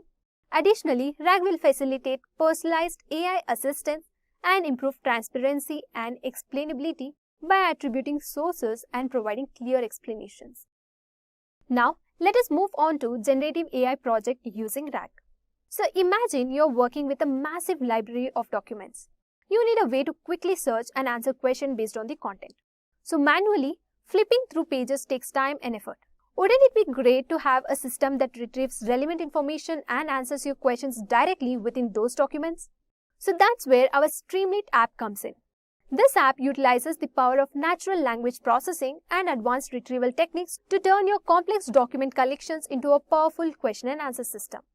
So let's take a look at the code behind this app. This app will allow users to ask questions about a collection of PDFs and get answers directly from the documents using the power of natural language processing. Now, first, let's create a virtual environment. Now, in the terminal, let's type the command for setting up the Conda environment in your editor. For that, let's type Conda create -p. Let's type venv Python and its version give equal to 3.10 -y. Okay, let's enter. In this command, the -p venv specifies the path and the environment name, while -y skips the prompts for a smoother install. Now, while that's setting up, let's create a few essential files. So, let's activate your new environment with the command conda activate venv and /. So as you can see, our environment is ready. Now let's import libraries. So let's start by importing the libraries we will need. In the first line, we will import Streamlit as st. This gives us access to all the functionalities of the Streamlit for building our web app interface. So next we will import OS for various operating systems functionalities. After that, now we will import libraries from LangChain, which is a framework for building NLP pipelines. So we will use these for tasks like text splitting, for document chain creation, prompting, retrieval and more. So we will explain each library in detail as we use them. So let's type from LangChain_group import chat group, that is GROQ. And next we will type from LangChain.textSplitter import recursive character text splitter. So let's type recursive character text splitter. Again, let us type from LangChain.chains.combined_documents import create staff documents chain. Again, from LangChain core.prompts, let's import create_retrieval chain. Next, import FAIS, import FAIS from LangChain community.vector stores. So this will help us to create a vector index for efficient document retrieval. So let us type from LangChain_community.vector stores import FAIS. Similar imports will follow for other functionalities like document loading and generating embedding, but we will introduce them as they appear in the code. But before this, go to the Group Cloud website and on your left you have API key option. So select and create your API key and copy this, and if you want to check your model, then go to the playground and at the top right corner click on the Llama model and check. There are so many of them, latest also. So choose your model and generate your free API. Now go to the terminal and paste it in .env file using variable group API key. Now again go to the Gemini AI Studio. On your right you have the create API option. So select your model and create your API key now. Now copy the key and paste it into your environment variable, that is the .env file, using a variable Google_API key and paste it here. Now we will load environment variables from a .env file that will securely store our API keys. So for that, use .env to achieve this. Let's type from .env import load_.env. Also, let's type load_.env function. Next, we use OS to retrieve the Grok API key and Google API key from the environment variables.getEnv. So let us type Grok GROQ_API_key equal to os.getEnv, and inside the function let's type it as GROQ_API key, and inside the single quote let us type GROQ API key, and in the next line let us type os.environ, and inside the bracket under double quotes let us type Google_API_key and equal to os.getEnv, and inside the function under the double quotes let us type Google_API_key. So here these keys are the required to use specific NLP services. Now let us write code for displaying app title and images. So for that, load your image. Since I am using Edureka image name edureka.png along with the app title Edureka document question and answer, we will use st.image and st.title for this purpose. So for that, let us type st.image. So inside the double quotes, let us keep the image name and comma width is equal to 200. And let us also keep the title. So for that, st.title, and let us type Edureka document question and answers. Now the next step is to initialize chat group and prompt template. Now it's time to interact with the LangChain group API. So initialize the chat group object using group API key and specify the Llama 3 8B8192, which is the language model we will be using for our NLP task. So for that, let us type LLM equal to chat group, and inside the bracket give the group underscore API underscore key equal to group underscore API underscore key, comma. We will give the model name as well. So for that, type model name equal to, and inside the double quotes give the model name. So here we are using Llama 3 hyphen 8B hyphen 8192. Alright. Now let us define a prompt template using chat prompt template. So this template ensures that AI responses are based on the context provided and user questions, so keeping answers accurate and concise. So for that, we will type prompt equal to chat prompt template dot from template, and inside the bracket let us paste the prompt. So here we have the prompt which says please answer the question strictly based on the provided context. Also ensure the response is accurate, concise and directly addresses the question. Now let's create function for embedding vectors. For that, let's define vector embedding function. So type def vector underscore embedding function and give colon. Next, in the next line give if, and under the double quotes give vectors not in st.session state colon, then type st.session underscore state dot embeddings equal to Google Generative AI embeddings. Give equal to Google Generative AI embeddings, AI caps, and inside the bracket give the model equal to, and inside the double quotes let us type models / embedding hyphen 001. Now make a folder where you will load your PDF. So I am creating ed underscore PDF and paste your PDF here. Now set the sessions, so that is, let us type st.session underscore state dot loader equal to py PDF directory loader. Here inside the double quotes let us paste the path of the PDF. Next is the data ingestion. For that, let us type st.session underscore state dot docs equal to st.session underscore state dot loader dot load function. So this particular line of code is for data ingestion, and here this particular line is for document loading. Next, let us type st.session underscore state dot text splitter and give equal to recursive character text splitter, and inside the bracket let us give chunk underscore size and mention the size here. I'll give equal to 1000 and comma chunk underscore overlap is equal to 200.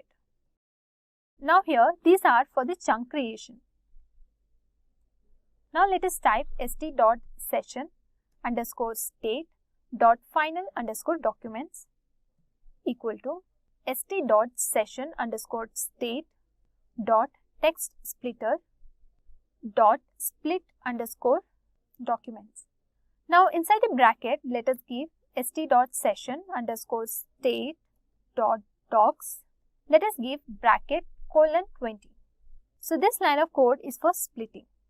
Now let us type st.session underscore state dot vectors equal to FAISS dot from documents, and inside the bracket let us again type st.session underscore state dot final documents, comma type st.session underscore state dot embeddings. Okay, so this line of code is for vector OpenAI embeddings. Now to input field for question, let us type prompt 1.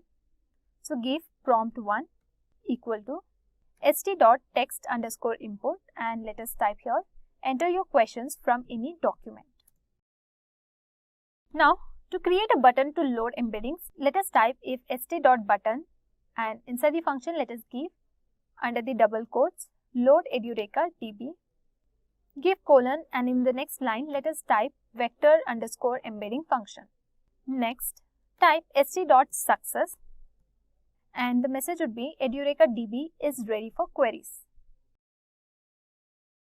If the question is asked, then if prompt 1 is true, then type document underscore chain equal to create underscore staff underscore document chain, and inside the bracket let us give LLM comma prompt. And in the next line to retrieve, let us type a retriever equal to st dot session underscore state dot vectors dot as underscore retriever function. And in the next line let us type retrieval underscore chain equal to create underscore retrieval underscore chain, and inside the bracket let us give retriever comma document chain. Now to measure response time, let us type start equal to time dot process underscore time function. So for response, type response equal to retrieval underscore chain dot invoke, and inside the bracket give input prompt 1. And in the next line let us type response underscore time equal to time dot process underscore time function hyphen start.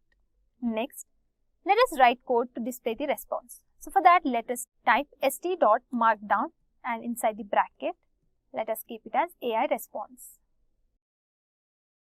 Now in the next line let us type st dot success, and inside the bracket give response and give answer inside the single quotes. And in the next line write st dot write, let us type f inside the bracket, and inside the flower bracket let us type as response underscore time colon 2f and seconds. Now moving on, let us write the code to display similar documents in an expander. So for that let us type with st.expander, inside the bracket under double quotes type document similarity search results and give colon, and in the next line let us type st.markdown, and inside the bracket let us type it as below are the most relevant document chunks. So type below are the most relevant document chunks, give colon, inside the bracket close the double quotes and come to next line. Here let us type for I comma doc in enumerate, and inside the function give response dot get context. Now in the next line let us type st.markdown, and inside the bracket give f, and let us give the HTML tag which is div class is equal to card, and open the p tag, and inside the p tag let us give doc dot page underscore content, and now close the p tag. Now let us close the div tag as well. Now let us come outside the triple quote and give comma and type unsafe underscore allow underscore HTML equal to true. So you can also add inline styles and HTML tags and also icons and emojis to make your application fabulous for the user. Now it's time for testing. For that, open your terminal and write streamlit run and give your file name. So once you enter, and there we go. Here's our document question and answer loader. Now select the question from the PDF you have loaded in the file and ask your loader. So as you can see, this is my PDF. So I'm going to copy some question from here. So let me just copy this. Okay, once copied, so I'm going to paste it here. So I'm going to click on the load Edureka DB. So guys, as you can see, it provides an answer in context given in the PDF. So this is our answer that it has generated. So that's all. We have used simple Python code and LangChain techniques of RAG and some inline HTML and styles.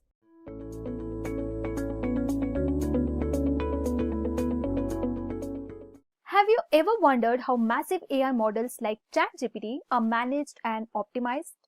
That's where LLMOps, which stands for Large Language Model Operations, comes in. LLMOps is a key to training, deploying, and scaling large AI models efficiently while keeping cost low and performance high. It ensures faster responses, ethical AI, and seamless integration into real-world applications. Large language model operations is a set of practices, tools, and frameworks designed to efficiently manage, deploy, and maintain large language models like ChatGPT, Claude, and Gemini in real-world applications. Just like MLOps streamlines the development of machine learning models, LLMOps optimizes the lifecycle of LLMs from data processing and training to deployment and monitoring. Now that you know what LLMOps is, so let's explore why it's important. As LLMs become widely integrated into business applications, customer support chatbots, content generation tools, and automation systems, they need to be continuously monitored and optimized. Without proper LLMOps practices, large language models can become inefficient, leading to slower response times and increased computational costs. So they may also become unreliable, generating outdated or biased outputs that impact user trust and decision making. Additionally, these models can be difficult to scale and struggle to handle increasingly user demand, which can result in performance bottlenecks and degraded user experience. For example, imagine running ChatGPT-like AI on a customer support chatbot. Without LLMOps, responses would be slow, repetitive, and expensive. LLMOps optimize the entire workflow. So now that we understand why LLMOps is important, so let's take a look at how it differs from MLOps and what makes it unique. Alright, so LLMOps is a specialized branch of MLOps, but it is tailored for large-scale language models rather than traditional machine learning models. So here are the key differences between LLMOps and MLOps. LLMOps differs from MLOps in several key aspects. So in terms of data complexity, LLMOps require vast amounts of diverse text data, whereas MLOps typically works with structured or tabular data. Next, compute power is another major difference, as training LLMs depends high-performance GPUs and massive cloud resources, while traditional ML models generally require lower compute power. And when it comes to real-time processing, LLMOps necessitate scalable deployment to handle continuous inference efficiently, whereas MLOps often relies on batch processing or periodic inferences. Lastly, ethical and bias considerations are more prominent in LLMOps, requiring constant monitoring to detect and mitigate biases and misleading outputs.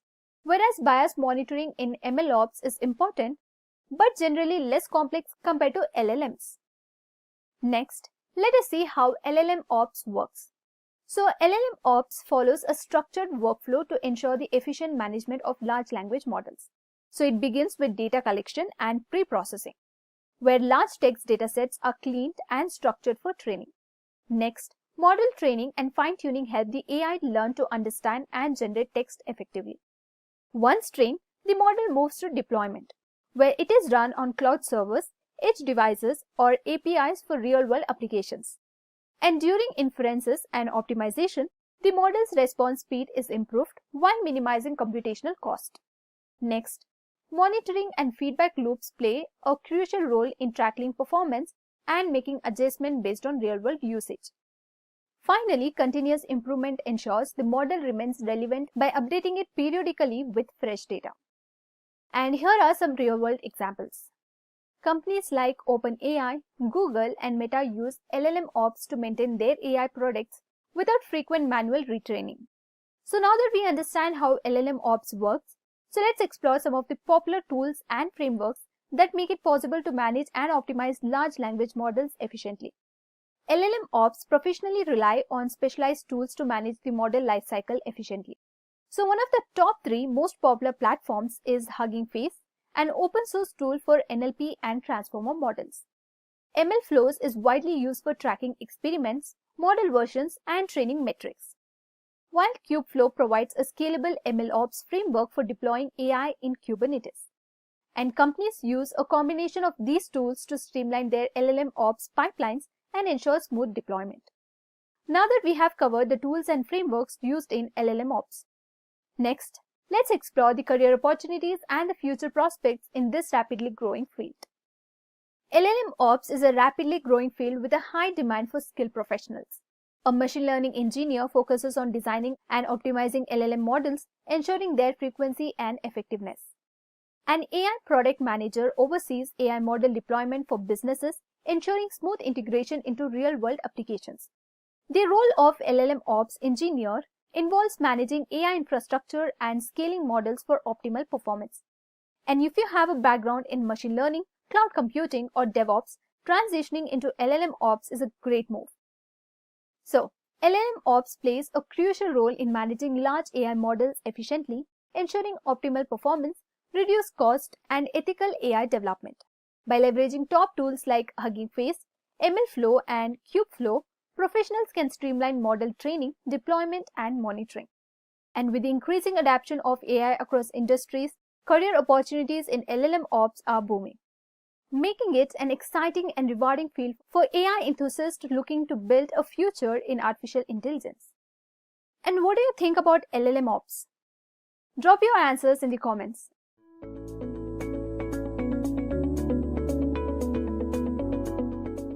Prompt engineering is an interesting field that combines artificial intelligence and human language understanding. In this field, professionals and researchers work to create prompts or instructions that effectively guide AI systems to produce the expected outcome. Whether it's fine-tuning language model, designing prompts for specific tasks, or optimizing human-machine communication, prompt engineering is crucial for leveraging the power of AI for a variety of applications. Imagine you're developing a virtual assistant application using a large language model such as GPT-3. The goal is to provide users with an engaging and helpful experience by designing effective prompts that generate informative and relevant responses from the model. So let's consider a scenario in which the virtual assistant assists users with the travel planning. So here's how prompt engineering plays a major part. So the scenario is you're planning a trip to Paris and want the virtual assistant to provide recommendations for activities, restaurants, and landmarks to visit during your stay. So let's say you're looking for a help with a traditional prompt and you ask for, what should I do in Paris? And the virtual assistant will assist you here, like, here are some recommendations for activities in Paris. And here's how the enhanced prompt through prompt engineering respond to your queries. So if you input a query that goes like, hey there, I'm super excited about my upcoming trip to Paris. So could you please recommend some must-visit places and activities for me? Then the virtual assistant will generate the response as something like this. So of course, Paris is an amazing city with so much to offer. So here are some must-visit places and activities, and it continues with the explanation about each place. I hope you got the idea of how enhanced prompt provides users with an engaging and helpful experience by designing effective prompts that generate informative and relevant responses from the model. So now let us understand what exactly is prompt engineering. Prompt engineering is a method used in natural language processing, that is NLP, and machine learning. It's all about crafting clear and precise instruction to interact with large language model like GPT-3 or BART. So these models can generate human-like responses based on the prompts they receive.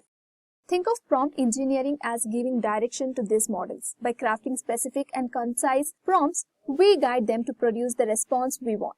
So to do this effectively, we need to understand the capabilities of the model and the problem we are trying to solve.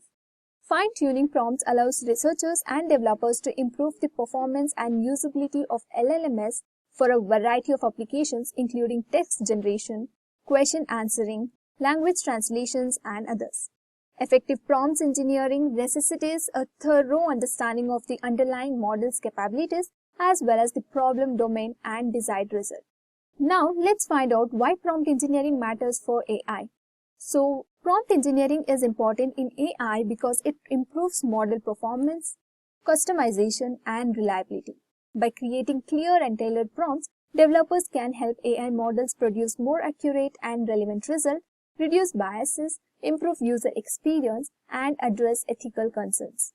In simple terms, prompt engineering ensures that AI systems produce useful and reliable results that meets the needs of users while adhering to ethical principles. So now let's consider an example in the context of text generation for generating product description. Assume you're using an AI model to create product description for an online store. So without prompt engineering, You may issue a generic prompt such as generate a product description for a smartphone. So without prompt engineering, you would get something like this. This smartphone has a high resolution display, powerful processor, and a long-lasting battery life.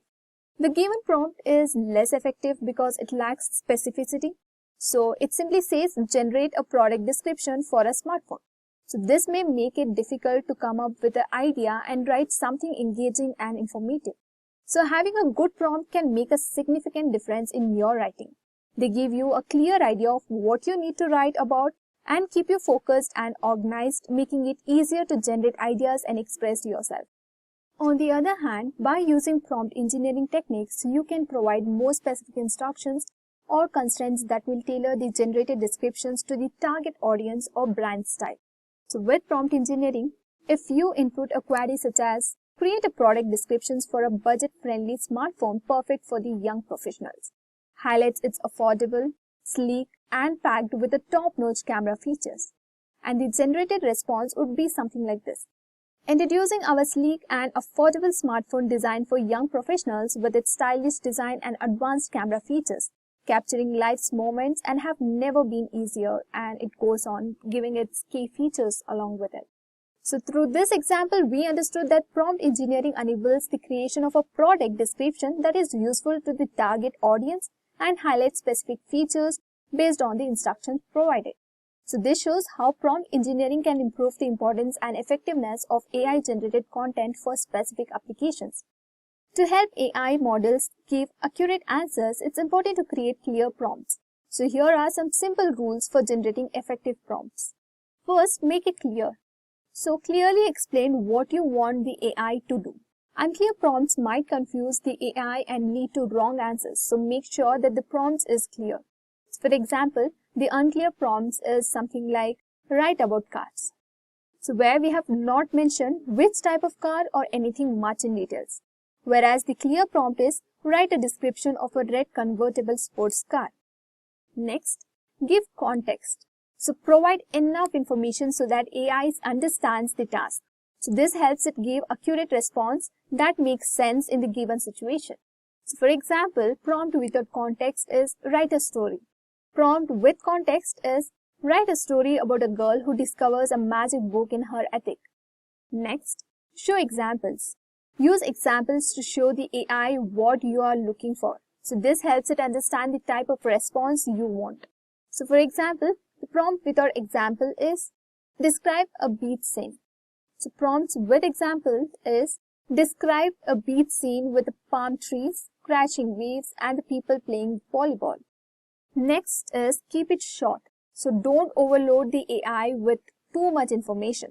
Short prompts help the AI focus and give quicker, more accurate responses. For example, long prompts are like this. Write a detailed essay discussing the impact of climate change on biodiversity and ecosystems in tropical rainforest. And short prompts look something like this. Write about climate change effects on rainforest. Next, avoid biases. So make sure your prompts are fair and don't include any unfair assumptions. So biased prompts can lead to biased answers, which isn't helpful. So for example, write about a woman who struggles with her weight. So unbiased prompts are write about a person overcoming challenges. Next, set limits.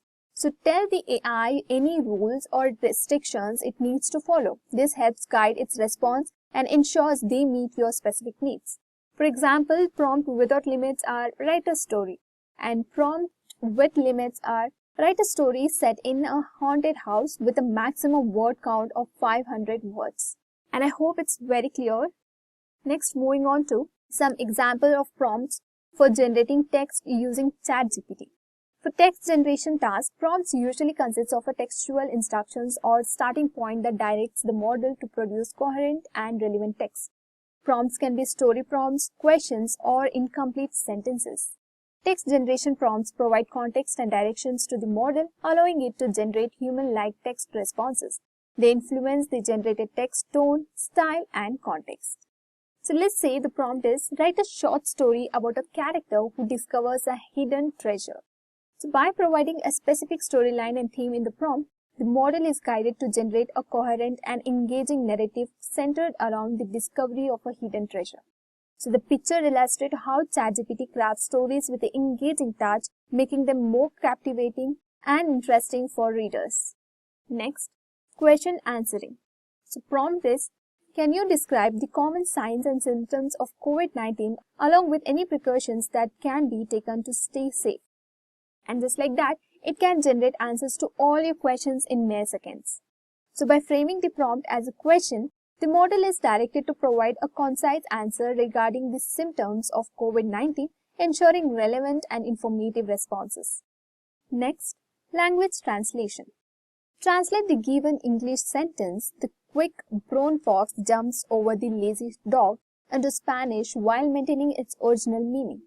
So by specifying the source and target language in the prompt, along with the input sentence, the model is instructed to perform a precise translation task, ensuring accurate language conversion. Next, code auto-completion. Using OpenAI Codex or ChatGPT, you can perform code auto-completion task. So here we go with ChatGPT. Code generation prompts are usually partial code snippets or descriptions of programming tasks. They specify the desired functionality or behavior that the model should show. Code generation prompts allow the model to generate code that satisfies specific programming requirements, such as implementing algorithms, defining functions, or solving coding problems. So the prompt is, complete the following Python function to calculate the factorial of a number. And here you have also added the function. So by presenting an incomplete code snippet along with clear instructions, the model is directed to suggest appropriate code completion, helping developers write code more efficiently. Now moving on to the text to image generation. Image generation prompts specify the visual sense, objects, or concept that the model should generate. They may include textual descriptions, keywords, or images. So image generation prompts allow the model on what visual content to generate. They influence the generated image's composition, style, and detail. For example, the prompt is, imagine a tree where the branches are made of stacks of books. So can you paint me a picture of that? And for the given prompt, we got the image generated as something like this. An imaginative portrayal of a tree with branches composed of stacked books, each book representing a leaf and covers visible. And the next prompt is, picture a cloud in the sky that looks like a huge heart. Can you draw that for me? And here we go. These AI tools leverage prompt engineering techniques to generate text, perform language translation, code auto-completion, and text-to-image generation, demonstrating the versatility and power of prompt based on interactions with AI models. Next, why is machine learning useful in prompt engineering? Machine learning is very helpful in prompt engineering, especially in linguistic and language models, because it helps create better prompts and interactions by analyzing lots of data and finding patterns. So first, understanding language patterns. Machine learning algorithms can analyze large amounts of text to understand linguistic patterns like grammar, syntax, semantics, and context. So this understanding is critical for developing effective prompts that generate desired responses from language models. Next, generating relevant prompts. Machine learning models can suggest or generate prompts based on input data and user preferences. These prompts can be tailored to specific tasks, domains, or user requirements, making them more useful and efficient for guiding language models. Next, optimizing prompts design. Machine learning techniques can be used to optimize prompt design by comparing the performance of various prompts and selecting the one that produces the best result. This iterative process improves prompt engineering practices and the overall performance of language models. And the next is personalizing interactions. Machine learning enables personalized interaction by creating prompts to individuals' users' preferences, history, and context. This personalization increases user engagement and satisfaction with the language model interaction. Next, improving model performance. Machine learning algorithms can be used to fine-tune language models based on prompt response pairs, increasing their performance and accuracy over time. Language model can be trained on a variety of datasets and prompts to produce more relevant and contextually appropriate responses. And next, mitigating bias and misinformation. Machine learning techniques can help identify and mitigate preferences in prompt engineering by examining prompt responses pairs for potential biases or inaccuracies. Language models can produce more fair, inclusive, and reliable results by detecting and correcting for preferences. And I hope it is clear why machine learning is useful in prompt engineering.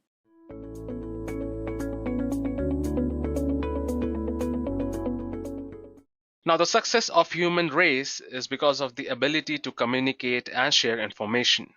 Now, that is where the concept of language comes in. However, many such standards came up, resulting in many such language, with each language having its own set of basic shapes called alphabets. And the combination of alphabets resulted in words, and the combination of these words arranged meaningfully resulted in the formation of a sentence. Now, each language has a set of rules that is used while developing these sentences, and these set of rules are also known as grammar. Now, coming to today's world, that is the 21st century, according to the industry estimates, only 21% of the available data is present in the structured format. Data is being generated as we speak, as we tweet, as we send messages on WhatsApp, Facebook, Instagram, or through text messages. And the majority of this data exists in the textual form, which is highly unstructured in nature. Now, in order to produce significant and actionable insights from the text data, it is important to get acquainted with the techniques of text analysis. So let's understand what is text analysis or text mining. Now, it is the process of deriving meaningful information from natural language text, and text mining usually involves the process of structuring the input text, deriving patterns within the structured data, and finally evaluating the interpreted output. Compared with the kind of data stored in database, text is unstructured, amorphous, and difficult to deal with algorithmically. Nevertheless, in the modern culture, text is the most common vehicle for the former exchange of information. Now, as text mining refers to the process of deriving high quality information from text, the overall goal here is to turn the text into data for analysis. And this is done by the application of NLP or natural language processing.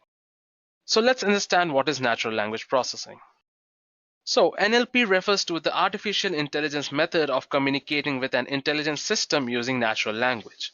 By utilizing NLP and its components, one can organize the massive chunks of textual data, perform numerous automated tasks, and solve a wide range of problems such as automatic summarization, machine translation, named entity recognition, speech recognition, and topic segmentation. So let's understand the basic structure of an NLP application. Considering the chatbot here as an example, we can see first we have the NLP layer, which is connected to the knowledge base and the data storage. Now, the knowledge base is where we have the source content. That is, we have all the chat logs which contain a large history of all the chats which are used to train the particular algorithm. And again, we have the data storage where we have the interaction history and the analytics of that interaction, which in turn helps the NLP layer to generate the meaningful output.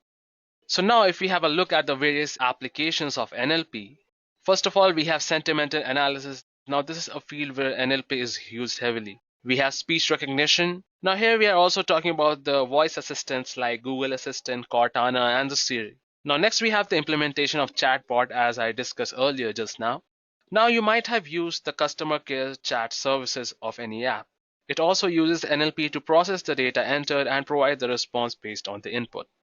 Now, machine translation is also another use case of natural language processing. Now, considering the most common example here would be the Google Translate. It uses NLP and translates the data from one language to another, and that too in real time.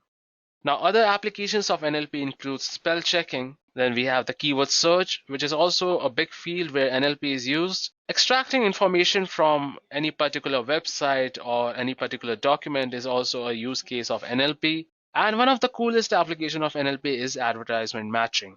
Now here what we mean is basically recommendation of the ads based on your history. Now NLP is divided into two major components, that is the natural language understanding, which is also known as NLU, and we have the natural language generation, which is also known as NLG. The understanding involves tasks like mapping the given input into natural language into useful representations, analyzing different aspects of the language, whereas natural language generation It is the process of producing the meaningful phrases and sentences in the form of natural language. It involves text planning, sentence planning, and text realization.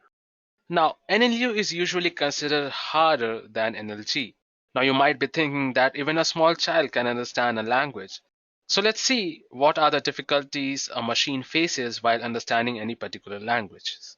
Now, understanding a new language is very hard. Taking our English into consideration, there are a lot of ambiguity, and that too in different levels. We have lexical ambiguity, syntactical ambiguity, and referential ambiguity.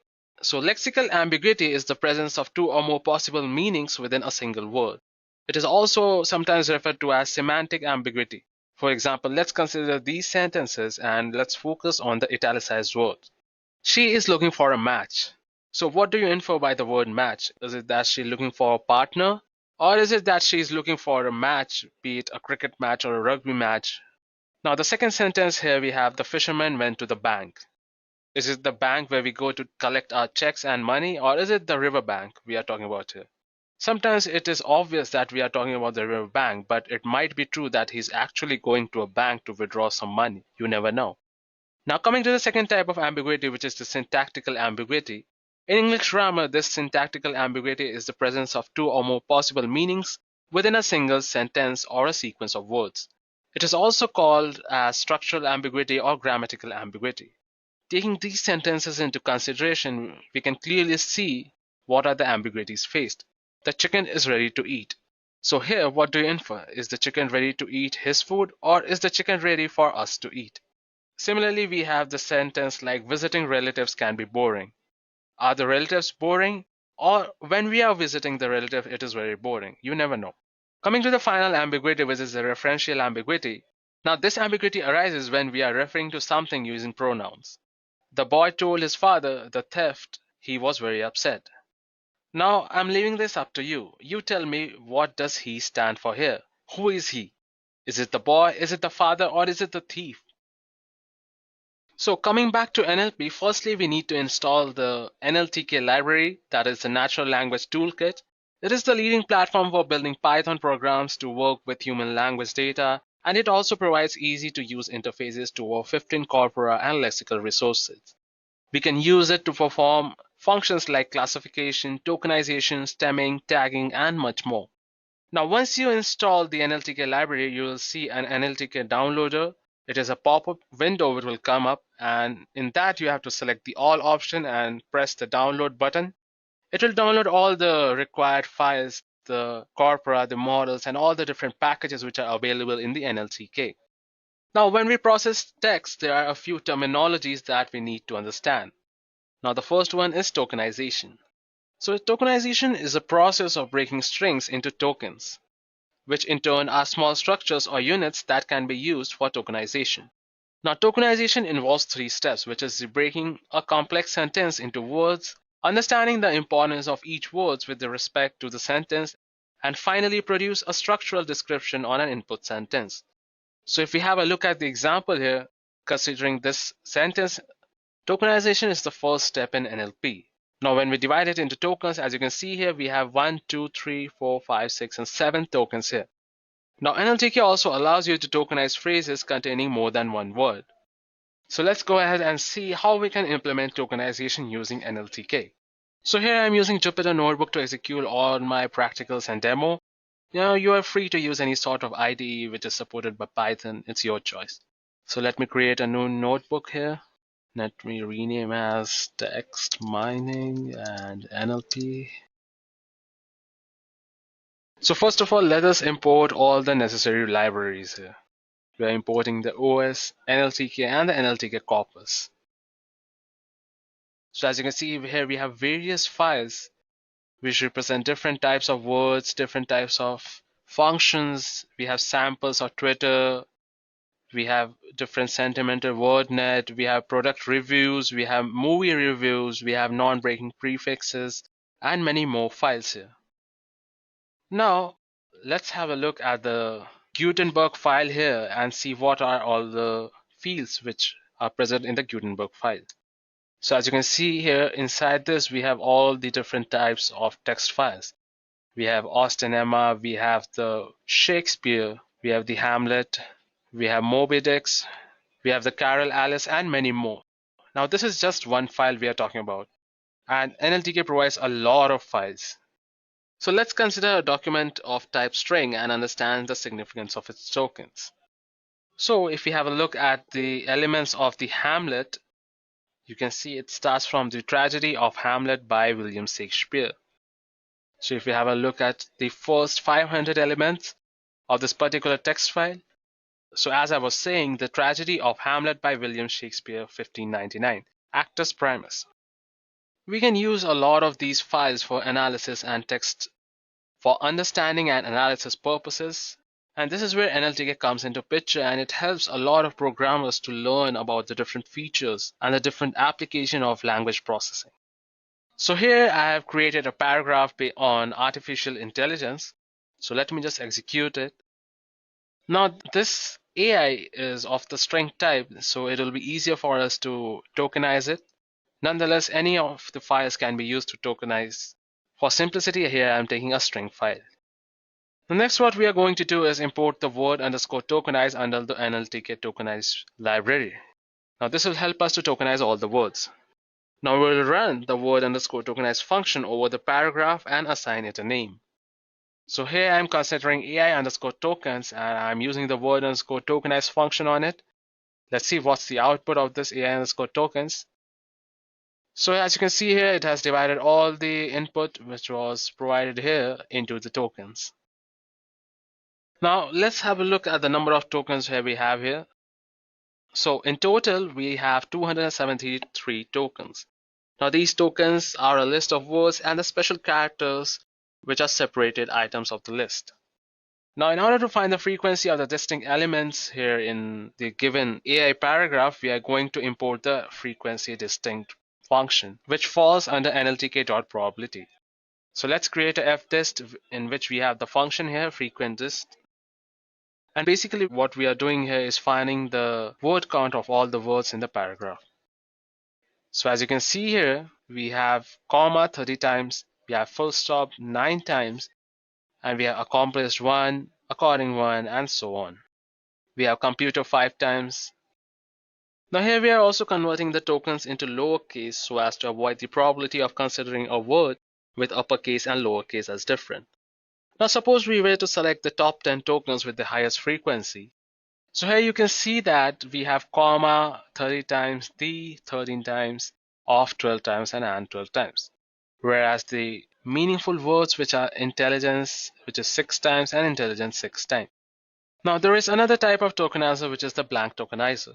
Now let's use the blank tokenizer over the same string to tokenize the paragraph with respect to the blank string. Now the output here is 9.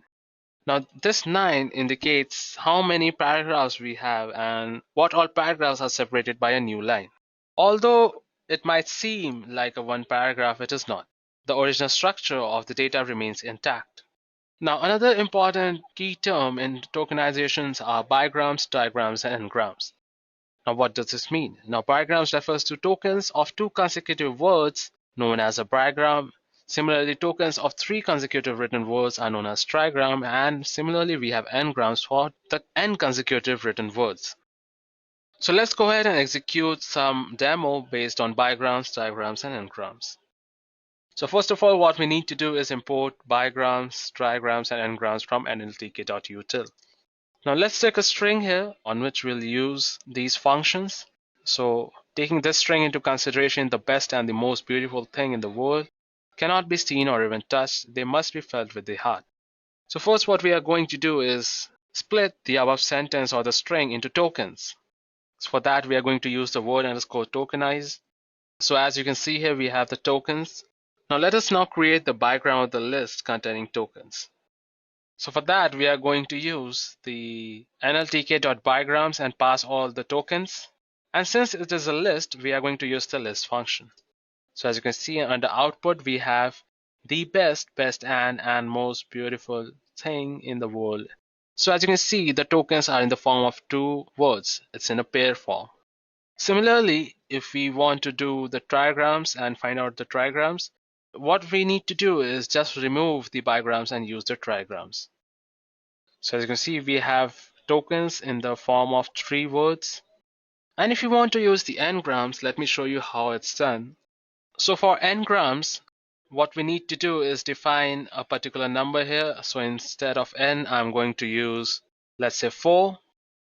So as you can see, we have the output in the form of 4 tokens. Now once we have the tokens, we need to make some changes to the tokens.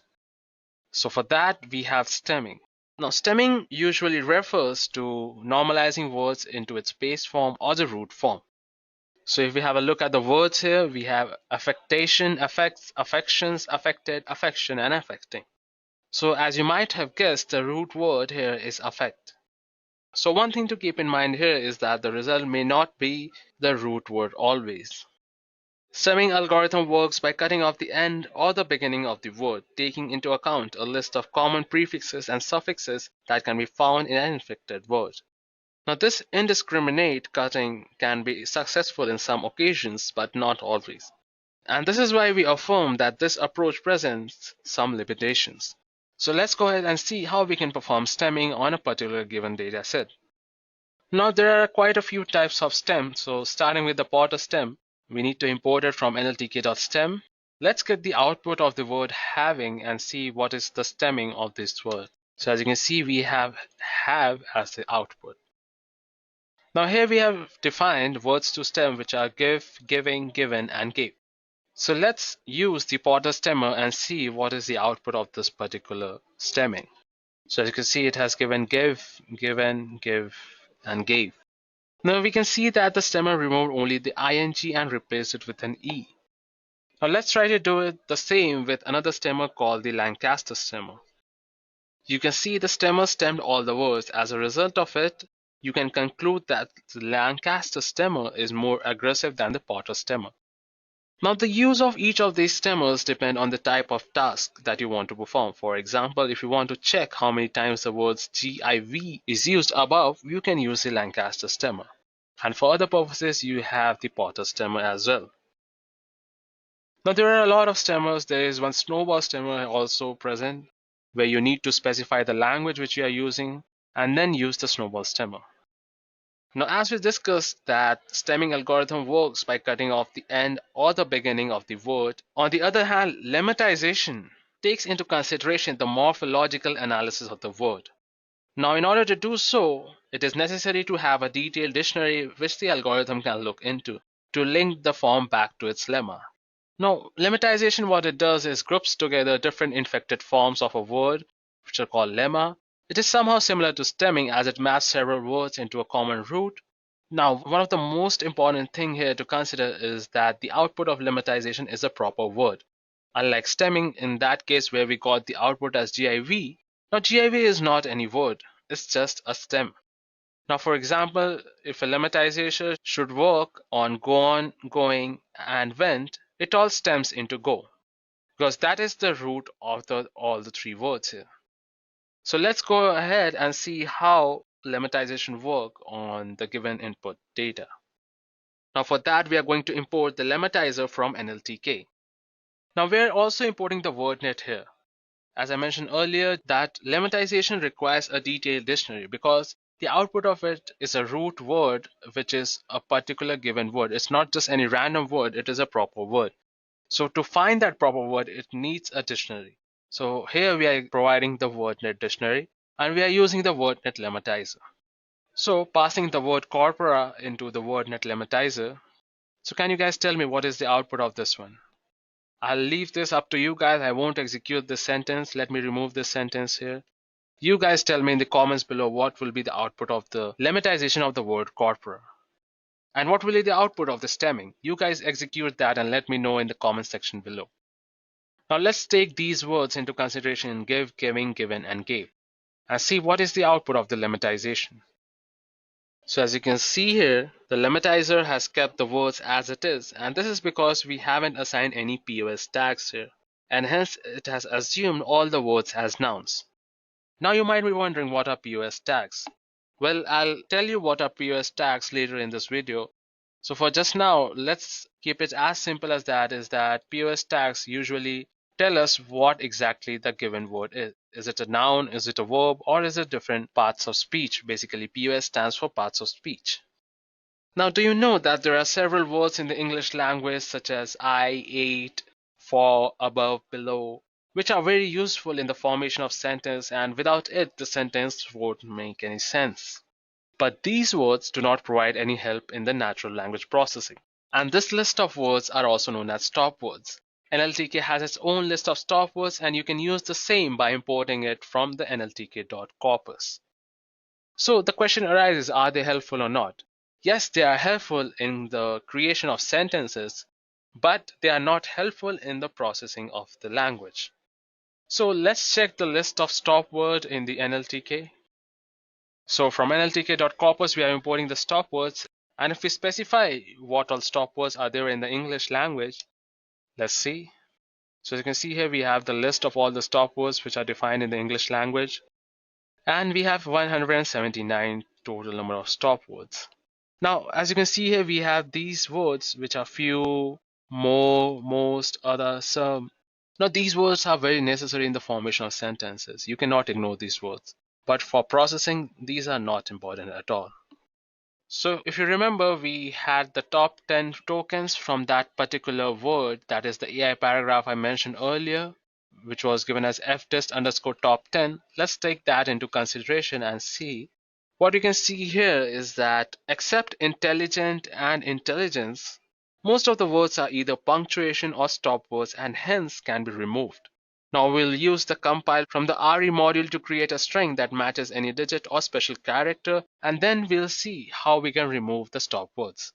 So if we have a look at the output of the post punctuation, you can see there are no stop words here in the particular given output. And if we have a look at the output of the length of the post punctuation, it's 233 compared to the 273, the length of the AI tokens. Now this is very necessary in language processing as it removes all the unnecessary words which do not hold any much more meaning. Now coming to another important topic of natural language processing and text mining or text analysis is the parts of speech.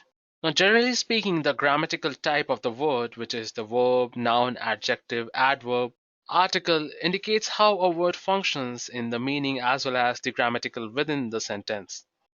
Now, a word can have more than one part of speech based on the context in which it is used. For example, if we take the sentence into consideration, Google something on the internet. Now, here Google acts as a verb, although it is a proper noun. So as you can see here, we have so many types of POS tags and we have the descriptions of those various tags. So we have the coordinating conjunction CC, cardinal number CD. We have JJ as adjective, MD as modal. We have the proper noun, singular, plural. We have verbs, different types of verbs. We have interjection, symbol. We have the Y pronoun and the Y adverb. Now we can use POS tags as a statistical NLP task. It distinguishes the sense of the word, which is very helpful in text realization, and it is easy to evaluate as in how many tags are correct. And you can also infer semantic information from the given text. So let's have a look at some of the examples of POS. So take the sentence, the dog killed the bat.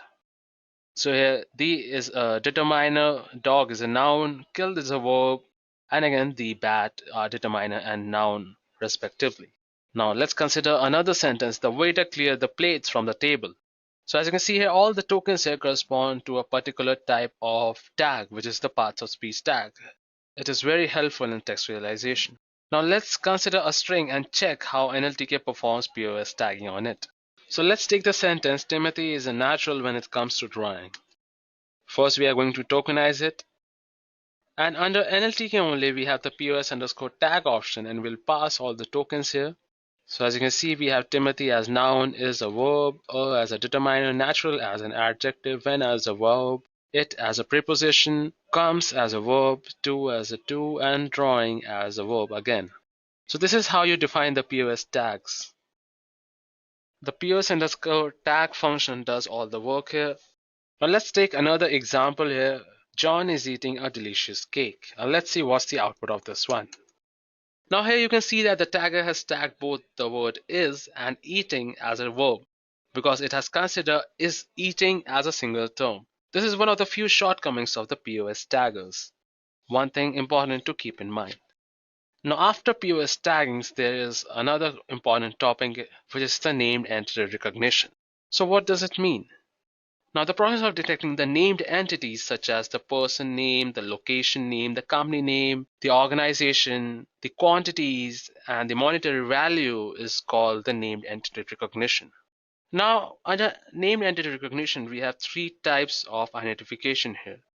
We have the noun phrase identification. Now, this step deals with extracting all the noun phrases from a text using dependency parsing and parts of speech tagging.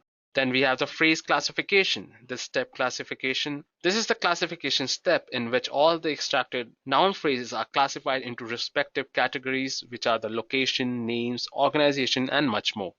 And apart from this, one can curate the lookup tables and dictionaries by combining information from different sources. And finally, we have the entity disambiguation. Now, sometimes it is possible that the entities are misclassified. Hence, creating a validation layer on top of the result is very useful, and the use of knowledge graphs can be exploited for this purpose. Now, the popular knowledge graphs are Google Knowledge Graph, the IBM Watson, and Wikipedia. So let's take a sentence into consideration that the Google CEO Sundar Pichai introduced the new pixel at Minnesota Roy Center event. So as you can see here, Google is an organization, Sundar Pichai is a person, Minnesota is a location, and the Roy Center event is also tagged as an organization. Now for using NER in Python, we'll have to import the NE_chunk from the NLTK module, which is present in Python. So let's consider a text data here and see how we can perform the NER using the NLTK library. So first we need to import the NE_chunk here. Let's consider the sentence here. We have the US president stays in the White House. So we need to do all these processes again. We need to tokenize the sentence first and then add the POS tags. And then if we use the NE_chunk function and pass the list of tuples containing POS tags to it, let's see the output. So as you can see, the US here is recognized as an organization. And White House is clubbed together as a single entity and is recognized as a facility. Now this is only possible because of the POS tagging. Without the POS tagging, it would be very hard to detect the named entities of the given tokens. Now that we have understood what are named entity recognition, NERs, let's go ahead and understand one of the most important topic in NLP and text mining, which is the syntax. So what is a syntax? So, in linguistics, syntax is the set of rules, principles, and the processes that govern the structure of a given sentence in a given language. The term syntax is also used to refer to the study of such principles and processes. So what we have here are certain rules as to what part of the sentence should come at what position. With these rules, one can create a syntax tree whenever there is a sentence input. Now, syntax tree in layman terms is basically a tree representation of the syntactic structure of the sentence of the strings. It is a way of representing the syntax of a programming language as a hierarchical tree structure. This structure is used for generating symbol tables for compilers and later code generation. The tree represents all the constructs in the language and their subsequent rules. So let's consider the statement, the cat sat on the mat. So as you can see here, the input is a sentence or a verb phrase, and it has been classified into noun phrase, then the prepositional phrase. Again, the noun phrase is classified into article and noun. And again, we have the verb, which is sat. And finally, we have the preposition on, the article and the noun, which are the and mat. Now, in order to render syntax trees in our notebook, you need to install the Ghost script, which is a rendering engine. Now, this takes a lot of time, and let me show you from where you can download the Ghost script. Just type in download Ghost script and select the latest version here. So as you can see, we have two types of license here. We have the general public license and the commercial license. As creating syntax and following it is a very important part, it is also available for commercial license, and it is very useful. So I'm not going to go much deeper into what syntax tree is and how we can do that. So now that we have understood what are syntax trees, let's discuss the important concept with respect to analyzing the sentence structure, which is chunking. So chunking basically means picking up individual pieces of information and grouping them into bigger pieces. And these bigger pieces are also known as chunks. In the context of NLP and text mining, chunking means grouping of words or tokens into chunks. So let's have a look at the example here. So the sentence into consideration here is we caught the Black Panther. We is the preposition, caught is a verb, the determiner, black is an adjective, and panther is a noun. So what it has done is here, as you can see, is that pink, which is an adjective, panther, which is a noun, and the is a determiner, are chunked together in the noun phrase. So let's go ahead and see how we can implement chunking using the NLTK. So let's take the sentence, the big cat ate little mouse who was after the fresh cheese. We'll use the POS tags here and also use the tokenizing function here. So as you can see here, we have the tokens and we have the POS tags. What we'll do now is create a grammar from a noun phrase and we'll mention the tags that we want in our chunk phrase within the curly braces. So that will be our grammar underscore NP. Now here we have created a regular expression matching string. Now we'll now have to parse the chunk and hence we'll create a chunk parser and pass our noun phrase string to it. So as you can see, we have a certain error, and let me tell you why this error occurred. So this error occurred because we did not use the Go script and we did not form the syntactical tree. But in the final output, we have a tree structure here, which is not exactly in the visualization part, but it's there.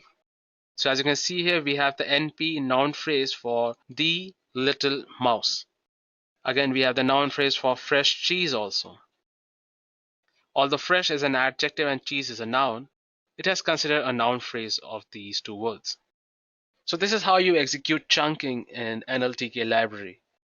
So by now we have learned almost all the important steps in text processing, and let's apply them all in building a machine learning classifier on the movie reviews from the NLTK corpora. So for that, first let me import all the libraries, which are the pandas, the NumPy library.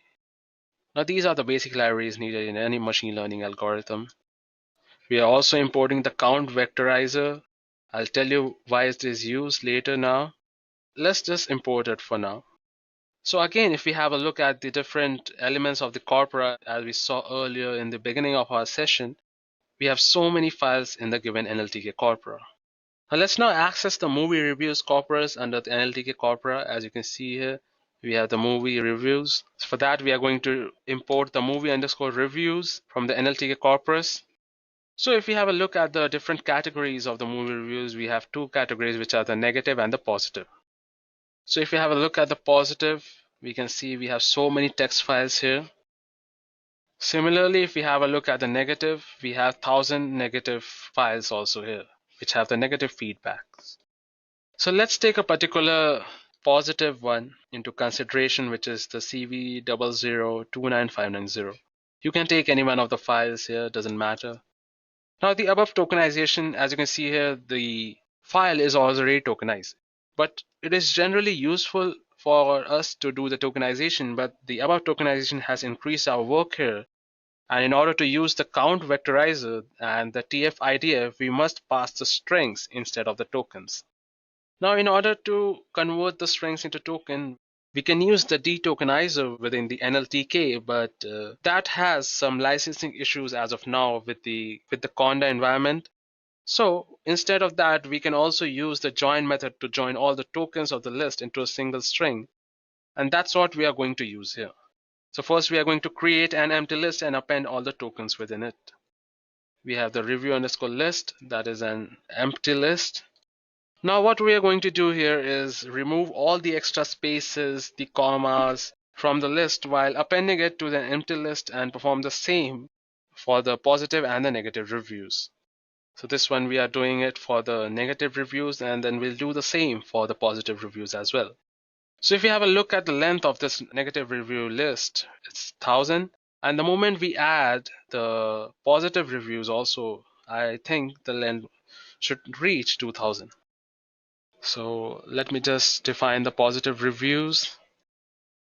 Now execute the same for positive reviews. And then again, if we have a look at the length of the review list, it should be 2,000. That is good. Now let us now create the targets before creating the features for our classifiers. So while creating the targets, we are using the negative reviews, here we are denoting it as 0. And for the positive reviews, we are converting it into 1. And also we will create an empty list and we'll add 1000 zeros followed by 1000 ones into the empty list. Now we'll create a panda series for the target list. Now the type of Y must result into a panda series. So if we have a look at the output of the type of Y, it is pandas.core.series. That is good. Now let's have a look at the first 5 entries of the series. So as you can see, it is 1000 zeros which were followed by 1000 ones. So the first 5 inputs are all zeros. Now we can start creating features using the count vectorizer or the bag of words. For that, we need to import the count vectorizer.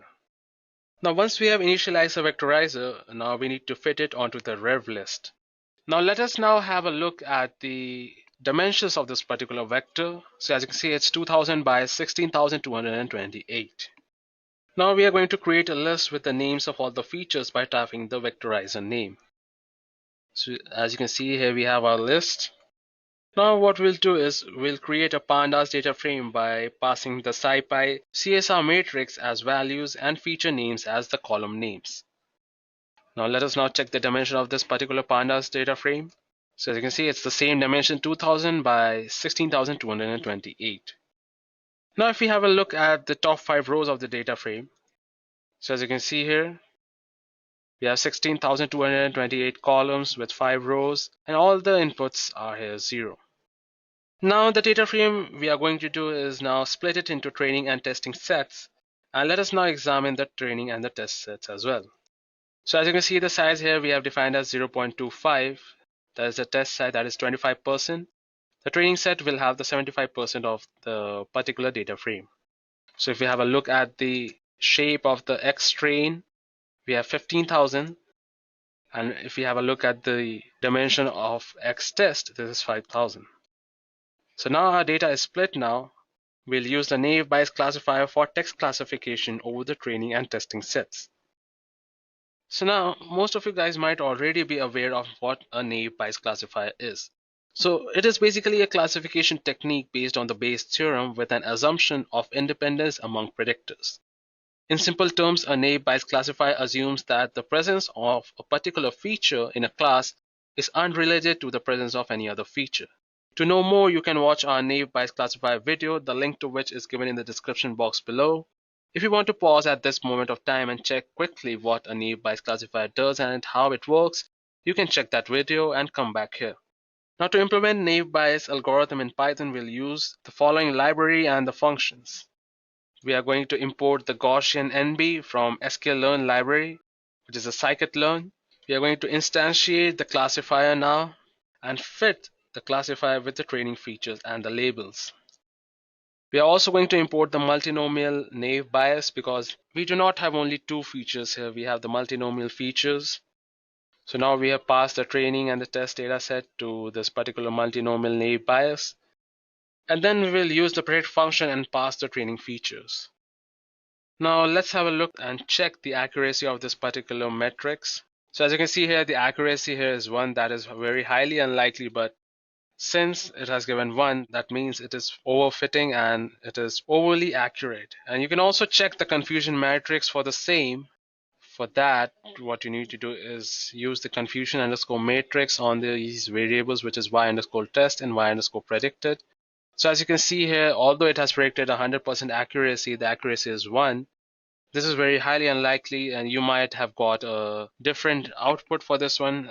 I've got the output here as 1.0. You might have got an output as 0.6, 0.7, or any number in between 0 and 1.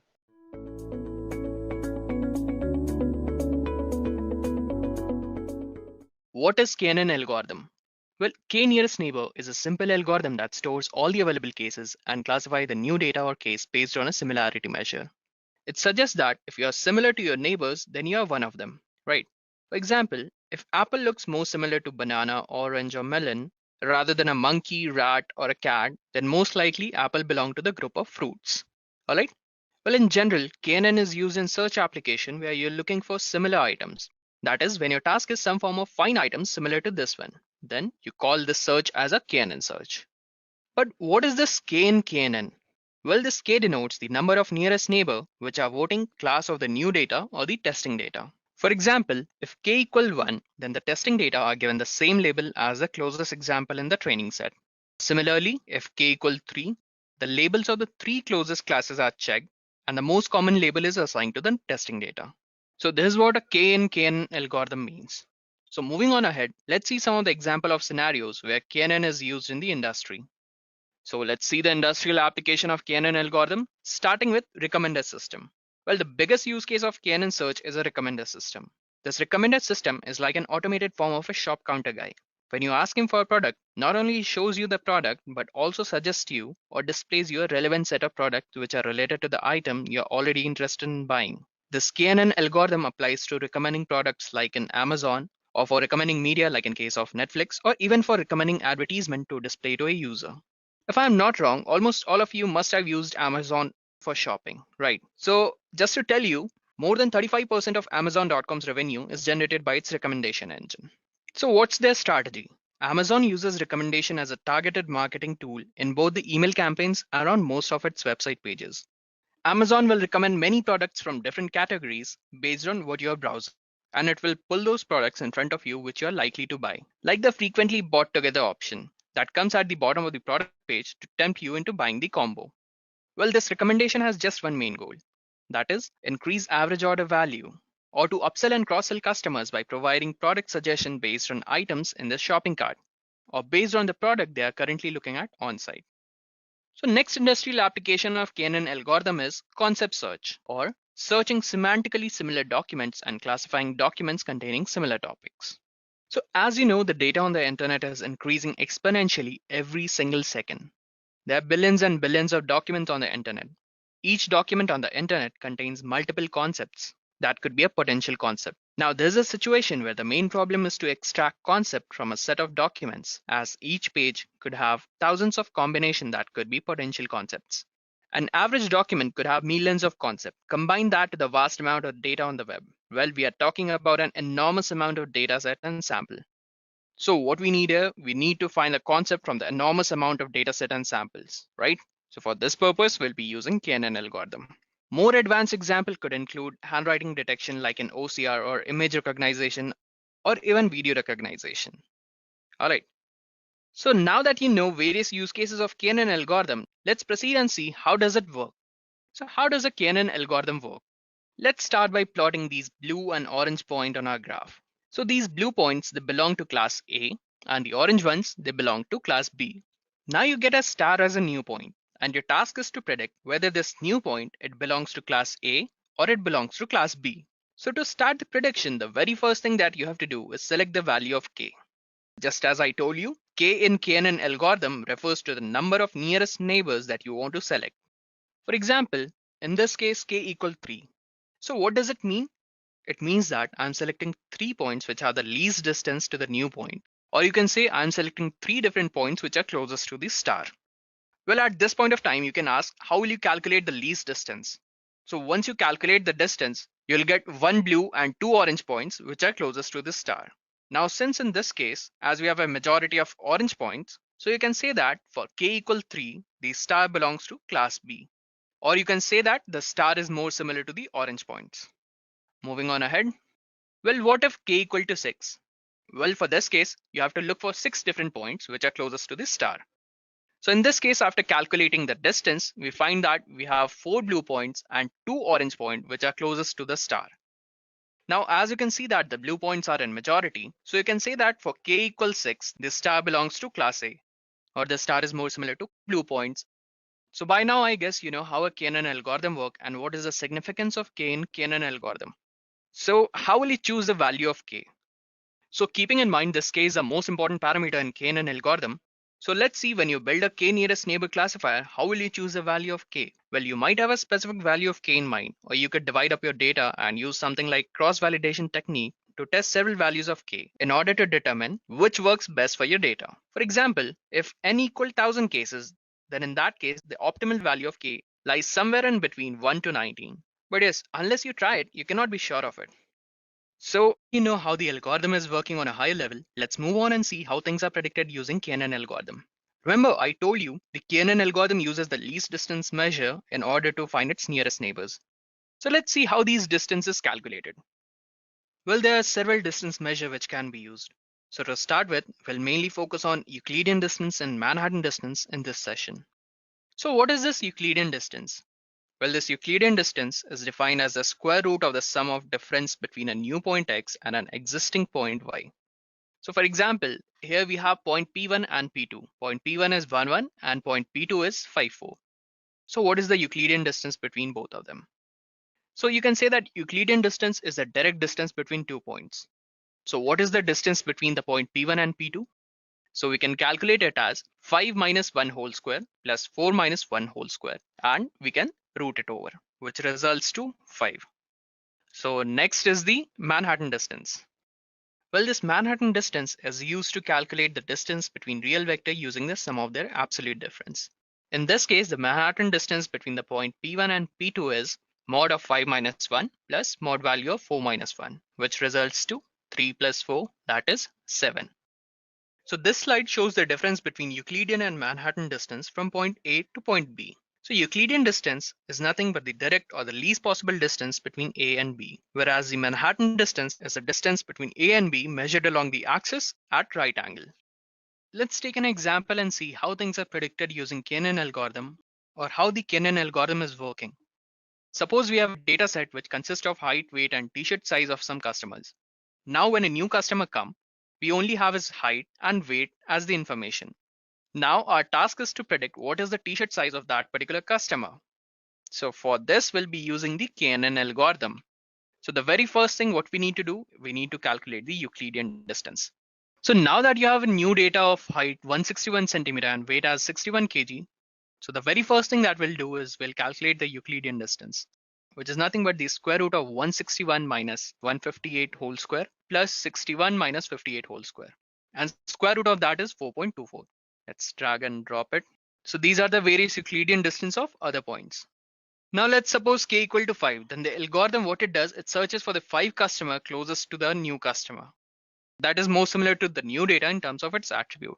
For k equal 5, let's find the top 5 minimum Euclidean distance. So these are the distance which we are going to use: 1, 2, 3, 4, and 5. So let's rank them in the order. First, this is second, this is third, then this one is fourth, and again this one is 5. So this is our order. So for k equal 5, we have 4 t-shirts which come under size M and 1 t-shirt which comes under size L. So obviously, best guess or the best prediction for the t-shirt size of height 161 centimeter and weight 61 kg is M. Or you can say that our new customer fit into size M.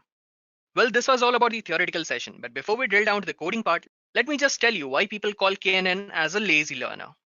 Well, KNN for classification is a very simple algorithm, but that's not why they are called lazy. KNN is a lazy learner because it doesn't have a discriminative function from the training data, but what it does, it memorizes the training data. There is no learning phase of the model, and all of the work happens at the time a prediction is requested. So as such, this is the reason why KNN is often referred to as lazy learning algorithm. So this was all about the theoretical session. Now let's move on to the coding part. So for the practical implementation of the hands-on part, I'll be using the IRIS dataset. So this dataset consists of 150 observation. We have 4 features and 1 class label. The 4 features include the sepal length, the sepal width, petal length, and the petal width, whereas the class label decides which flower belongs to which category. So this was the description of the dataset which we are using. Now let's move on and see what are the step-by-step solution to perform a KNN algorithm. So first we'll start by handling the data. What we have to do, we have to open the dataset from the CSV format and split the dataset into train and test part. Next, we'll check the similarity, where we have to calculate the distance between 2 data instances. Once we calculate the distance, next we'll look for the neighbor and select k neighbors which are having the least distance from a new point.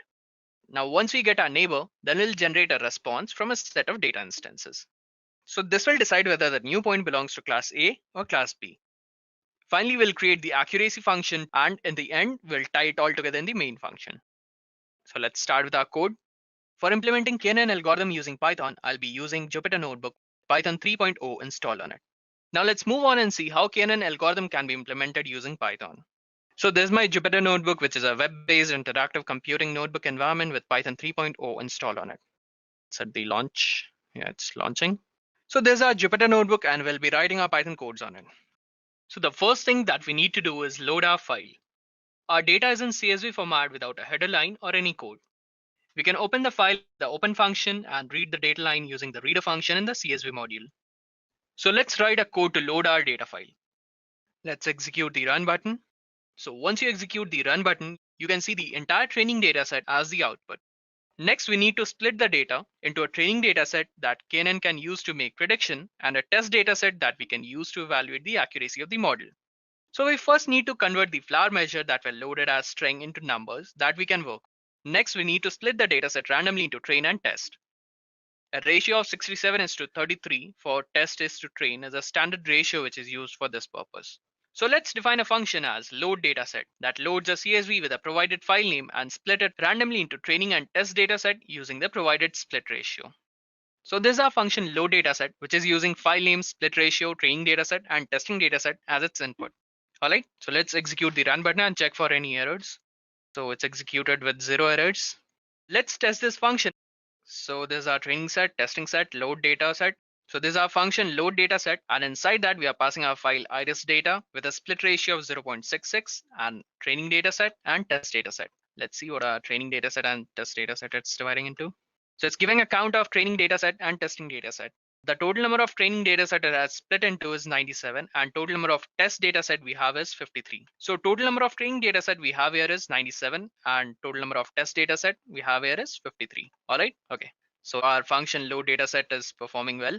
So let's move ahead to step 2, which is similarity. So in order to make prediction, we need to calculate the similarity between any two given data instances. This is needed so that we can locate the k most similar data instances in the training data set and in turn make a prediction. Given that all 4 flower measurements are numeric and have same unit, we can directly use the Euclidean distance measure, which is nothing but the square root of the sum of squared differences between two arrays of the number. Given that all the 4 flower measurements are numeric and have same unit, we can directly use the Euclidean distance measure, which is nothing but the square root of the sum of squared difference between two arrays of the number. Additionally, we want to control which field to include in the distance calculation. So specifically, we only want to include first 4 attributes. So our approach will be to limit the Euclidean distance to a fixed length. All right. So let's define our Euclidean function. So this is our Euclidean distance function, which takes instance 1, instance 2, and length as parameters.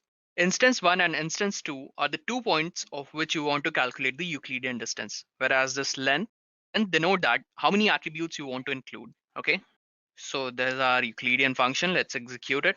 It's executing fine without any errors. Let's test the function. Suppose the data 1 or the first instance consists of the data point as 222 and it belongs to class A, and data 2 consists of 444 and it belongs to class B. So when we calculate the Euclidean distance of data 1 to data 2, and what we have to do, we have to consider only first 3 features of them. All right, so let's print the distance. As you can see here, the distance comes out to be 3.464. All right, so this is nothing but the square root of 4 minus 2 whole square. So this distance is nothing but the Euclidean distance, and it is calculated as square root of 4 minus 2 whole square plus 4 minus 2 whole square. That is nothing but 3 times of 4 minus 2 whole square, that is 12. And square root of 12 is nothing but 3.464. All right, so now that we have calculated the distance, now we need to look for k nearest neighbors. Now that we have a similarity measure, we can use it to collect the k most similar instances for a given unseen instance. Well, this is a straightforward process of calculating the distance for all the instances and selecting a subset with the smallest distance value. And now what we have to do, we have to select the smallest distance values. So for that, we'll be defining a function as getNeighbors. So for that, what we'll be doing, we'll be defining a function as getNeighbors. What it will do, it will return the k most similar neighbors from the training set for a given test instance. All right. So this is how our getNeighbors function look like. It takes training dataset and test instance and k as its input. Here the k is nothing but the number of nearest neighbor you want to check for. All right.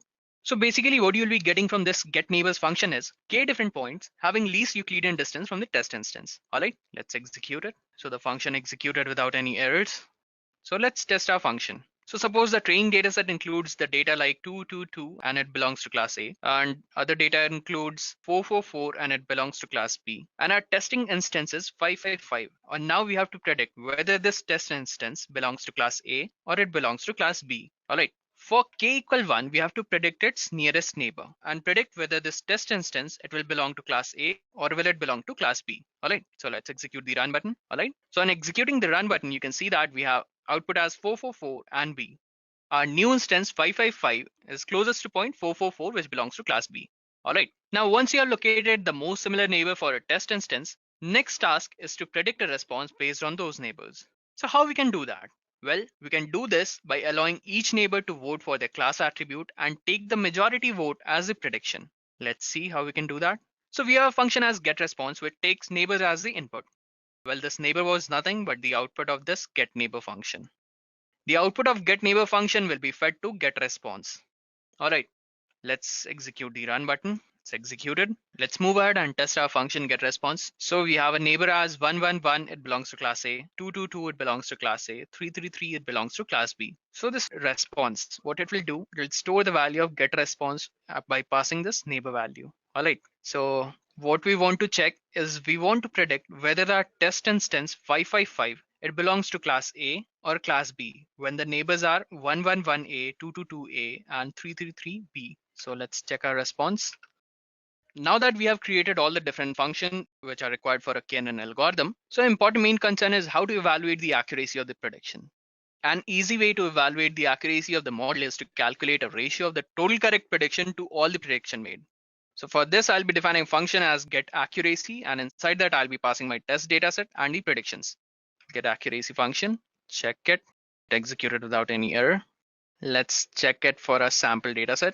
So we have our test data set as 111, which belongs to class A, 222, which again belongs to class 333, which belongs to class B. And my predictions is for first test data, it predicted that it belongs to class A, which is true. For next, it predicted that it belongs to class A, which is again true. And for the next, again, it predicted that it belongs to class A, which is false in this case, because the test data belongs to class B. All right. So in total, we have 2 correct prediction out of 3. All right. So the ratio will be 2 by 3, which is nothing but 66.66. So our accuracy rate is 66.66. So now that you have created all the functions that are required for KNN algorithm, let's compile them into one single main function. All right. So this is our main function, and we are using iris dataset with a split of 0.67 and the value of k is 3. Let's see what is the accuracy score of this. Check how accurate our model is. So in training data set, we have 113 values, and in the test data set, we have 37 values. These are the predicted and the actual values of the output. Okay. So in total, we got an accuracy of 97.29%, which is really very good. All right.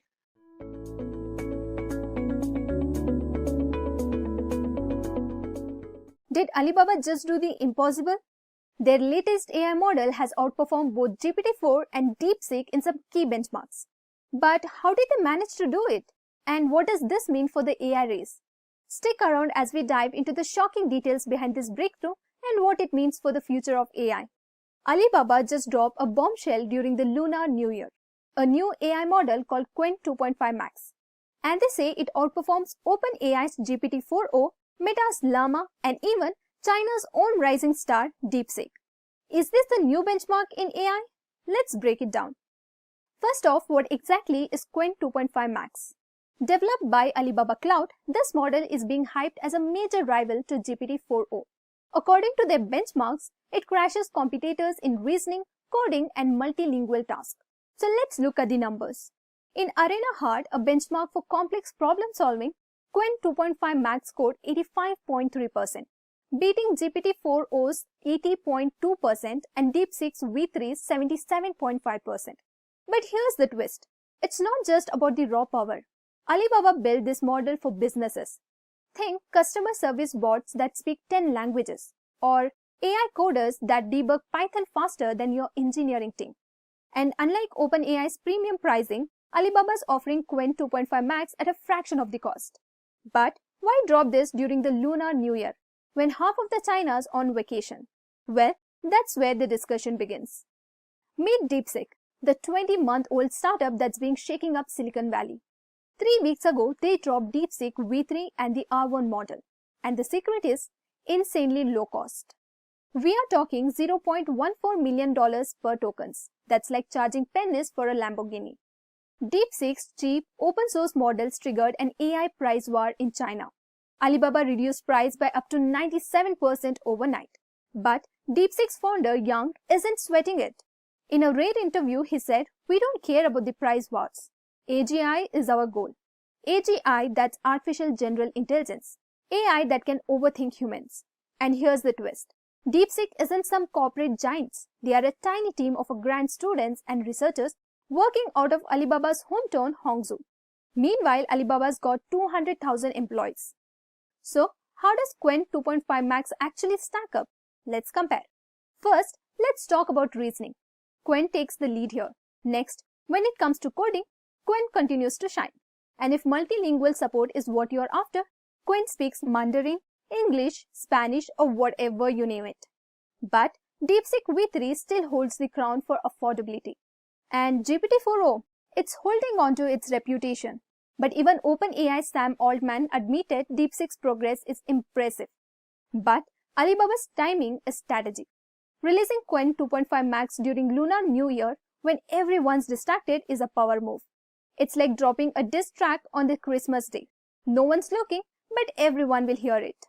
So, here's why this matters. DeepSeek's R1 model wiped $1 trillion of US tech stocks in a day. Nvidia, Meta, Microsoft all dropped. Why? Because if a tiny Chinese startup can match GPT-4 at 100 the cost, inventors wonder, are we overspending on AI? And China's giant aren't sitting still. ByteDance updated its AI model days after DeepSeek's launch. Tencent and Baidu are in the price-cutting frenzy. Meanwhile, Alibaba's betting big on Qwen to dominate enterprise AI. Think hospitals, banks, and mega corporations. And the real question is, who's closer to AGI? DeepSeek's agile team or Alibaba's corporate powerhouse? Share your thoughts in the comments. So, is Qwen 2.5 Max the new AI champion? Maybe, but this isn't just about benchmarks. It's a glimpse into the future. A future where AI isn't just built by Silicon Valley giants, but by startups in Hangzhou and open source communities worldwide.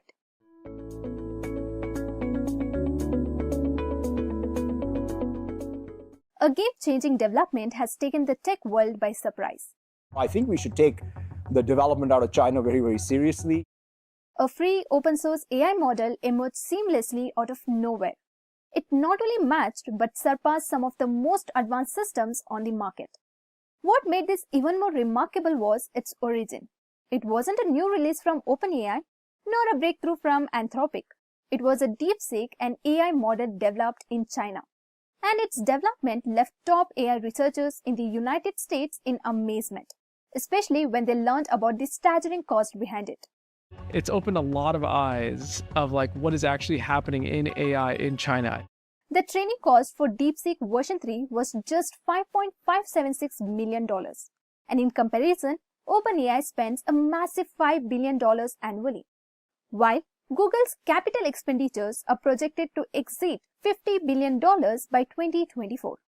Microsoft, on the other hand, invested over $13 billion just in OpenAI. And yet, DeepSeek's model outperformed these highly funded AI models from leading American companies. And the contrast is truly mind-blowing. To see the DeepSeek new model, it's super impressive in terms of both how they have really effectively done an open source model that does what is this inference time compute, and it's super compute efficient. DeepSeek didn't stop at the success of its powerful open source AI model. Instead, it quickly introduced R1, a next-generation reasoning model that has already surpassed the advanced OpenAI V1 model in several third-party benchmarks. This rapid innovation highlights DeepSeek's ability to surpass even the most well-funded United States AI giants, proving that agility and creativity can disrupt the established leaders in the race of the AI dominance. As we dive deeper into this, let's hear from Martin Veshev, the director of Bulgarian Institute for Computer Science, Artificial Intelligence and Technology. He recently made some interesting statements about the AI industry, and they are shaking things up. So he pointed out that a Chinese AI startup claimed to have developed its R1 LLM model with less than $6 million, while other companies are pouring in billions. That announcement alone caused Nvidia's stock to drop. And according to Martin, these models are built by strong researchers and engineers in the field, many of whom actively publish their work. But developing these AI models can be incredibly expensive. Just to give you an idea, running 2048H800 GPUs could cost anywhere between $50 to $100 million. And he also mentioned that the company handling the data center is backed by a massive Chinese investment fund, with far more GPUs than just those 2048H800 units. As for the architecture behind DeepSeek's R1 and V3 models, Martin explained that they use a mixture of experts, MOE approach. Simply put, this means that at any given time, only a small percentage of the model is active, making it much more efficient in real-time use. This raises a lot of questions about the cost efficiency, AI development strategies, and how companies are competing in this space. Now, the question is, if DeepSeek's development is being reported to have cost only $5 to $6 million, how does this figure align with the extensive infrastructure, data center operations, and substantial backing from Chinese investment funds?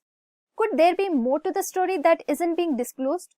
Let us know in the comment section below. As far as the research indicates, DeepSeek V3 has been utilized as the base model for DeepSeek R1. And this progression highlights DeepSeek's strategic approach to building on its existing architecture while pushing the boundaries of AI capabilities. DeepSeek R1 distinguishes itself by relying entirely on reinforcement learning fine-tuning, a focused and efficient method that contrasts sharply with OpenAI's GPT infrastructure. OpenAI's GPT, Generative Pre-trained Transformer Framework, employs a combination of supervised learning, unsupervised learning, and reinforcement learning to train its models. While this multifaceted approach has proven effective, it also requires significant computational resources and time. In contrast, DeepSeek R1's exclusive use of reinforcement learning fine-tuning demonstrates a more streamlined and targeted methodology, which not only reduces cost but also enhances performance in specific tasks. This differences in training strategies highlights DeepSeek's remarkable ability to innovate efficiency. And by building on its foundational V3 model, it developed R1, a reasoning model that has already surpassed OpenAI's advanced systems in some key benchmarks. DeepSeek's focus on reinforcement learning has allowed it to carve out a unique position, directly challenging the dominance of United States AI giants. This approach demonstrates that with strategic, resource-conscious innovation, groundbreaking results are not only possible, but they are already happening. So what do you think? Does DeepSeek open source approach give it a long-term advantage? Or will OpenAI's heavy investment in research and proprietary models keep it ahead? Share your thoughts in the comments.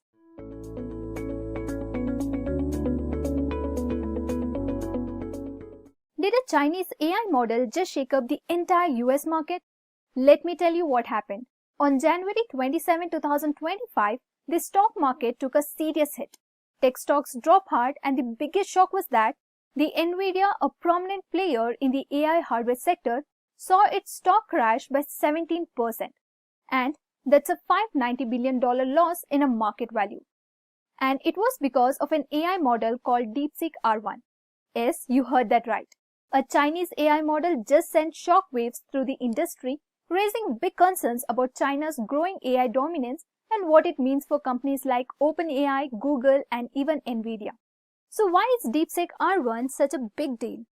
Well, it's not just another AI model. It's a game changer. And with models like DeepSeek R1, DeepSeek V2, and DeepSeek Coder, and it's going head-to-head with the top players like OpenAI and Google, offering powerful AI at the fraction of the cost.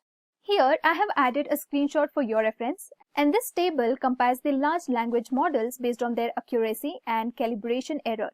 And among the models mentioned, DeepSeek R1 has the highest accuracy with 9.4%, outperforming O1 with 9.1%, Gemini Thinking with 6.2%, and other models such as GPT-4o with 3.3% and Group 2 with 3.8%. Furthermore, DeepSeek R1 has the lowest calibration error with 81.8%, indicating improved confidence calibration over other models with errors greater than 88%. This demonstrates that DeepSeek R1 not only produces the most accurate results but also has a higher forecast reliability. And this benchmark graph will show the DeepSeek R1's expectational performance across a variety of evaluation tasks, solidifying its position as a top-tier LLM. Notably, DeepSeek R1 achieves the highest scores in AI ME 2024 with 79.8%. Codeforces with 96.3%, Math 500 with 97.3% and MMLU with 90.8%, indicating superior reasoning, problem solving and coding skills. When compared to OpenAI's O1 models and DeepSeek V3, DeepSeek R1 consistently outperforms or equals top models, particularly in domains requiring precise logical reasoning and mathematical skills. Furthermore, its high Swevens verified score is 49.2% demonstrates its suitability for software engineering applications, and this finding supports DeepSeek's R1's advancements in AI research, establishing it as a formidable competitor in the LLM space. First, let's talk about DeepSeek R10 and its successor DeepSeek R1. So let's break it down. In reinforcement learning, there are two main components, the agent and the environment. The agent interacts with the environment and based on its actions, it receives rewards or penalties. The goal of the agent is to maximize these rewards by learning from its mistakes and improving over time. Now, let's talk about the DeepSeek R10. This model was a pioneering attempt to use reinforcement learning without supervised fine-tuning. And the idea was to let the model learn entirely through interaction with its environment without any pre-labeled data. However, this approach had some challenges. DeepSeek R10 faced two major issues. First is the poor readability. The model's outputs were often hard to understand. And next, the language mixing with Chinese. The model sometimes mixed languages, especially Chinese, which affected its performance in English tasks. And to address these issues, the team introduced DeepSeek R1. This new model not only solved the problems of readability and language mixing, but also achieved remarkable performance. In fact, DeepSeek R1 matched the accuracy of OpenAI's GPT-O1 model, especially the OpenAI 01217 model on reasoning tasks. That's a huge milestone. But that's not all. DeepSeek R1 is also 24 to 28 times cheaper to train compared to other state-of-the-art models. And this makes it not only highly effective but also cost-efficient, opening up new possibilities for research and applications. So, to recap, here we have. The DeepSeek R10 was an ambitious attempt to reinforcement learning without supervised fine-tuning, but it faced challenges with readability and language mixing. DeepSeek R1 addressed these issues, achieving top-tier accuracy and being significantly most cost-effective. Now, as far as GPT is concerned, ChatGPT combines unsupervised learning, supervised fine-tuning, and RLHF, making it more aligned for text-based reasoning and safe AI interactions. Now, we will look at the model comparison. DeepSeek and GPT are both pushing the boundaries of what AI can do, but they take a very different approaches. So let's break it down. We asked the GPT-O1 model and DeepSeek R1 model to generate a Python code where a ball bounces inside a rotating triangle. Sounds cool, right? Well, let's check out the result. First up, here's what GPT-O1 came up with.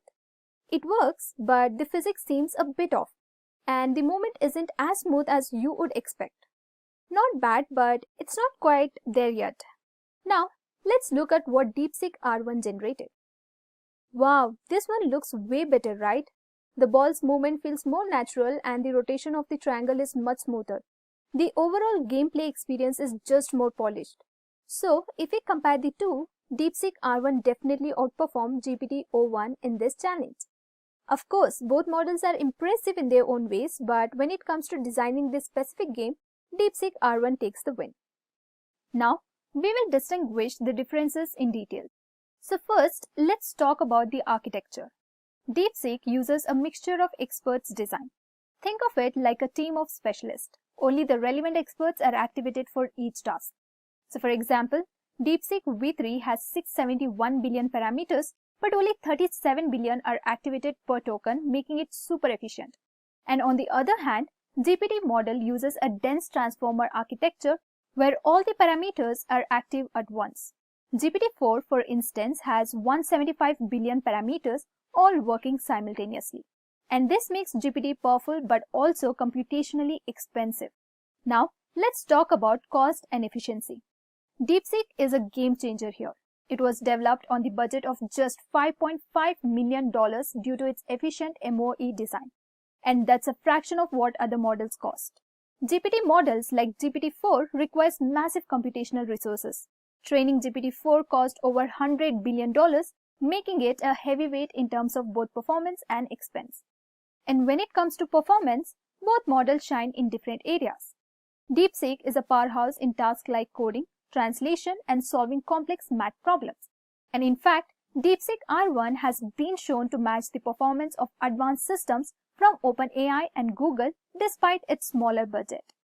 GPT models like GPT-4 are known for their natural language understanding, creative writing, and complex reasoning, and they are incredibly versatile and can handle a wide range of tasks with ease. Next, accessibility is another key difference. DeepSeek is an open source, meaning its code is available to the public, and this promotes transparency, collaboration, and innovation within the AI community. GPT models, on the other hand, are primarily proprietary. While OpenAI has released some tools and models, many advanced versions are restricted and accessed through APIs. Finally, let's talk about the ethics and censorship. DeepSeek implements strict content moderation, especially for politically sensitive topics. This ensures compliance with regulatory standards but can sometimes limit its responses.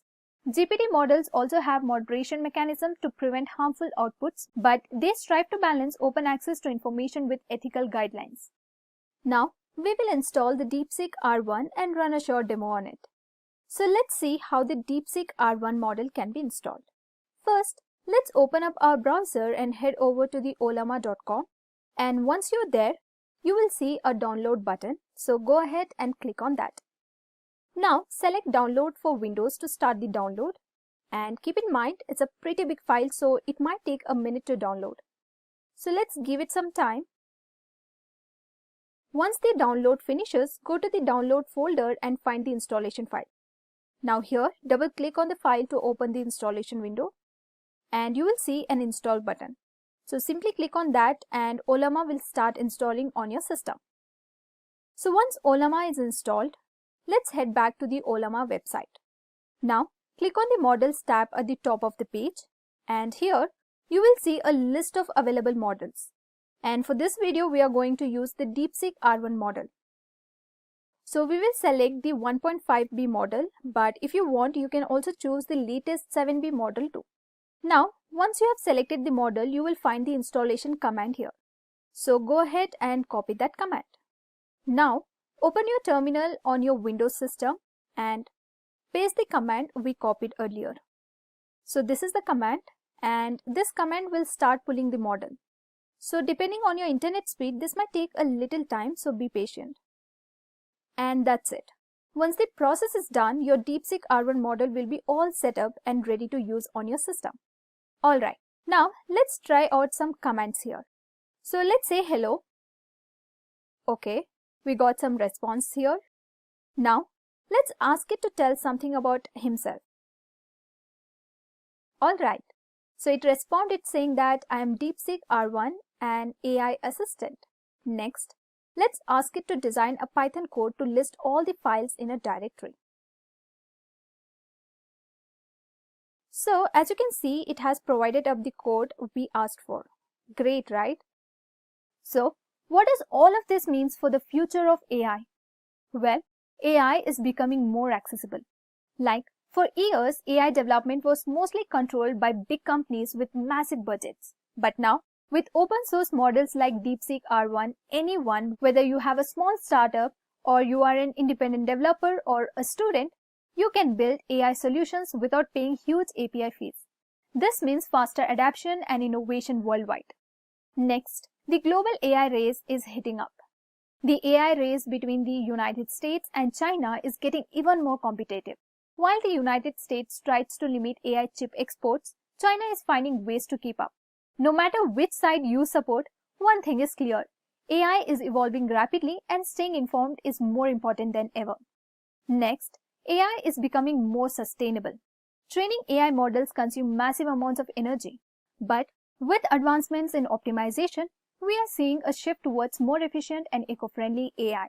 This means lower CO2 emissions and a reduced environmental impact, something that was once a major concern in AI development. Next, career opportunities are growing. And if you're a developer, AI engineer, or a data scientist, This is your moment. Companies will need skilled professionals to build and deploy AI solutions at a faster pace than ever. So if you have been thinking about getting into AI, now is the time to start. Well, DeepSeek is making big moves, but can it really compete with OpenAI in long run? Which one do you think will dominate the future of AI? So let me know your thoughts in the comments below.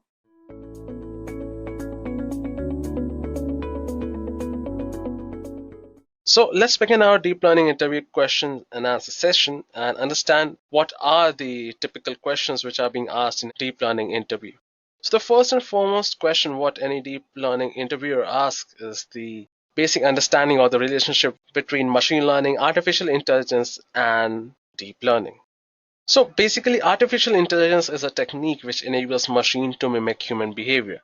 And machine learning is a subset of artificial intelligence technique which uses statistical methods to enable machines to improve with experience. Now, deep learning, on the other hand, is a subset of machine learning which makes the computation of multi-layer neural network feasible. It uses neural networks to simulate human-like decision making.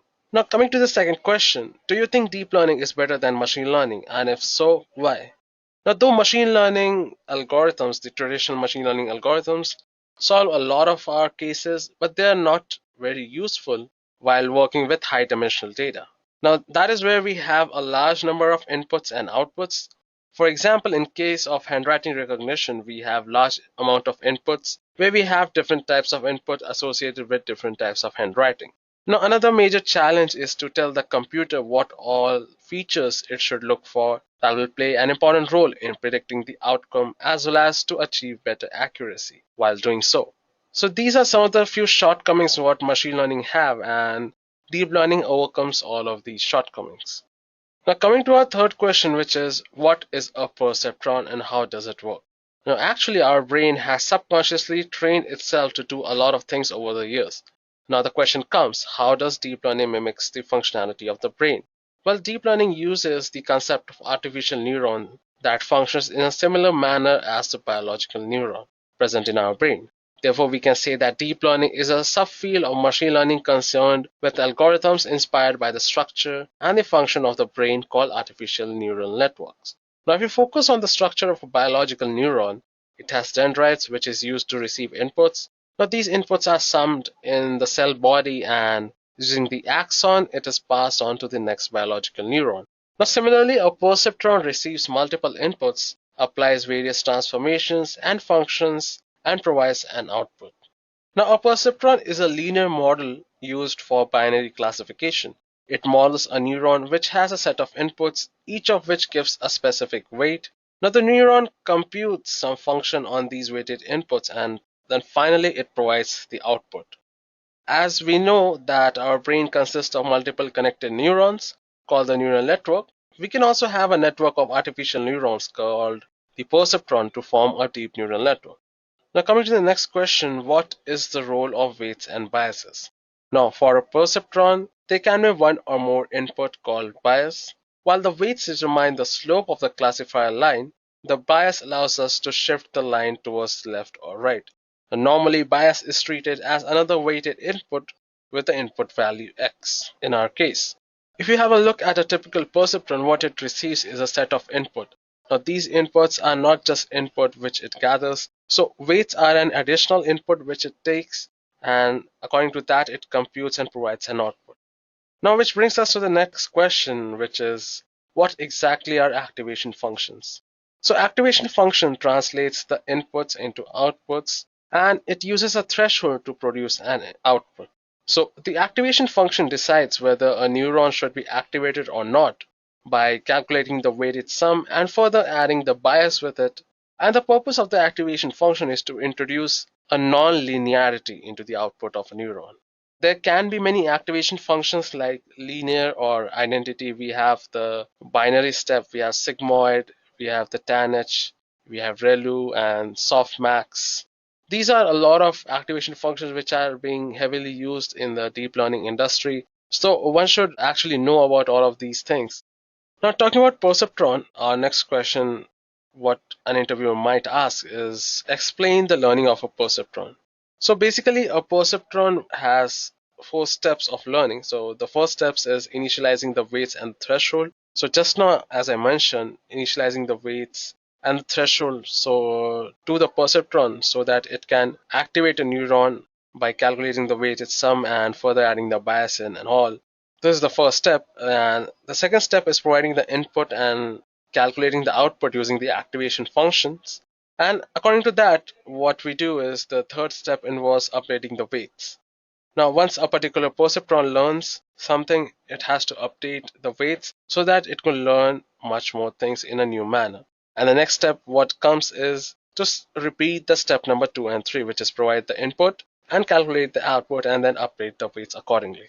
Now, if we have a look at the equation here, we have wj plus 1 that equals wj of t plus n of t minus yx. The wj of t plus 1 is the updated weight, whereas wj of t is the old weight, d is the desired output, y is the actual output, and x is the input. So this is the equation of the learning of a perceptron. Now the next question is, what is the significance of a cost or a loss function? So a cost function is a measure of accuracy of the neural network with respect to a given training sample and expected output. It provides the performance of a neural network as a whole, and in deep learning, the goal is to minimize the cost function. So for that, we use the concept of gradient descent.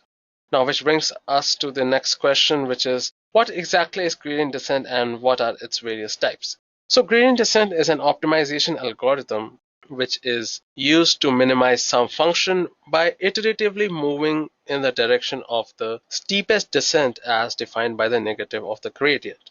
Now think of it as a bowl in which you start from any particular point and the goal is to reach the bottom of the bowl, which is the gradient descent. So there are three types of gradient descent, which are the stochastic, batch, and the mini batch. So stochastic gradient descent, it uses only single training example to calculate the gradient and update the parameters accordingly.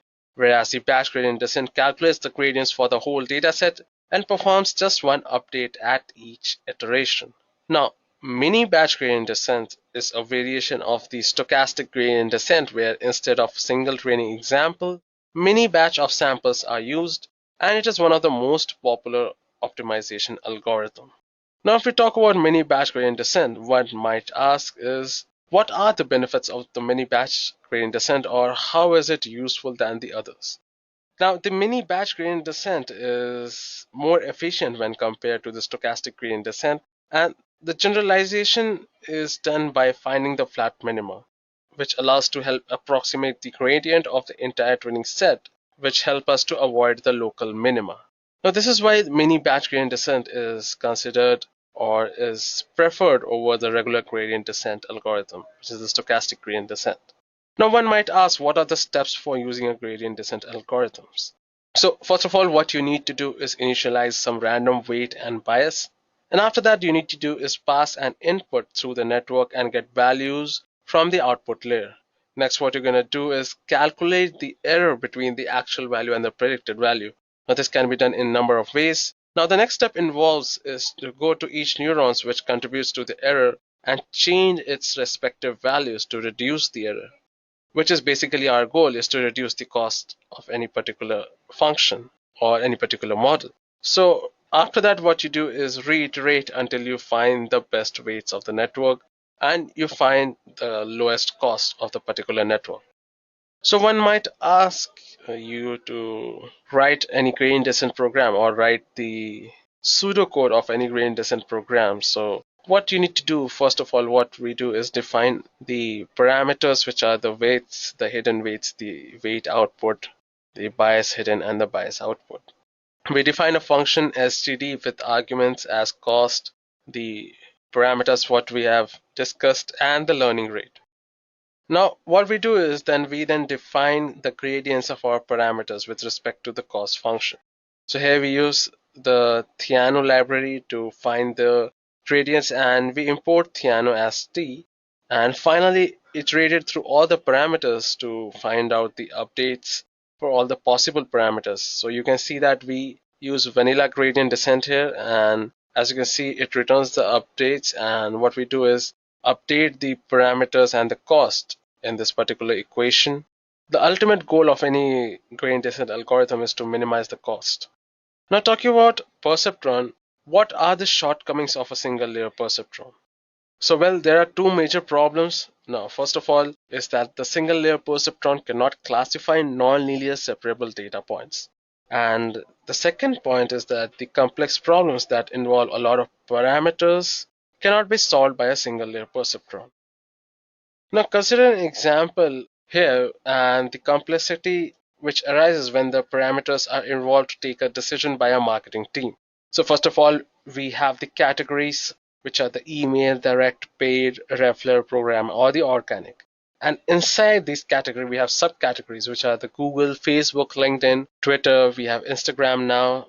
And inside that, we have the type of subcategory, which are the search ads, remarketing ads, interested ads, lookalike ads. And again, if we do a subdivision, we have the parameters to consider, which are the customer acquisition cost, we have the money spent, the click rate, or the lead generated, the customer generated, and the time taken to become a customer. So one neuron cannot take in so many inputs, and that is why more than one neuron would be used to solve this problem. Now, which brings us to the question, what is a multi-layer perceptron?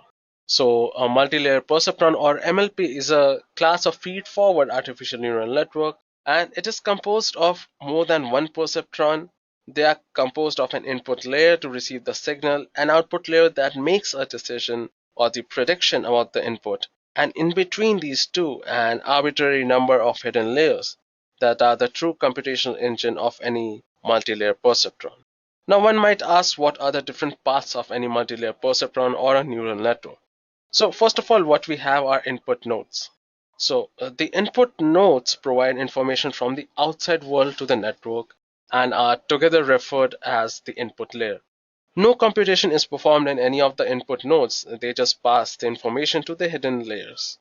Now, hidden nodes have no direct connection with the outside world, hence the name hidden. And what they do is they perform computation and transfer the information from the input nodes to the output nodes. Now, a collection of hidden nodes forms the hidden layer, and while a network will only have a single input layer and a single output layer, it can have 0 to n number of hidden layers, and a multi-layer perceptron has more than one hidden layer. Now, if we talk about output nodes, the output nodes are collectively referred to as the output layer and are responsible for the computation and transferring information from the network to the outside world, and hence they are also responsible for the prediction. Now, coming to our next question, what exactly is data normalization and why do we need it? Now, data normalization is a very important pre-processing step, which is to normalize the data. The data should not be either left skewed or right skewed. It should be normal, and is used to rescale the values to fit in a specific range to assure the better convergence during backpropagation. And in general, it boils down to subtracting the mean of each data point and dividing by its standard deviation so that we get a normally distributed data. And it makes computation easy in terms of the backpropagation in case of neural networks. So this is a very important part of any deep neural network. Now, talking about deep neural networks, or neural networks in general, coming to our next question, which is, now what is better, the deep networks or the shallow ones, and why? Now, both the networks, be it shallow or deep, are capable of approximating any function. What matters is how precise that network is in terms of getting the result.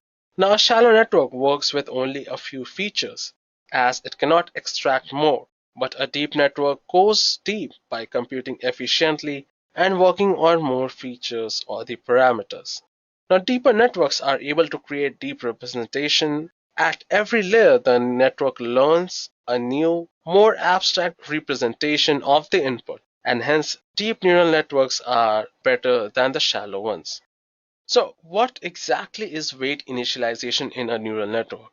Now, as we saw, we had weight initialization in perceptrons. So weight initialization is one of the very important steps. A bad weight initialization can prevent a network from learning, but good weight initialization can help it in giving quicker convergence and a better overall error. Now, biases can be generally initialized to 0, The rule for setting the weights is to be close to zero without being too small, because every time the weight is being multiplied to the inputs, the result gets smaller and smaller. Now, talking about neural networks, what is the difference between a feed-forward and a backpropagation neural network? Now, a feed-forward neural network is a type of neural network architecture where the connections are fed forward, that is, they do not form cycles. The term feed-forward is also used when you input something at the input layer and it travels from the input to the hidden and from the hidden to the output layer. The values are fed forward. Now, backpropagation is a training algorithm which consists of two steps majorly. The first one is feed forwarding the values, and the second one is to calculate the error and propagate it back to the earlier layers. So to be precise, forward propagation is a part of backpropagation algorithm, but it comes before the backpropagation. So one might ask the question, which is one of the most important questions, is that what are the hyperparameters in a neural networks, and name a few of these hyperparameters.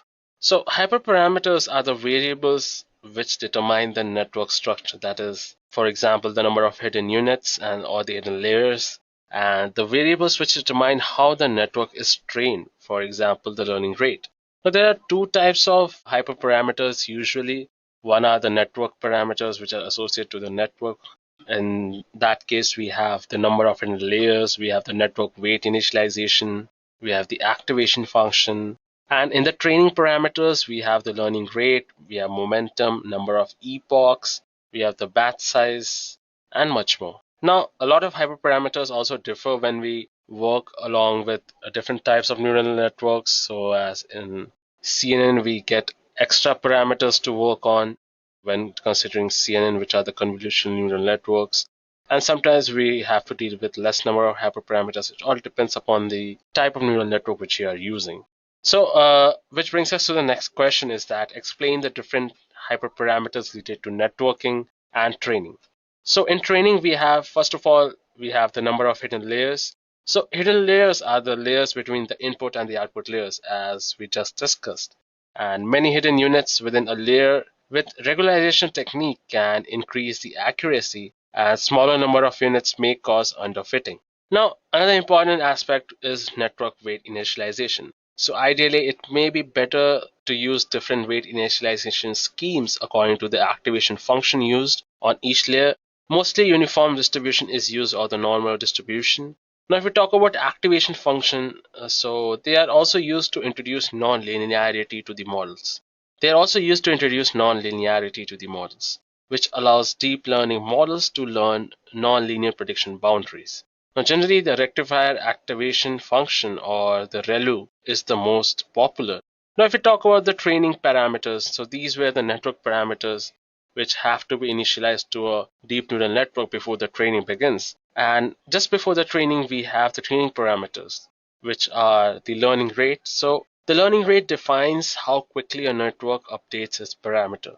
Low learning rate slows down the learning process but converges smoothly.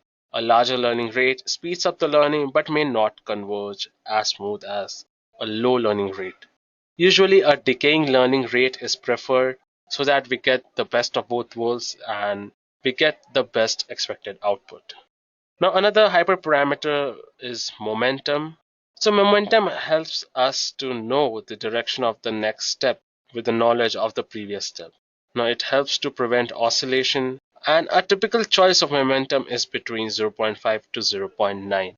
Now, if we talk about the number of epochs, so epochs is basically iterations. So number of epochs is the number of times the whole training data is shown to the network while training. So increase the number of epochs until the validation accuracy starts decreasing, even when tiering accuracy is increasing.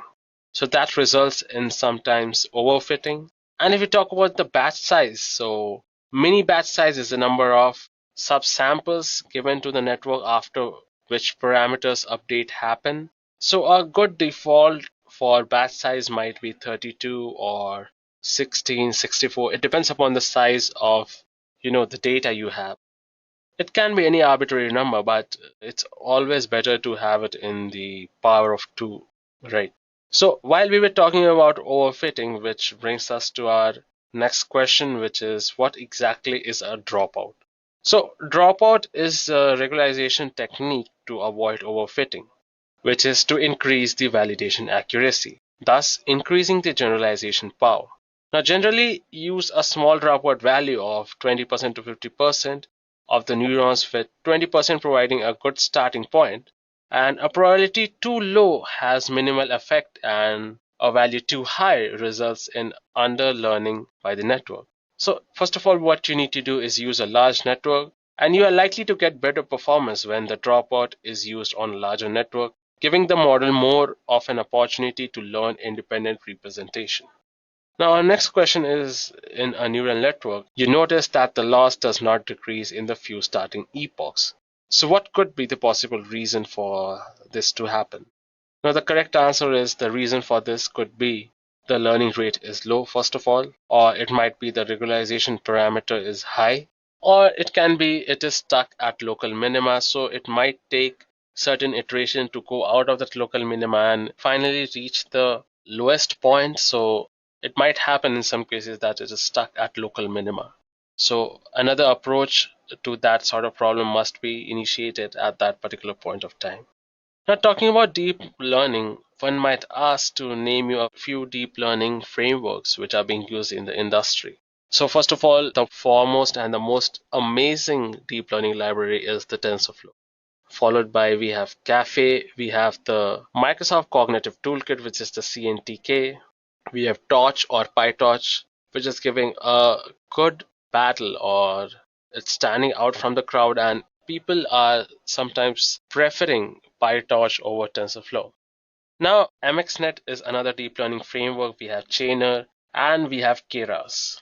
Now, Keras, as you know, can be integrated with Theano as well as TensorFlow, and Keras has been considered one of the best or the simplest deep learning framework when it comes to deep learning. Now, one might ask, what exactly are tensors? So, tensors are nothing but a de facto for representing the data in deep learning. What I meant to say that tensors are just multi-dimensional arrays that allows you to represent the data having higher dimensions. In general, deep learning, you deal with high-dimensional data sets where dimensional refer to the different features present in the data set. So what you need is a multi-dimensional sort of array or a data structure, what you could say. So that's what exactly tensor is. And in fact, the name TensorFlow has been derived from the operations which the neural network perform on tensors. So it's literally a flow of tensor. Now, talking about TensorFlow, one might ask, since it's the most popular deep learning framework and companies prefer people having the knowledge of TensorFlow and been working on it. So what are the few advantages of TensorFlow? So first of all, it has the platform flexibility. It is easily trainable on CPU as well as GPU for distributed computing.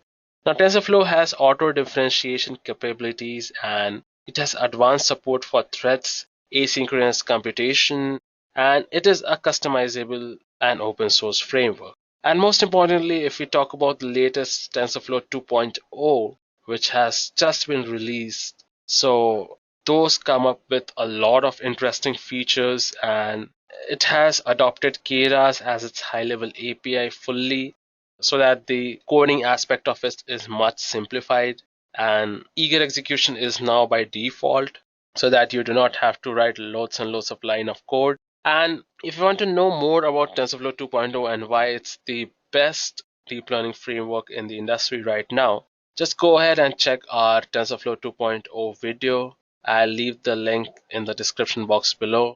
Go check it out, guys, and understand how exactly is it better from the previous version and why it is the best deep learning framework right now. Now, talking about computational graphs, one might ask what exactly they are. So, well, a computational graph is a series of TensorFlow operations arranged as nodes in the graph. Now, each node takes 0 or more tensors as input and produces a tensor as output.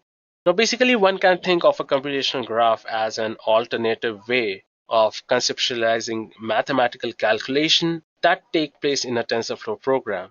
Now, the operations assigned to the different nodes of a computational graph can be performed in parallel, thus providing better performance in terms of computation. So one might ask, what exactly is a convolutional neural network?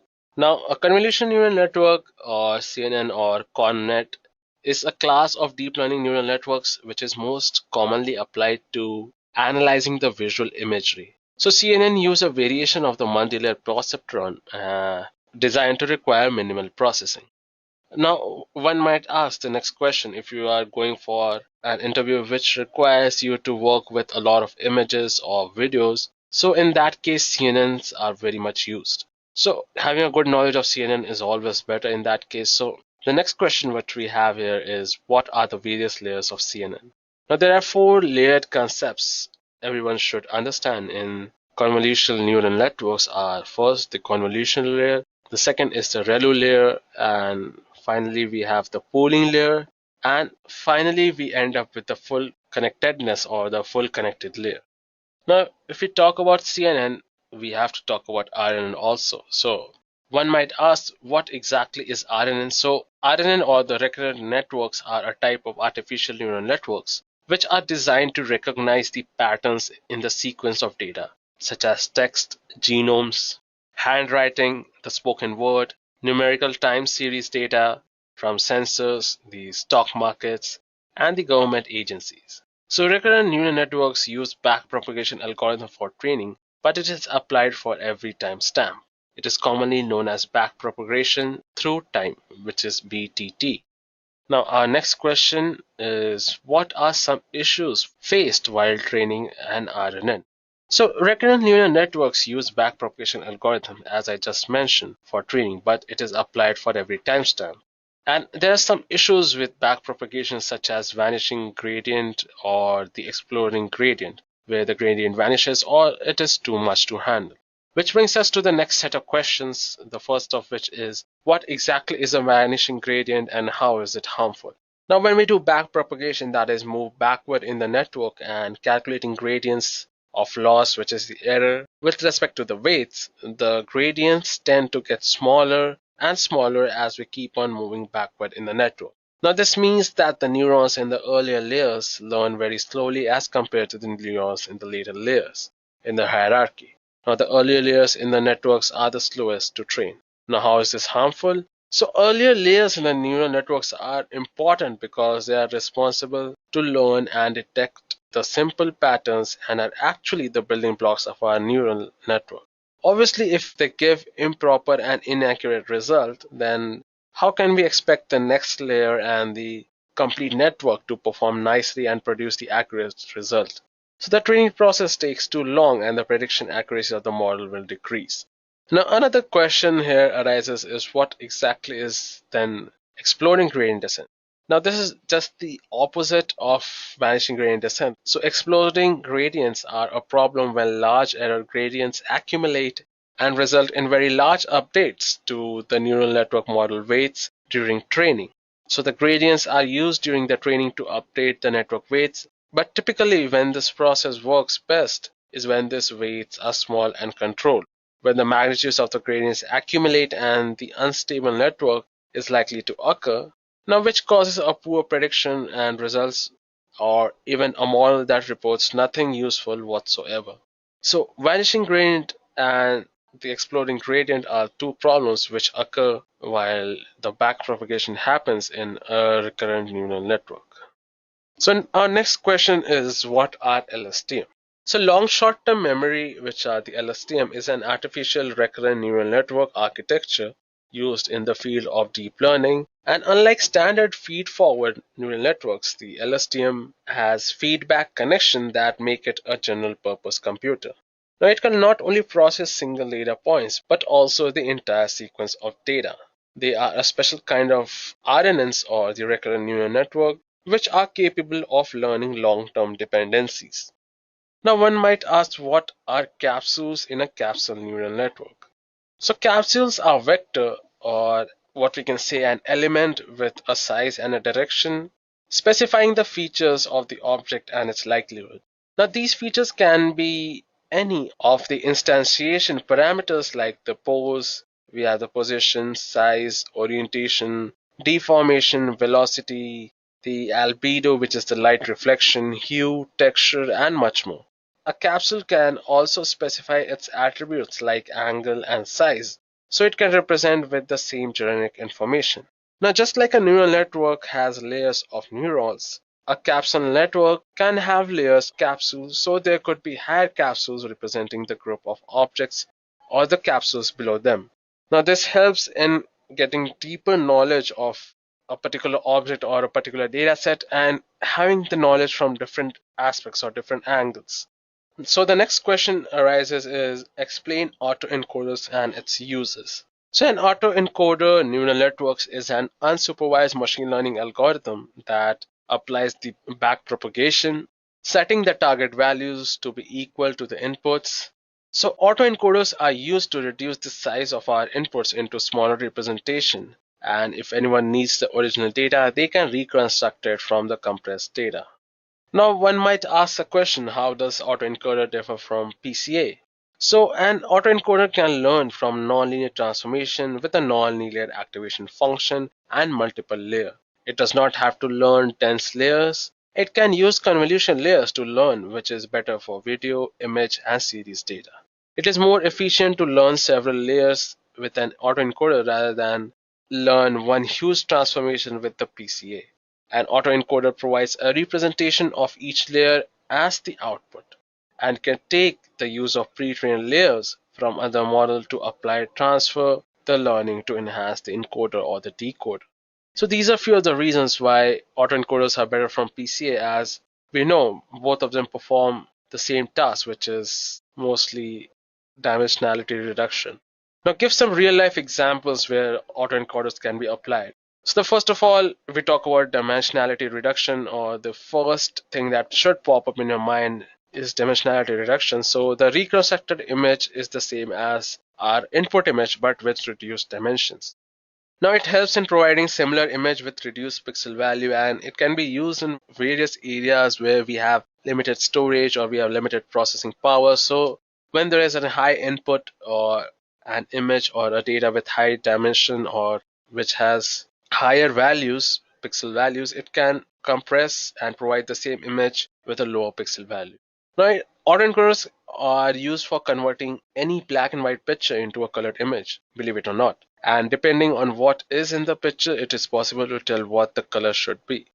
Now, feature variation, if we talk about feature variation, it attracts only the required features of an image and generates the output by removing any unnecessary noise or unnecessary interruption. And if we talk about denoising image, the input seen by an autoencoder is not the raw input, but a stochastically corrupted version. A denoising autoencoder is thus trained to reconstruct the original input from the noisy version.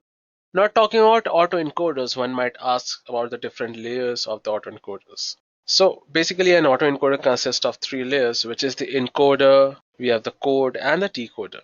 Which brings us to the next question, explain the architecture of an autoencoder. If we talk about the three layers, which are encoder, code, and decoder. So if we talk about encoder, this part of the network compresses the input into a latent space representation. Now the encoder layer encodes the input images as a compressed representation in a reduced dimension, and the compressed image is the distorted version of the original image. Now coming to the middle part, which is the code. So this part of the network represents the compressed input which is fed to the decoder. It is basically the channel. And if we talk about decoder, this layer decodes the encoded image back into the original dimension, and the decoded image is a lossy reconstruction of the original image, and it's reconstructed from the latent space representation. Now one might ask, what exactly is bottleneck in an autoencoder and why is it used? Now the layer between the encoder and the decoder, that is the code, is also known as bottleneck. So this is a well-designed approach to decide which aspect of the observed data are relevant information and what aspects can be discarded. It does this by balancing two criteria. The first, the compactness of the representation measured as the compressibility, and second, it retains some behaviorally relevant variables from the input. Now, one might ask, are there any variation of autoencoders? Surely there are. So there are convolutional autoencoders, we have sparse autoencoders, we have deep autoencoders, we have contractive autoencoders. All of these autoencoders have a different structure or the different code layer If we talk about the convolutional autoencoder, we have the convolutional CNN algorithm sort of structure in that particular autoencoder with encoder in one side. We have the convolution layers, the ReLU layer, the pooling layer inside it, and then finally we have the decoding layer. So another question what might pop into the interviewer's mind is, what are deep autoencoders? So the extension of simple autoencoders is a deep autoencoders. The first layer of the deep autoencoders is used for first order features in the raw input. Now the second layer is used for second order features corresponding to the patterns in the appearance of the first order features. So the deeper layers of the deep autoencoders tend to learn even higher order features. So a deep autoencoders is composed of two symmetrical deep belief networks. First 4 or 5 shallow layers representing the encoding half of the net, and the second set of 4 or 5 layers that make up the decoding half. Interesting, right? So another important topic in deep learning are the restricted Boltzmann machines. So one might ask, what exactly is an RBM or restricted Boltzmann machine? So RBM is an undirected graphical model that plays a major role in deep learning framework in recent times. And it is an algorithm which is used for dimensionality reduction. Not only that, it is used for classification, regression, collaborating filtering, feature learning, and topic model. So when we talk about RBM being useful for dimensionality reduction, another question might arise is, how does RBM differ from the autoencoders? So autoencoders is a simple 3-layer neural network where output units are directly connected back to the input units. Typically, the number of hidden units is much less than the number of visible ones. And the task of training is to minimize an error, or the reconstruction, that is, find the most efficient compact representation for the input data. So RBM share a similar idea, but it uses stochastic units with particular distribution instead of deterministic distribution. The task of our training is to find out how these two set of variables are actually connected to each other. One aspect that distinguishes RBM from the autoencoders is that it has two biases. The hidden bias helps the RBM produce the activations on the forward pass, while the visible layer biases help the RBM learn the reconstruction on the backward pass. Now, this brings us to the final question of our deep learning interview, is that what are some limitations of deep learning? I bet you weren't thinking of this one, but there are some limitations. So, deep learning usually requires large amounts of training data, and deep neural networks are easily fooled. Now, the success of deep learning are purely imperial. Deep learning algorithms have been criticized as uninterpretable black boxes. Because one important thing about deep learning is that you do not specify what you are looking for, right? The algorithm learns on its own. So that is one of the shortcomings of deep learning, and deep learning thus far has not been well integrated with prior knowledge. So a lot of people still don't feel it as a way to solve their problem, as a way to approach to their problems, because a lot of people don't understand what exactly is deep learning, how it works, how to initialize all of the variables, which are the hyperparameters per se. These all things are some limitations of deep learning as of now, and we hope by the time technology advances, people get to know more about what deep learning is, how artificial intelligence can be achieved through deep learning.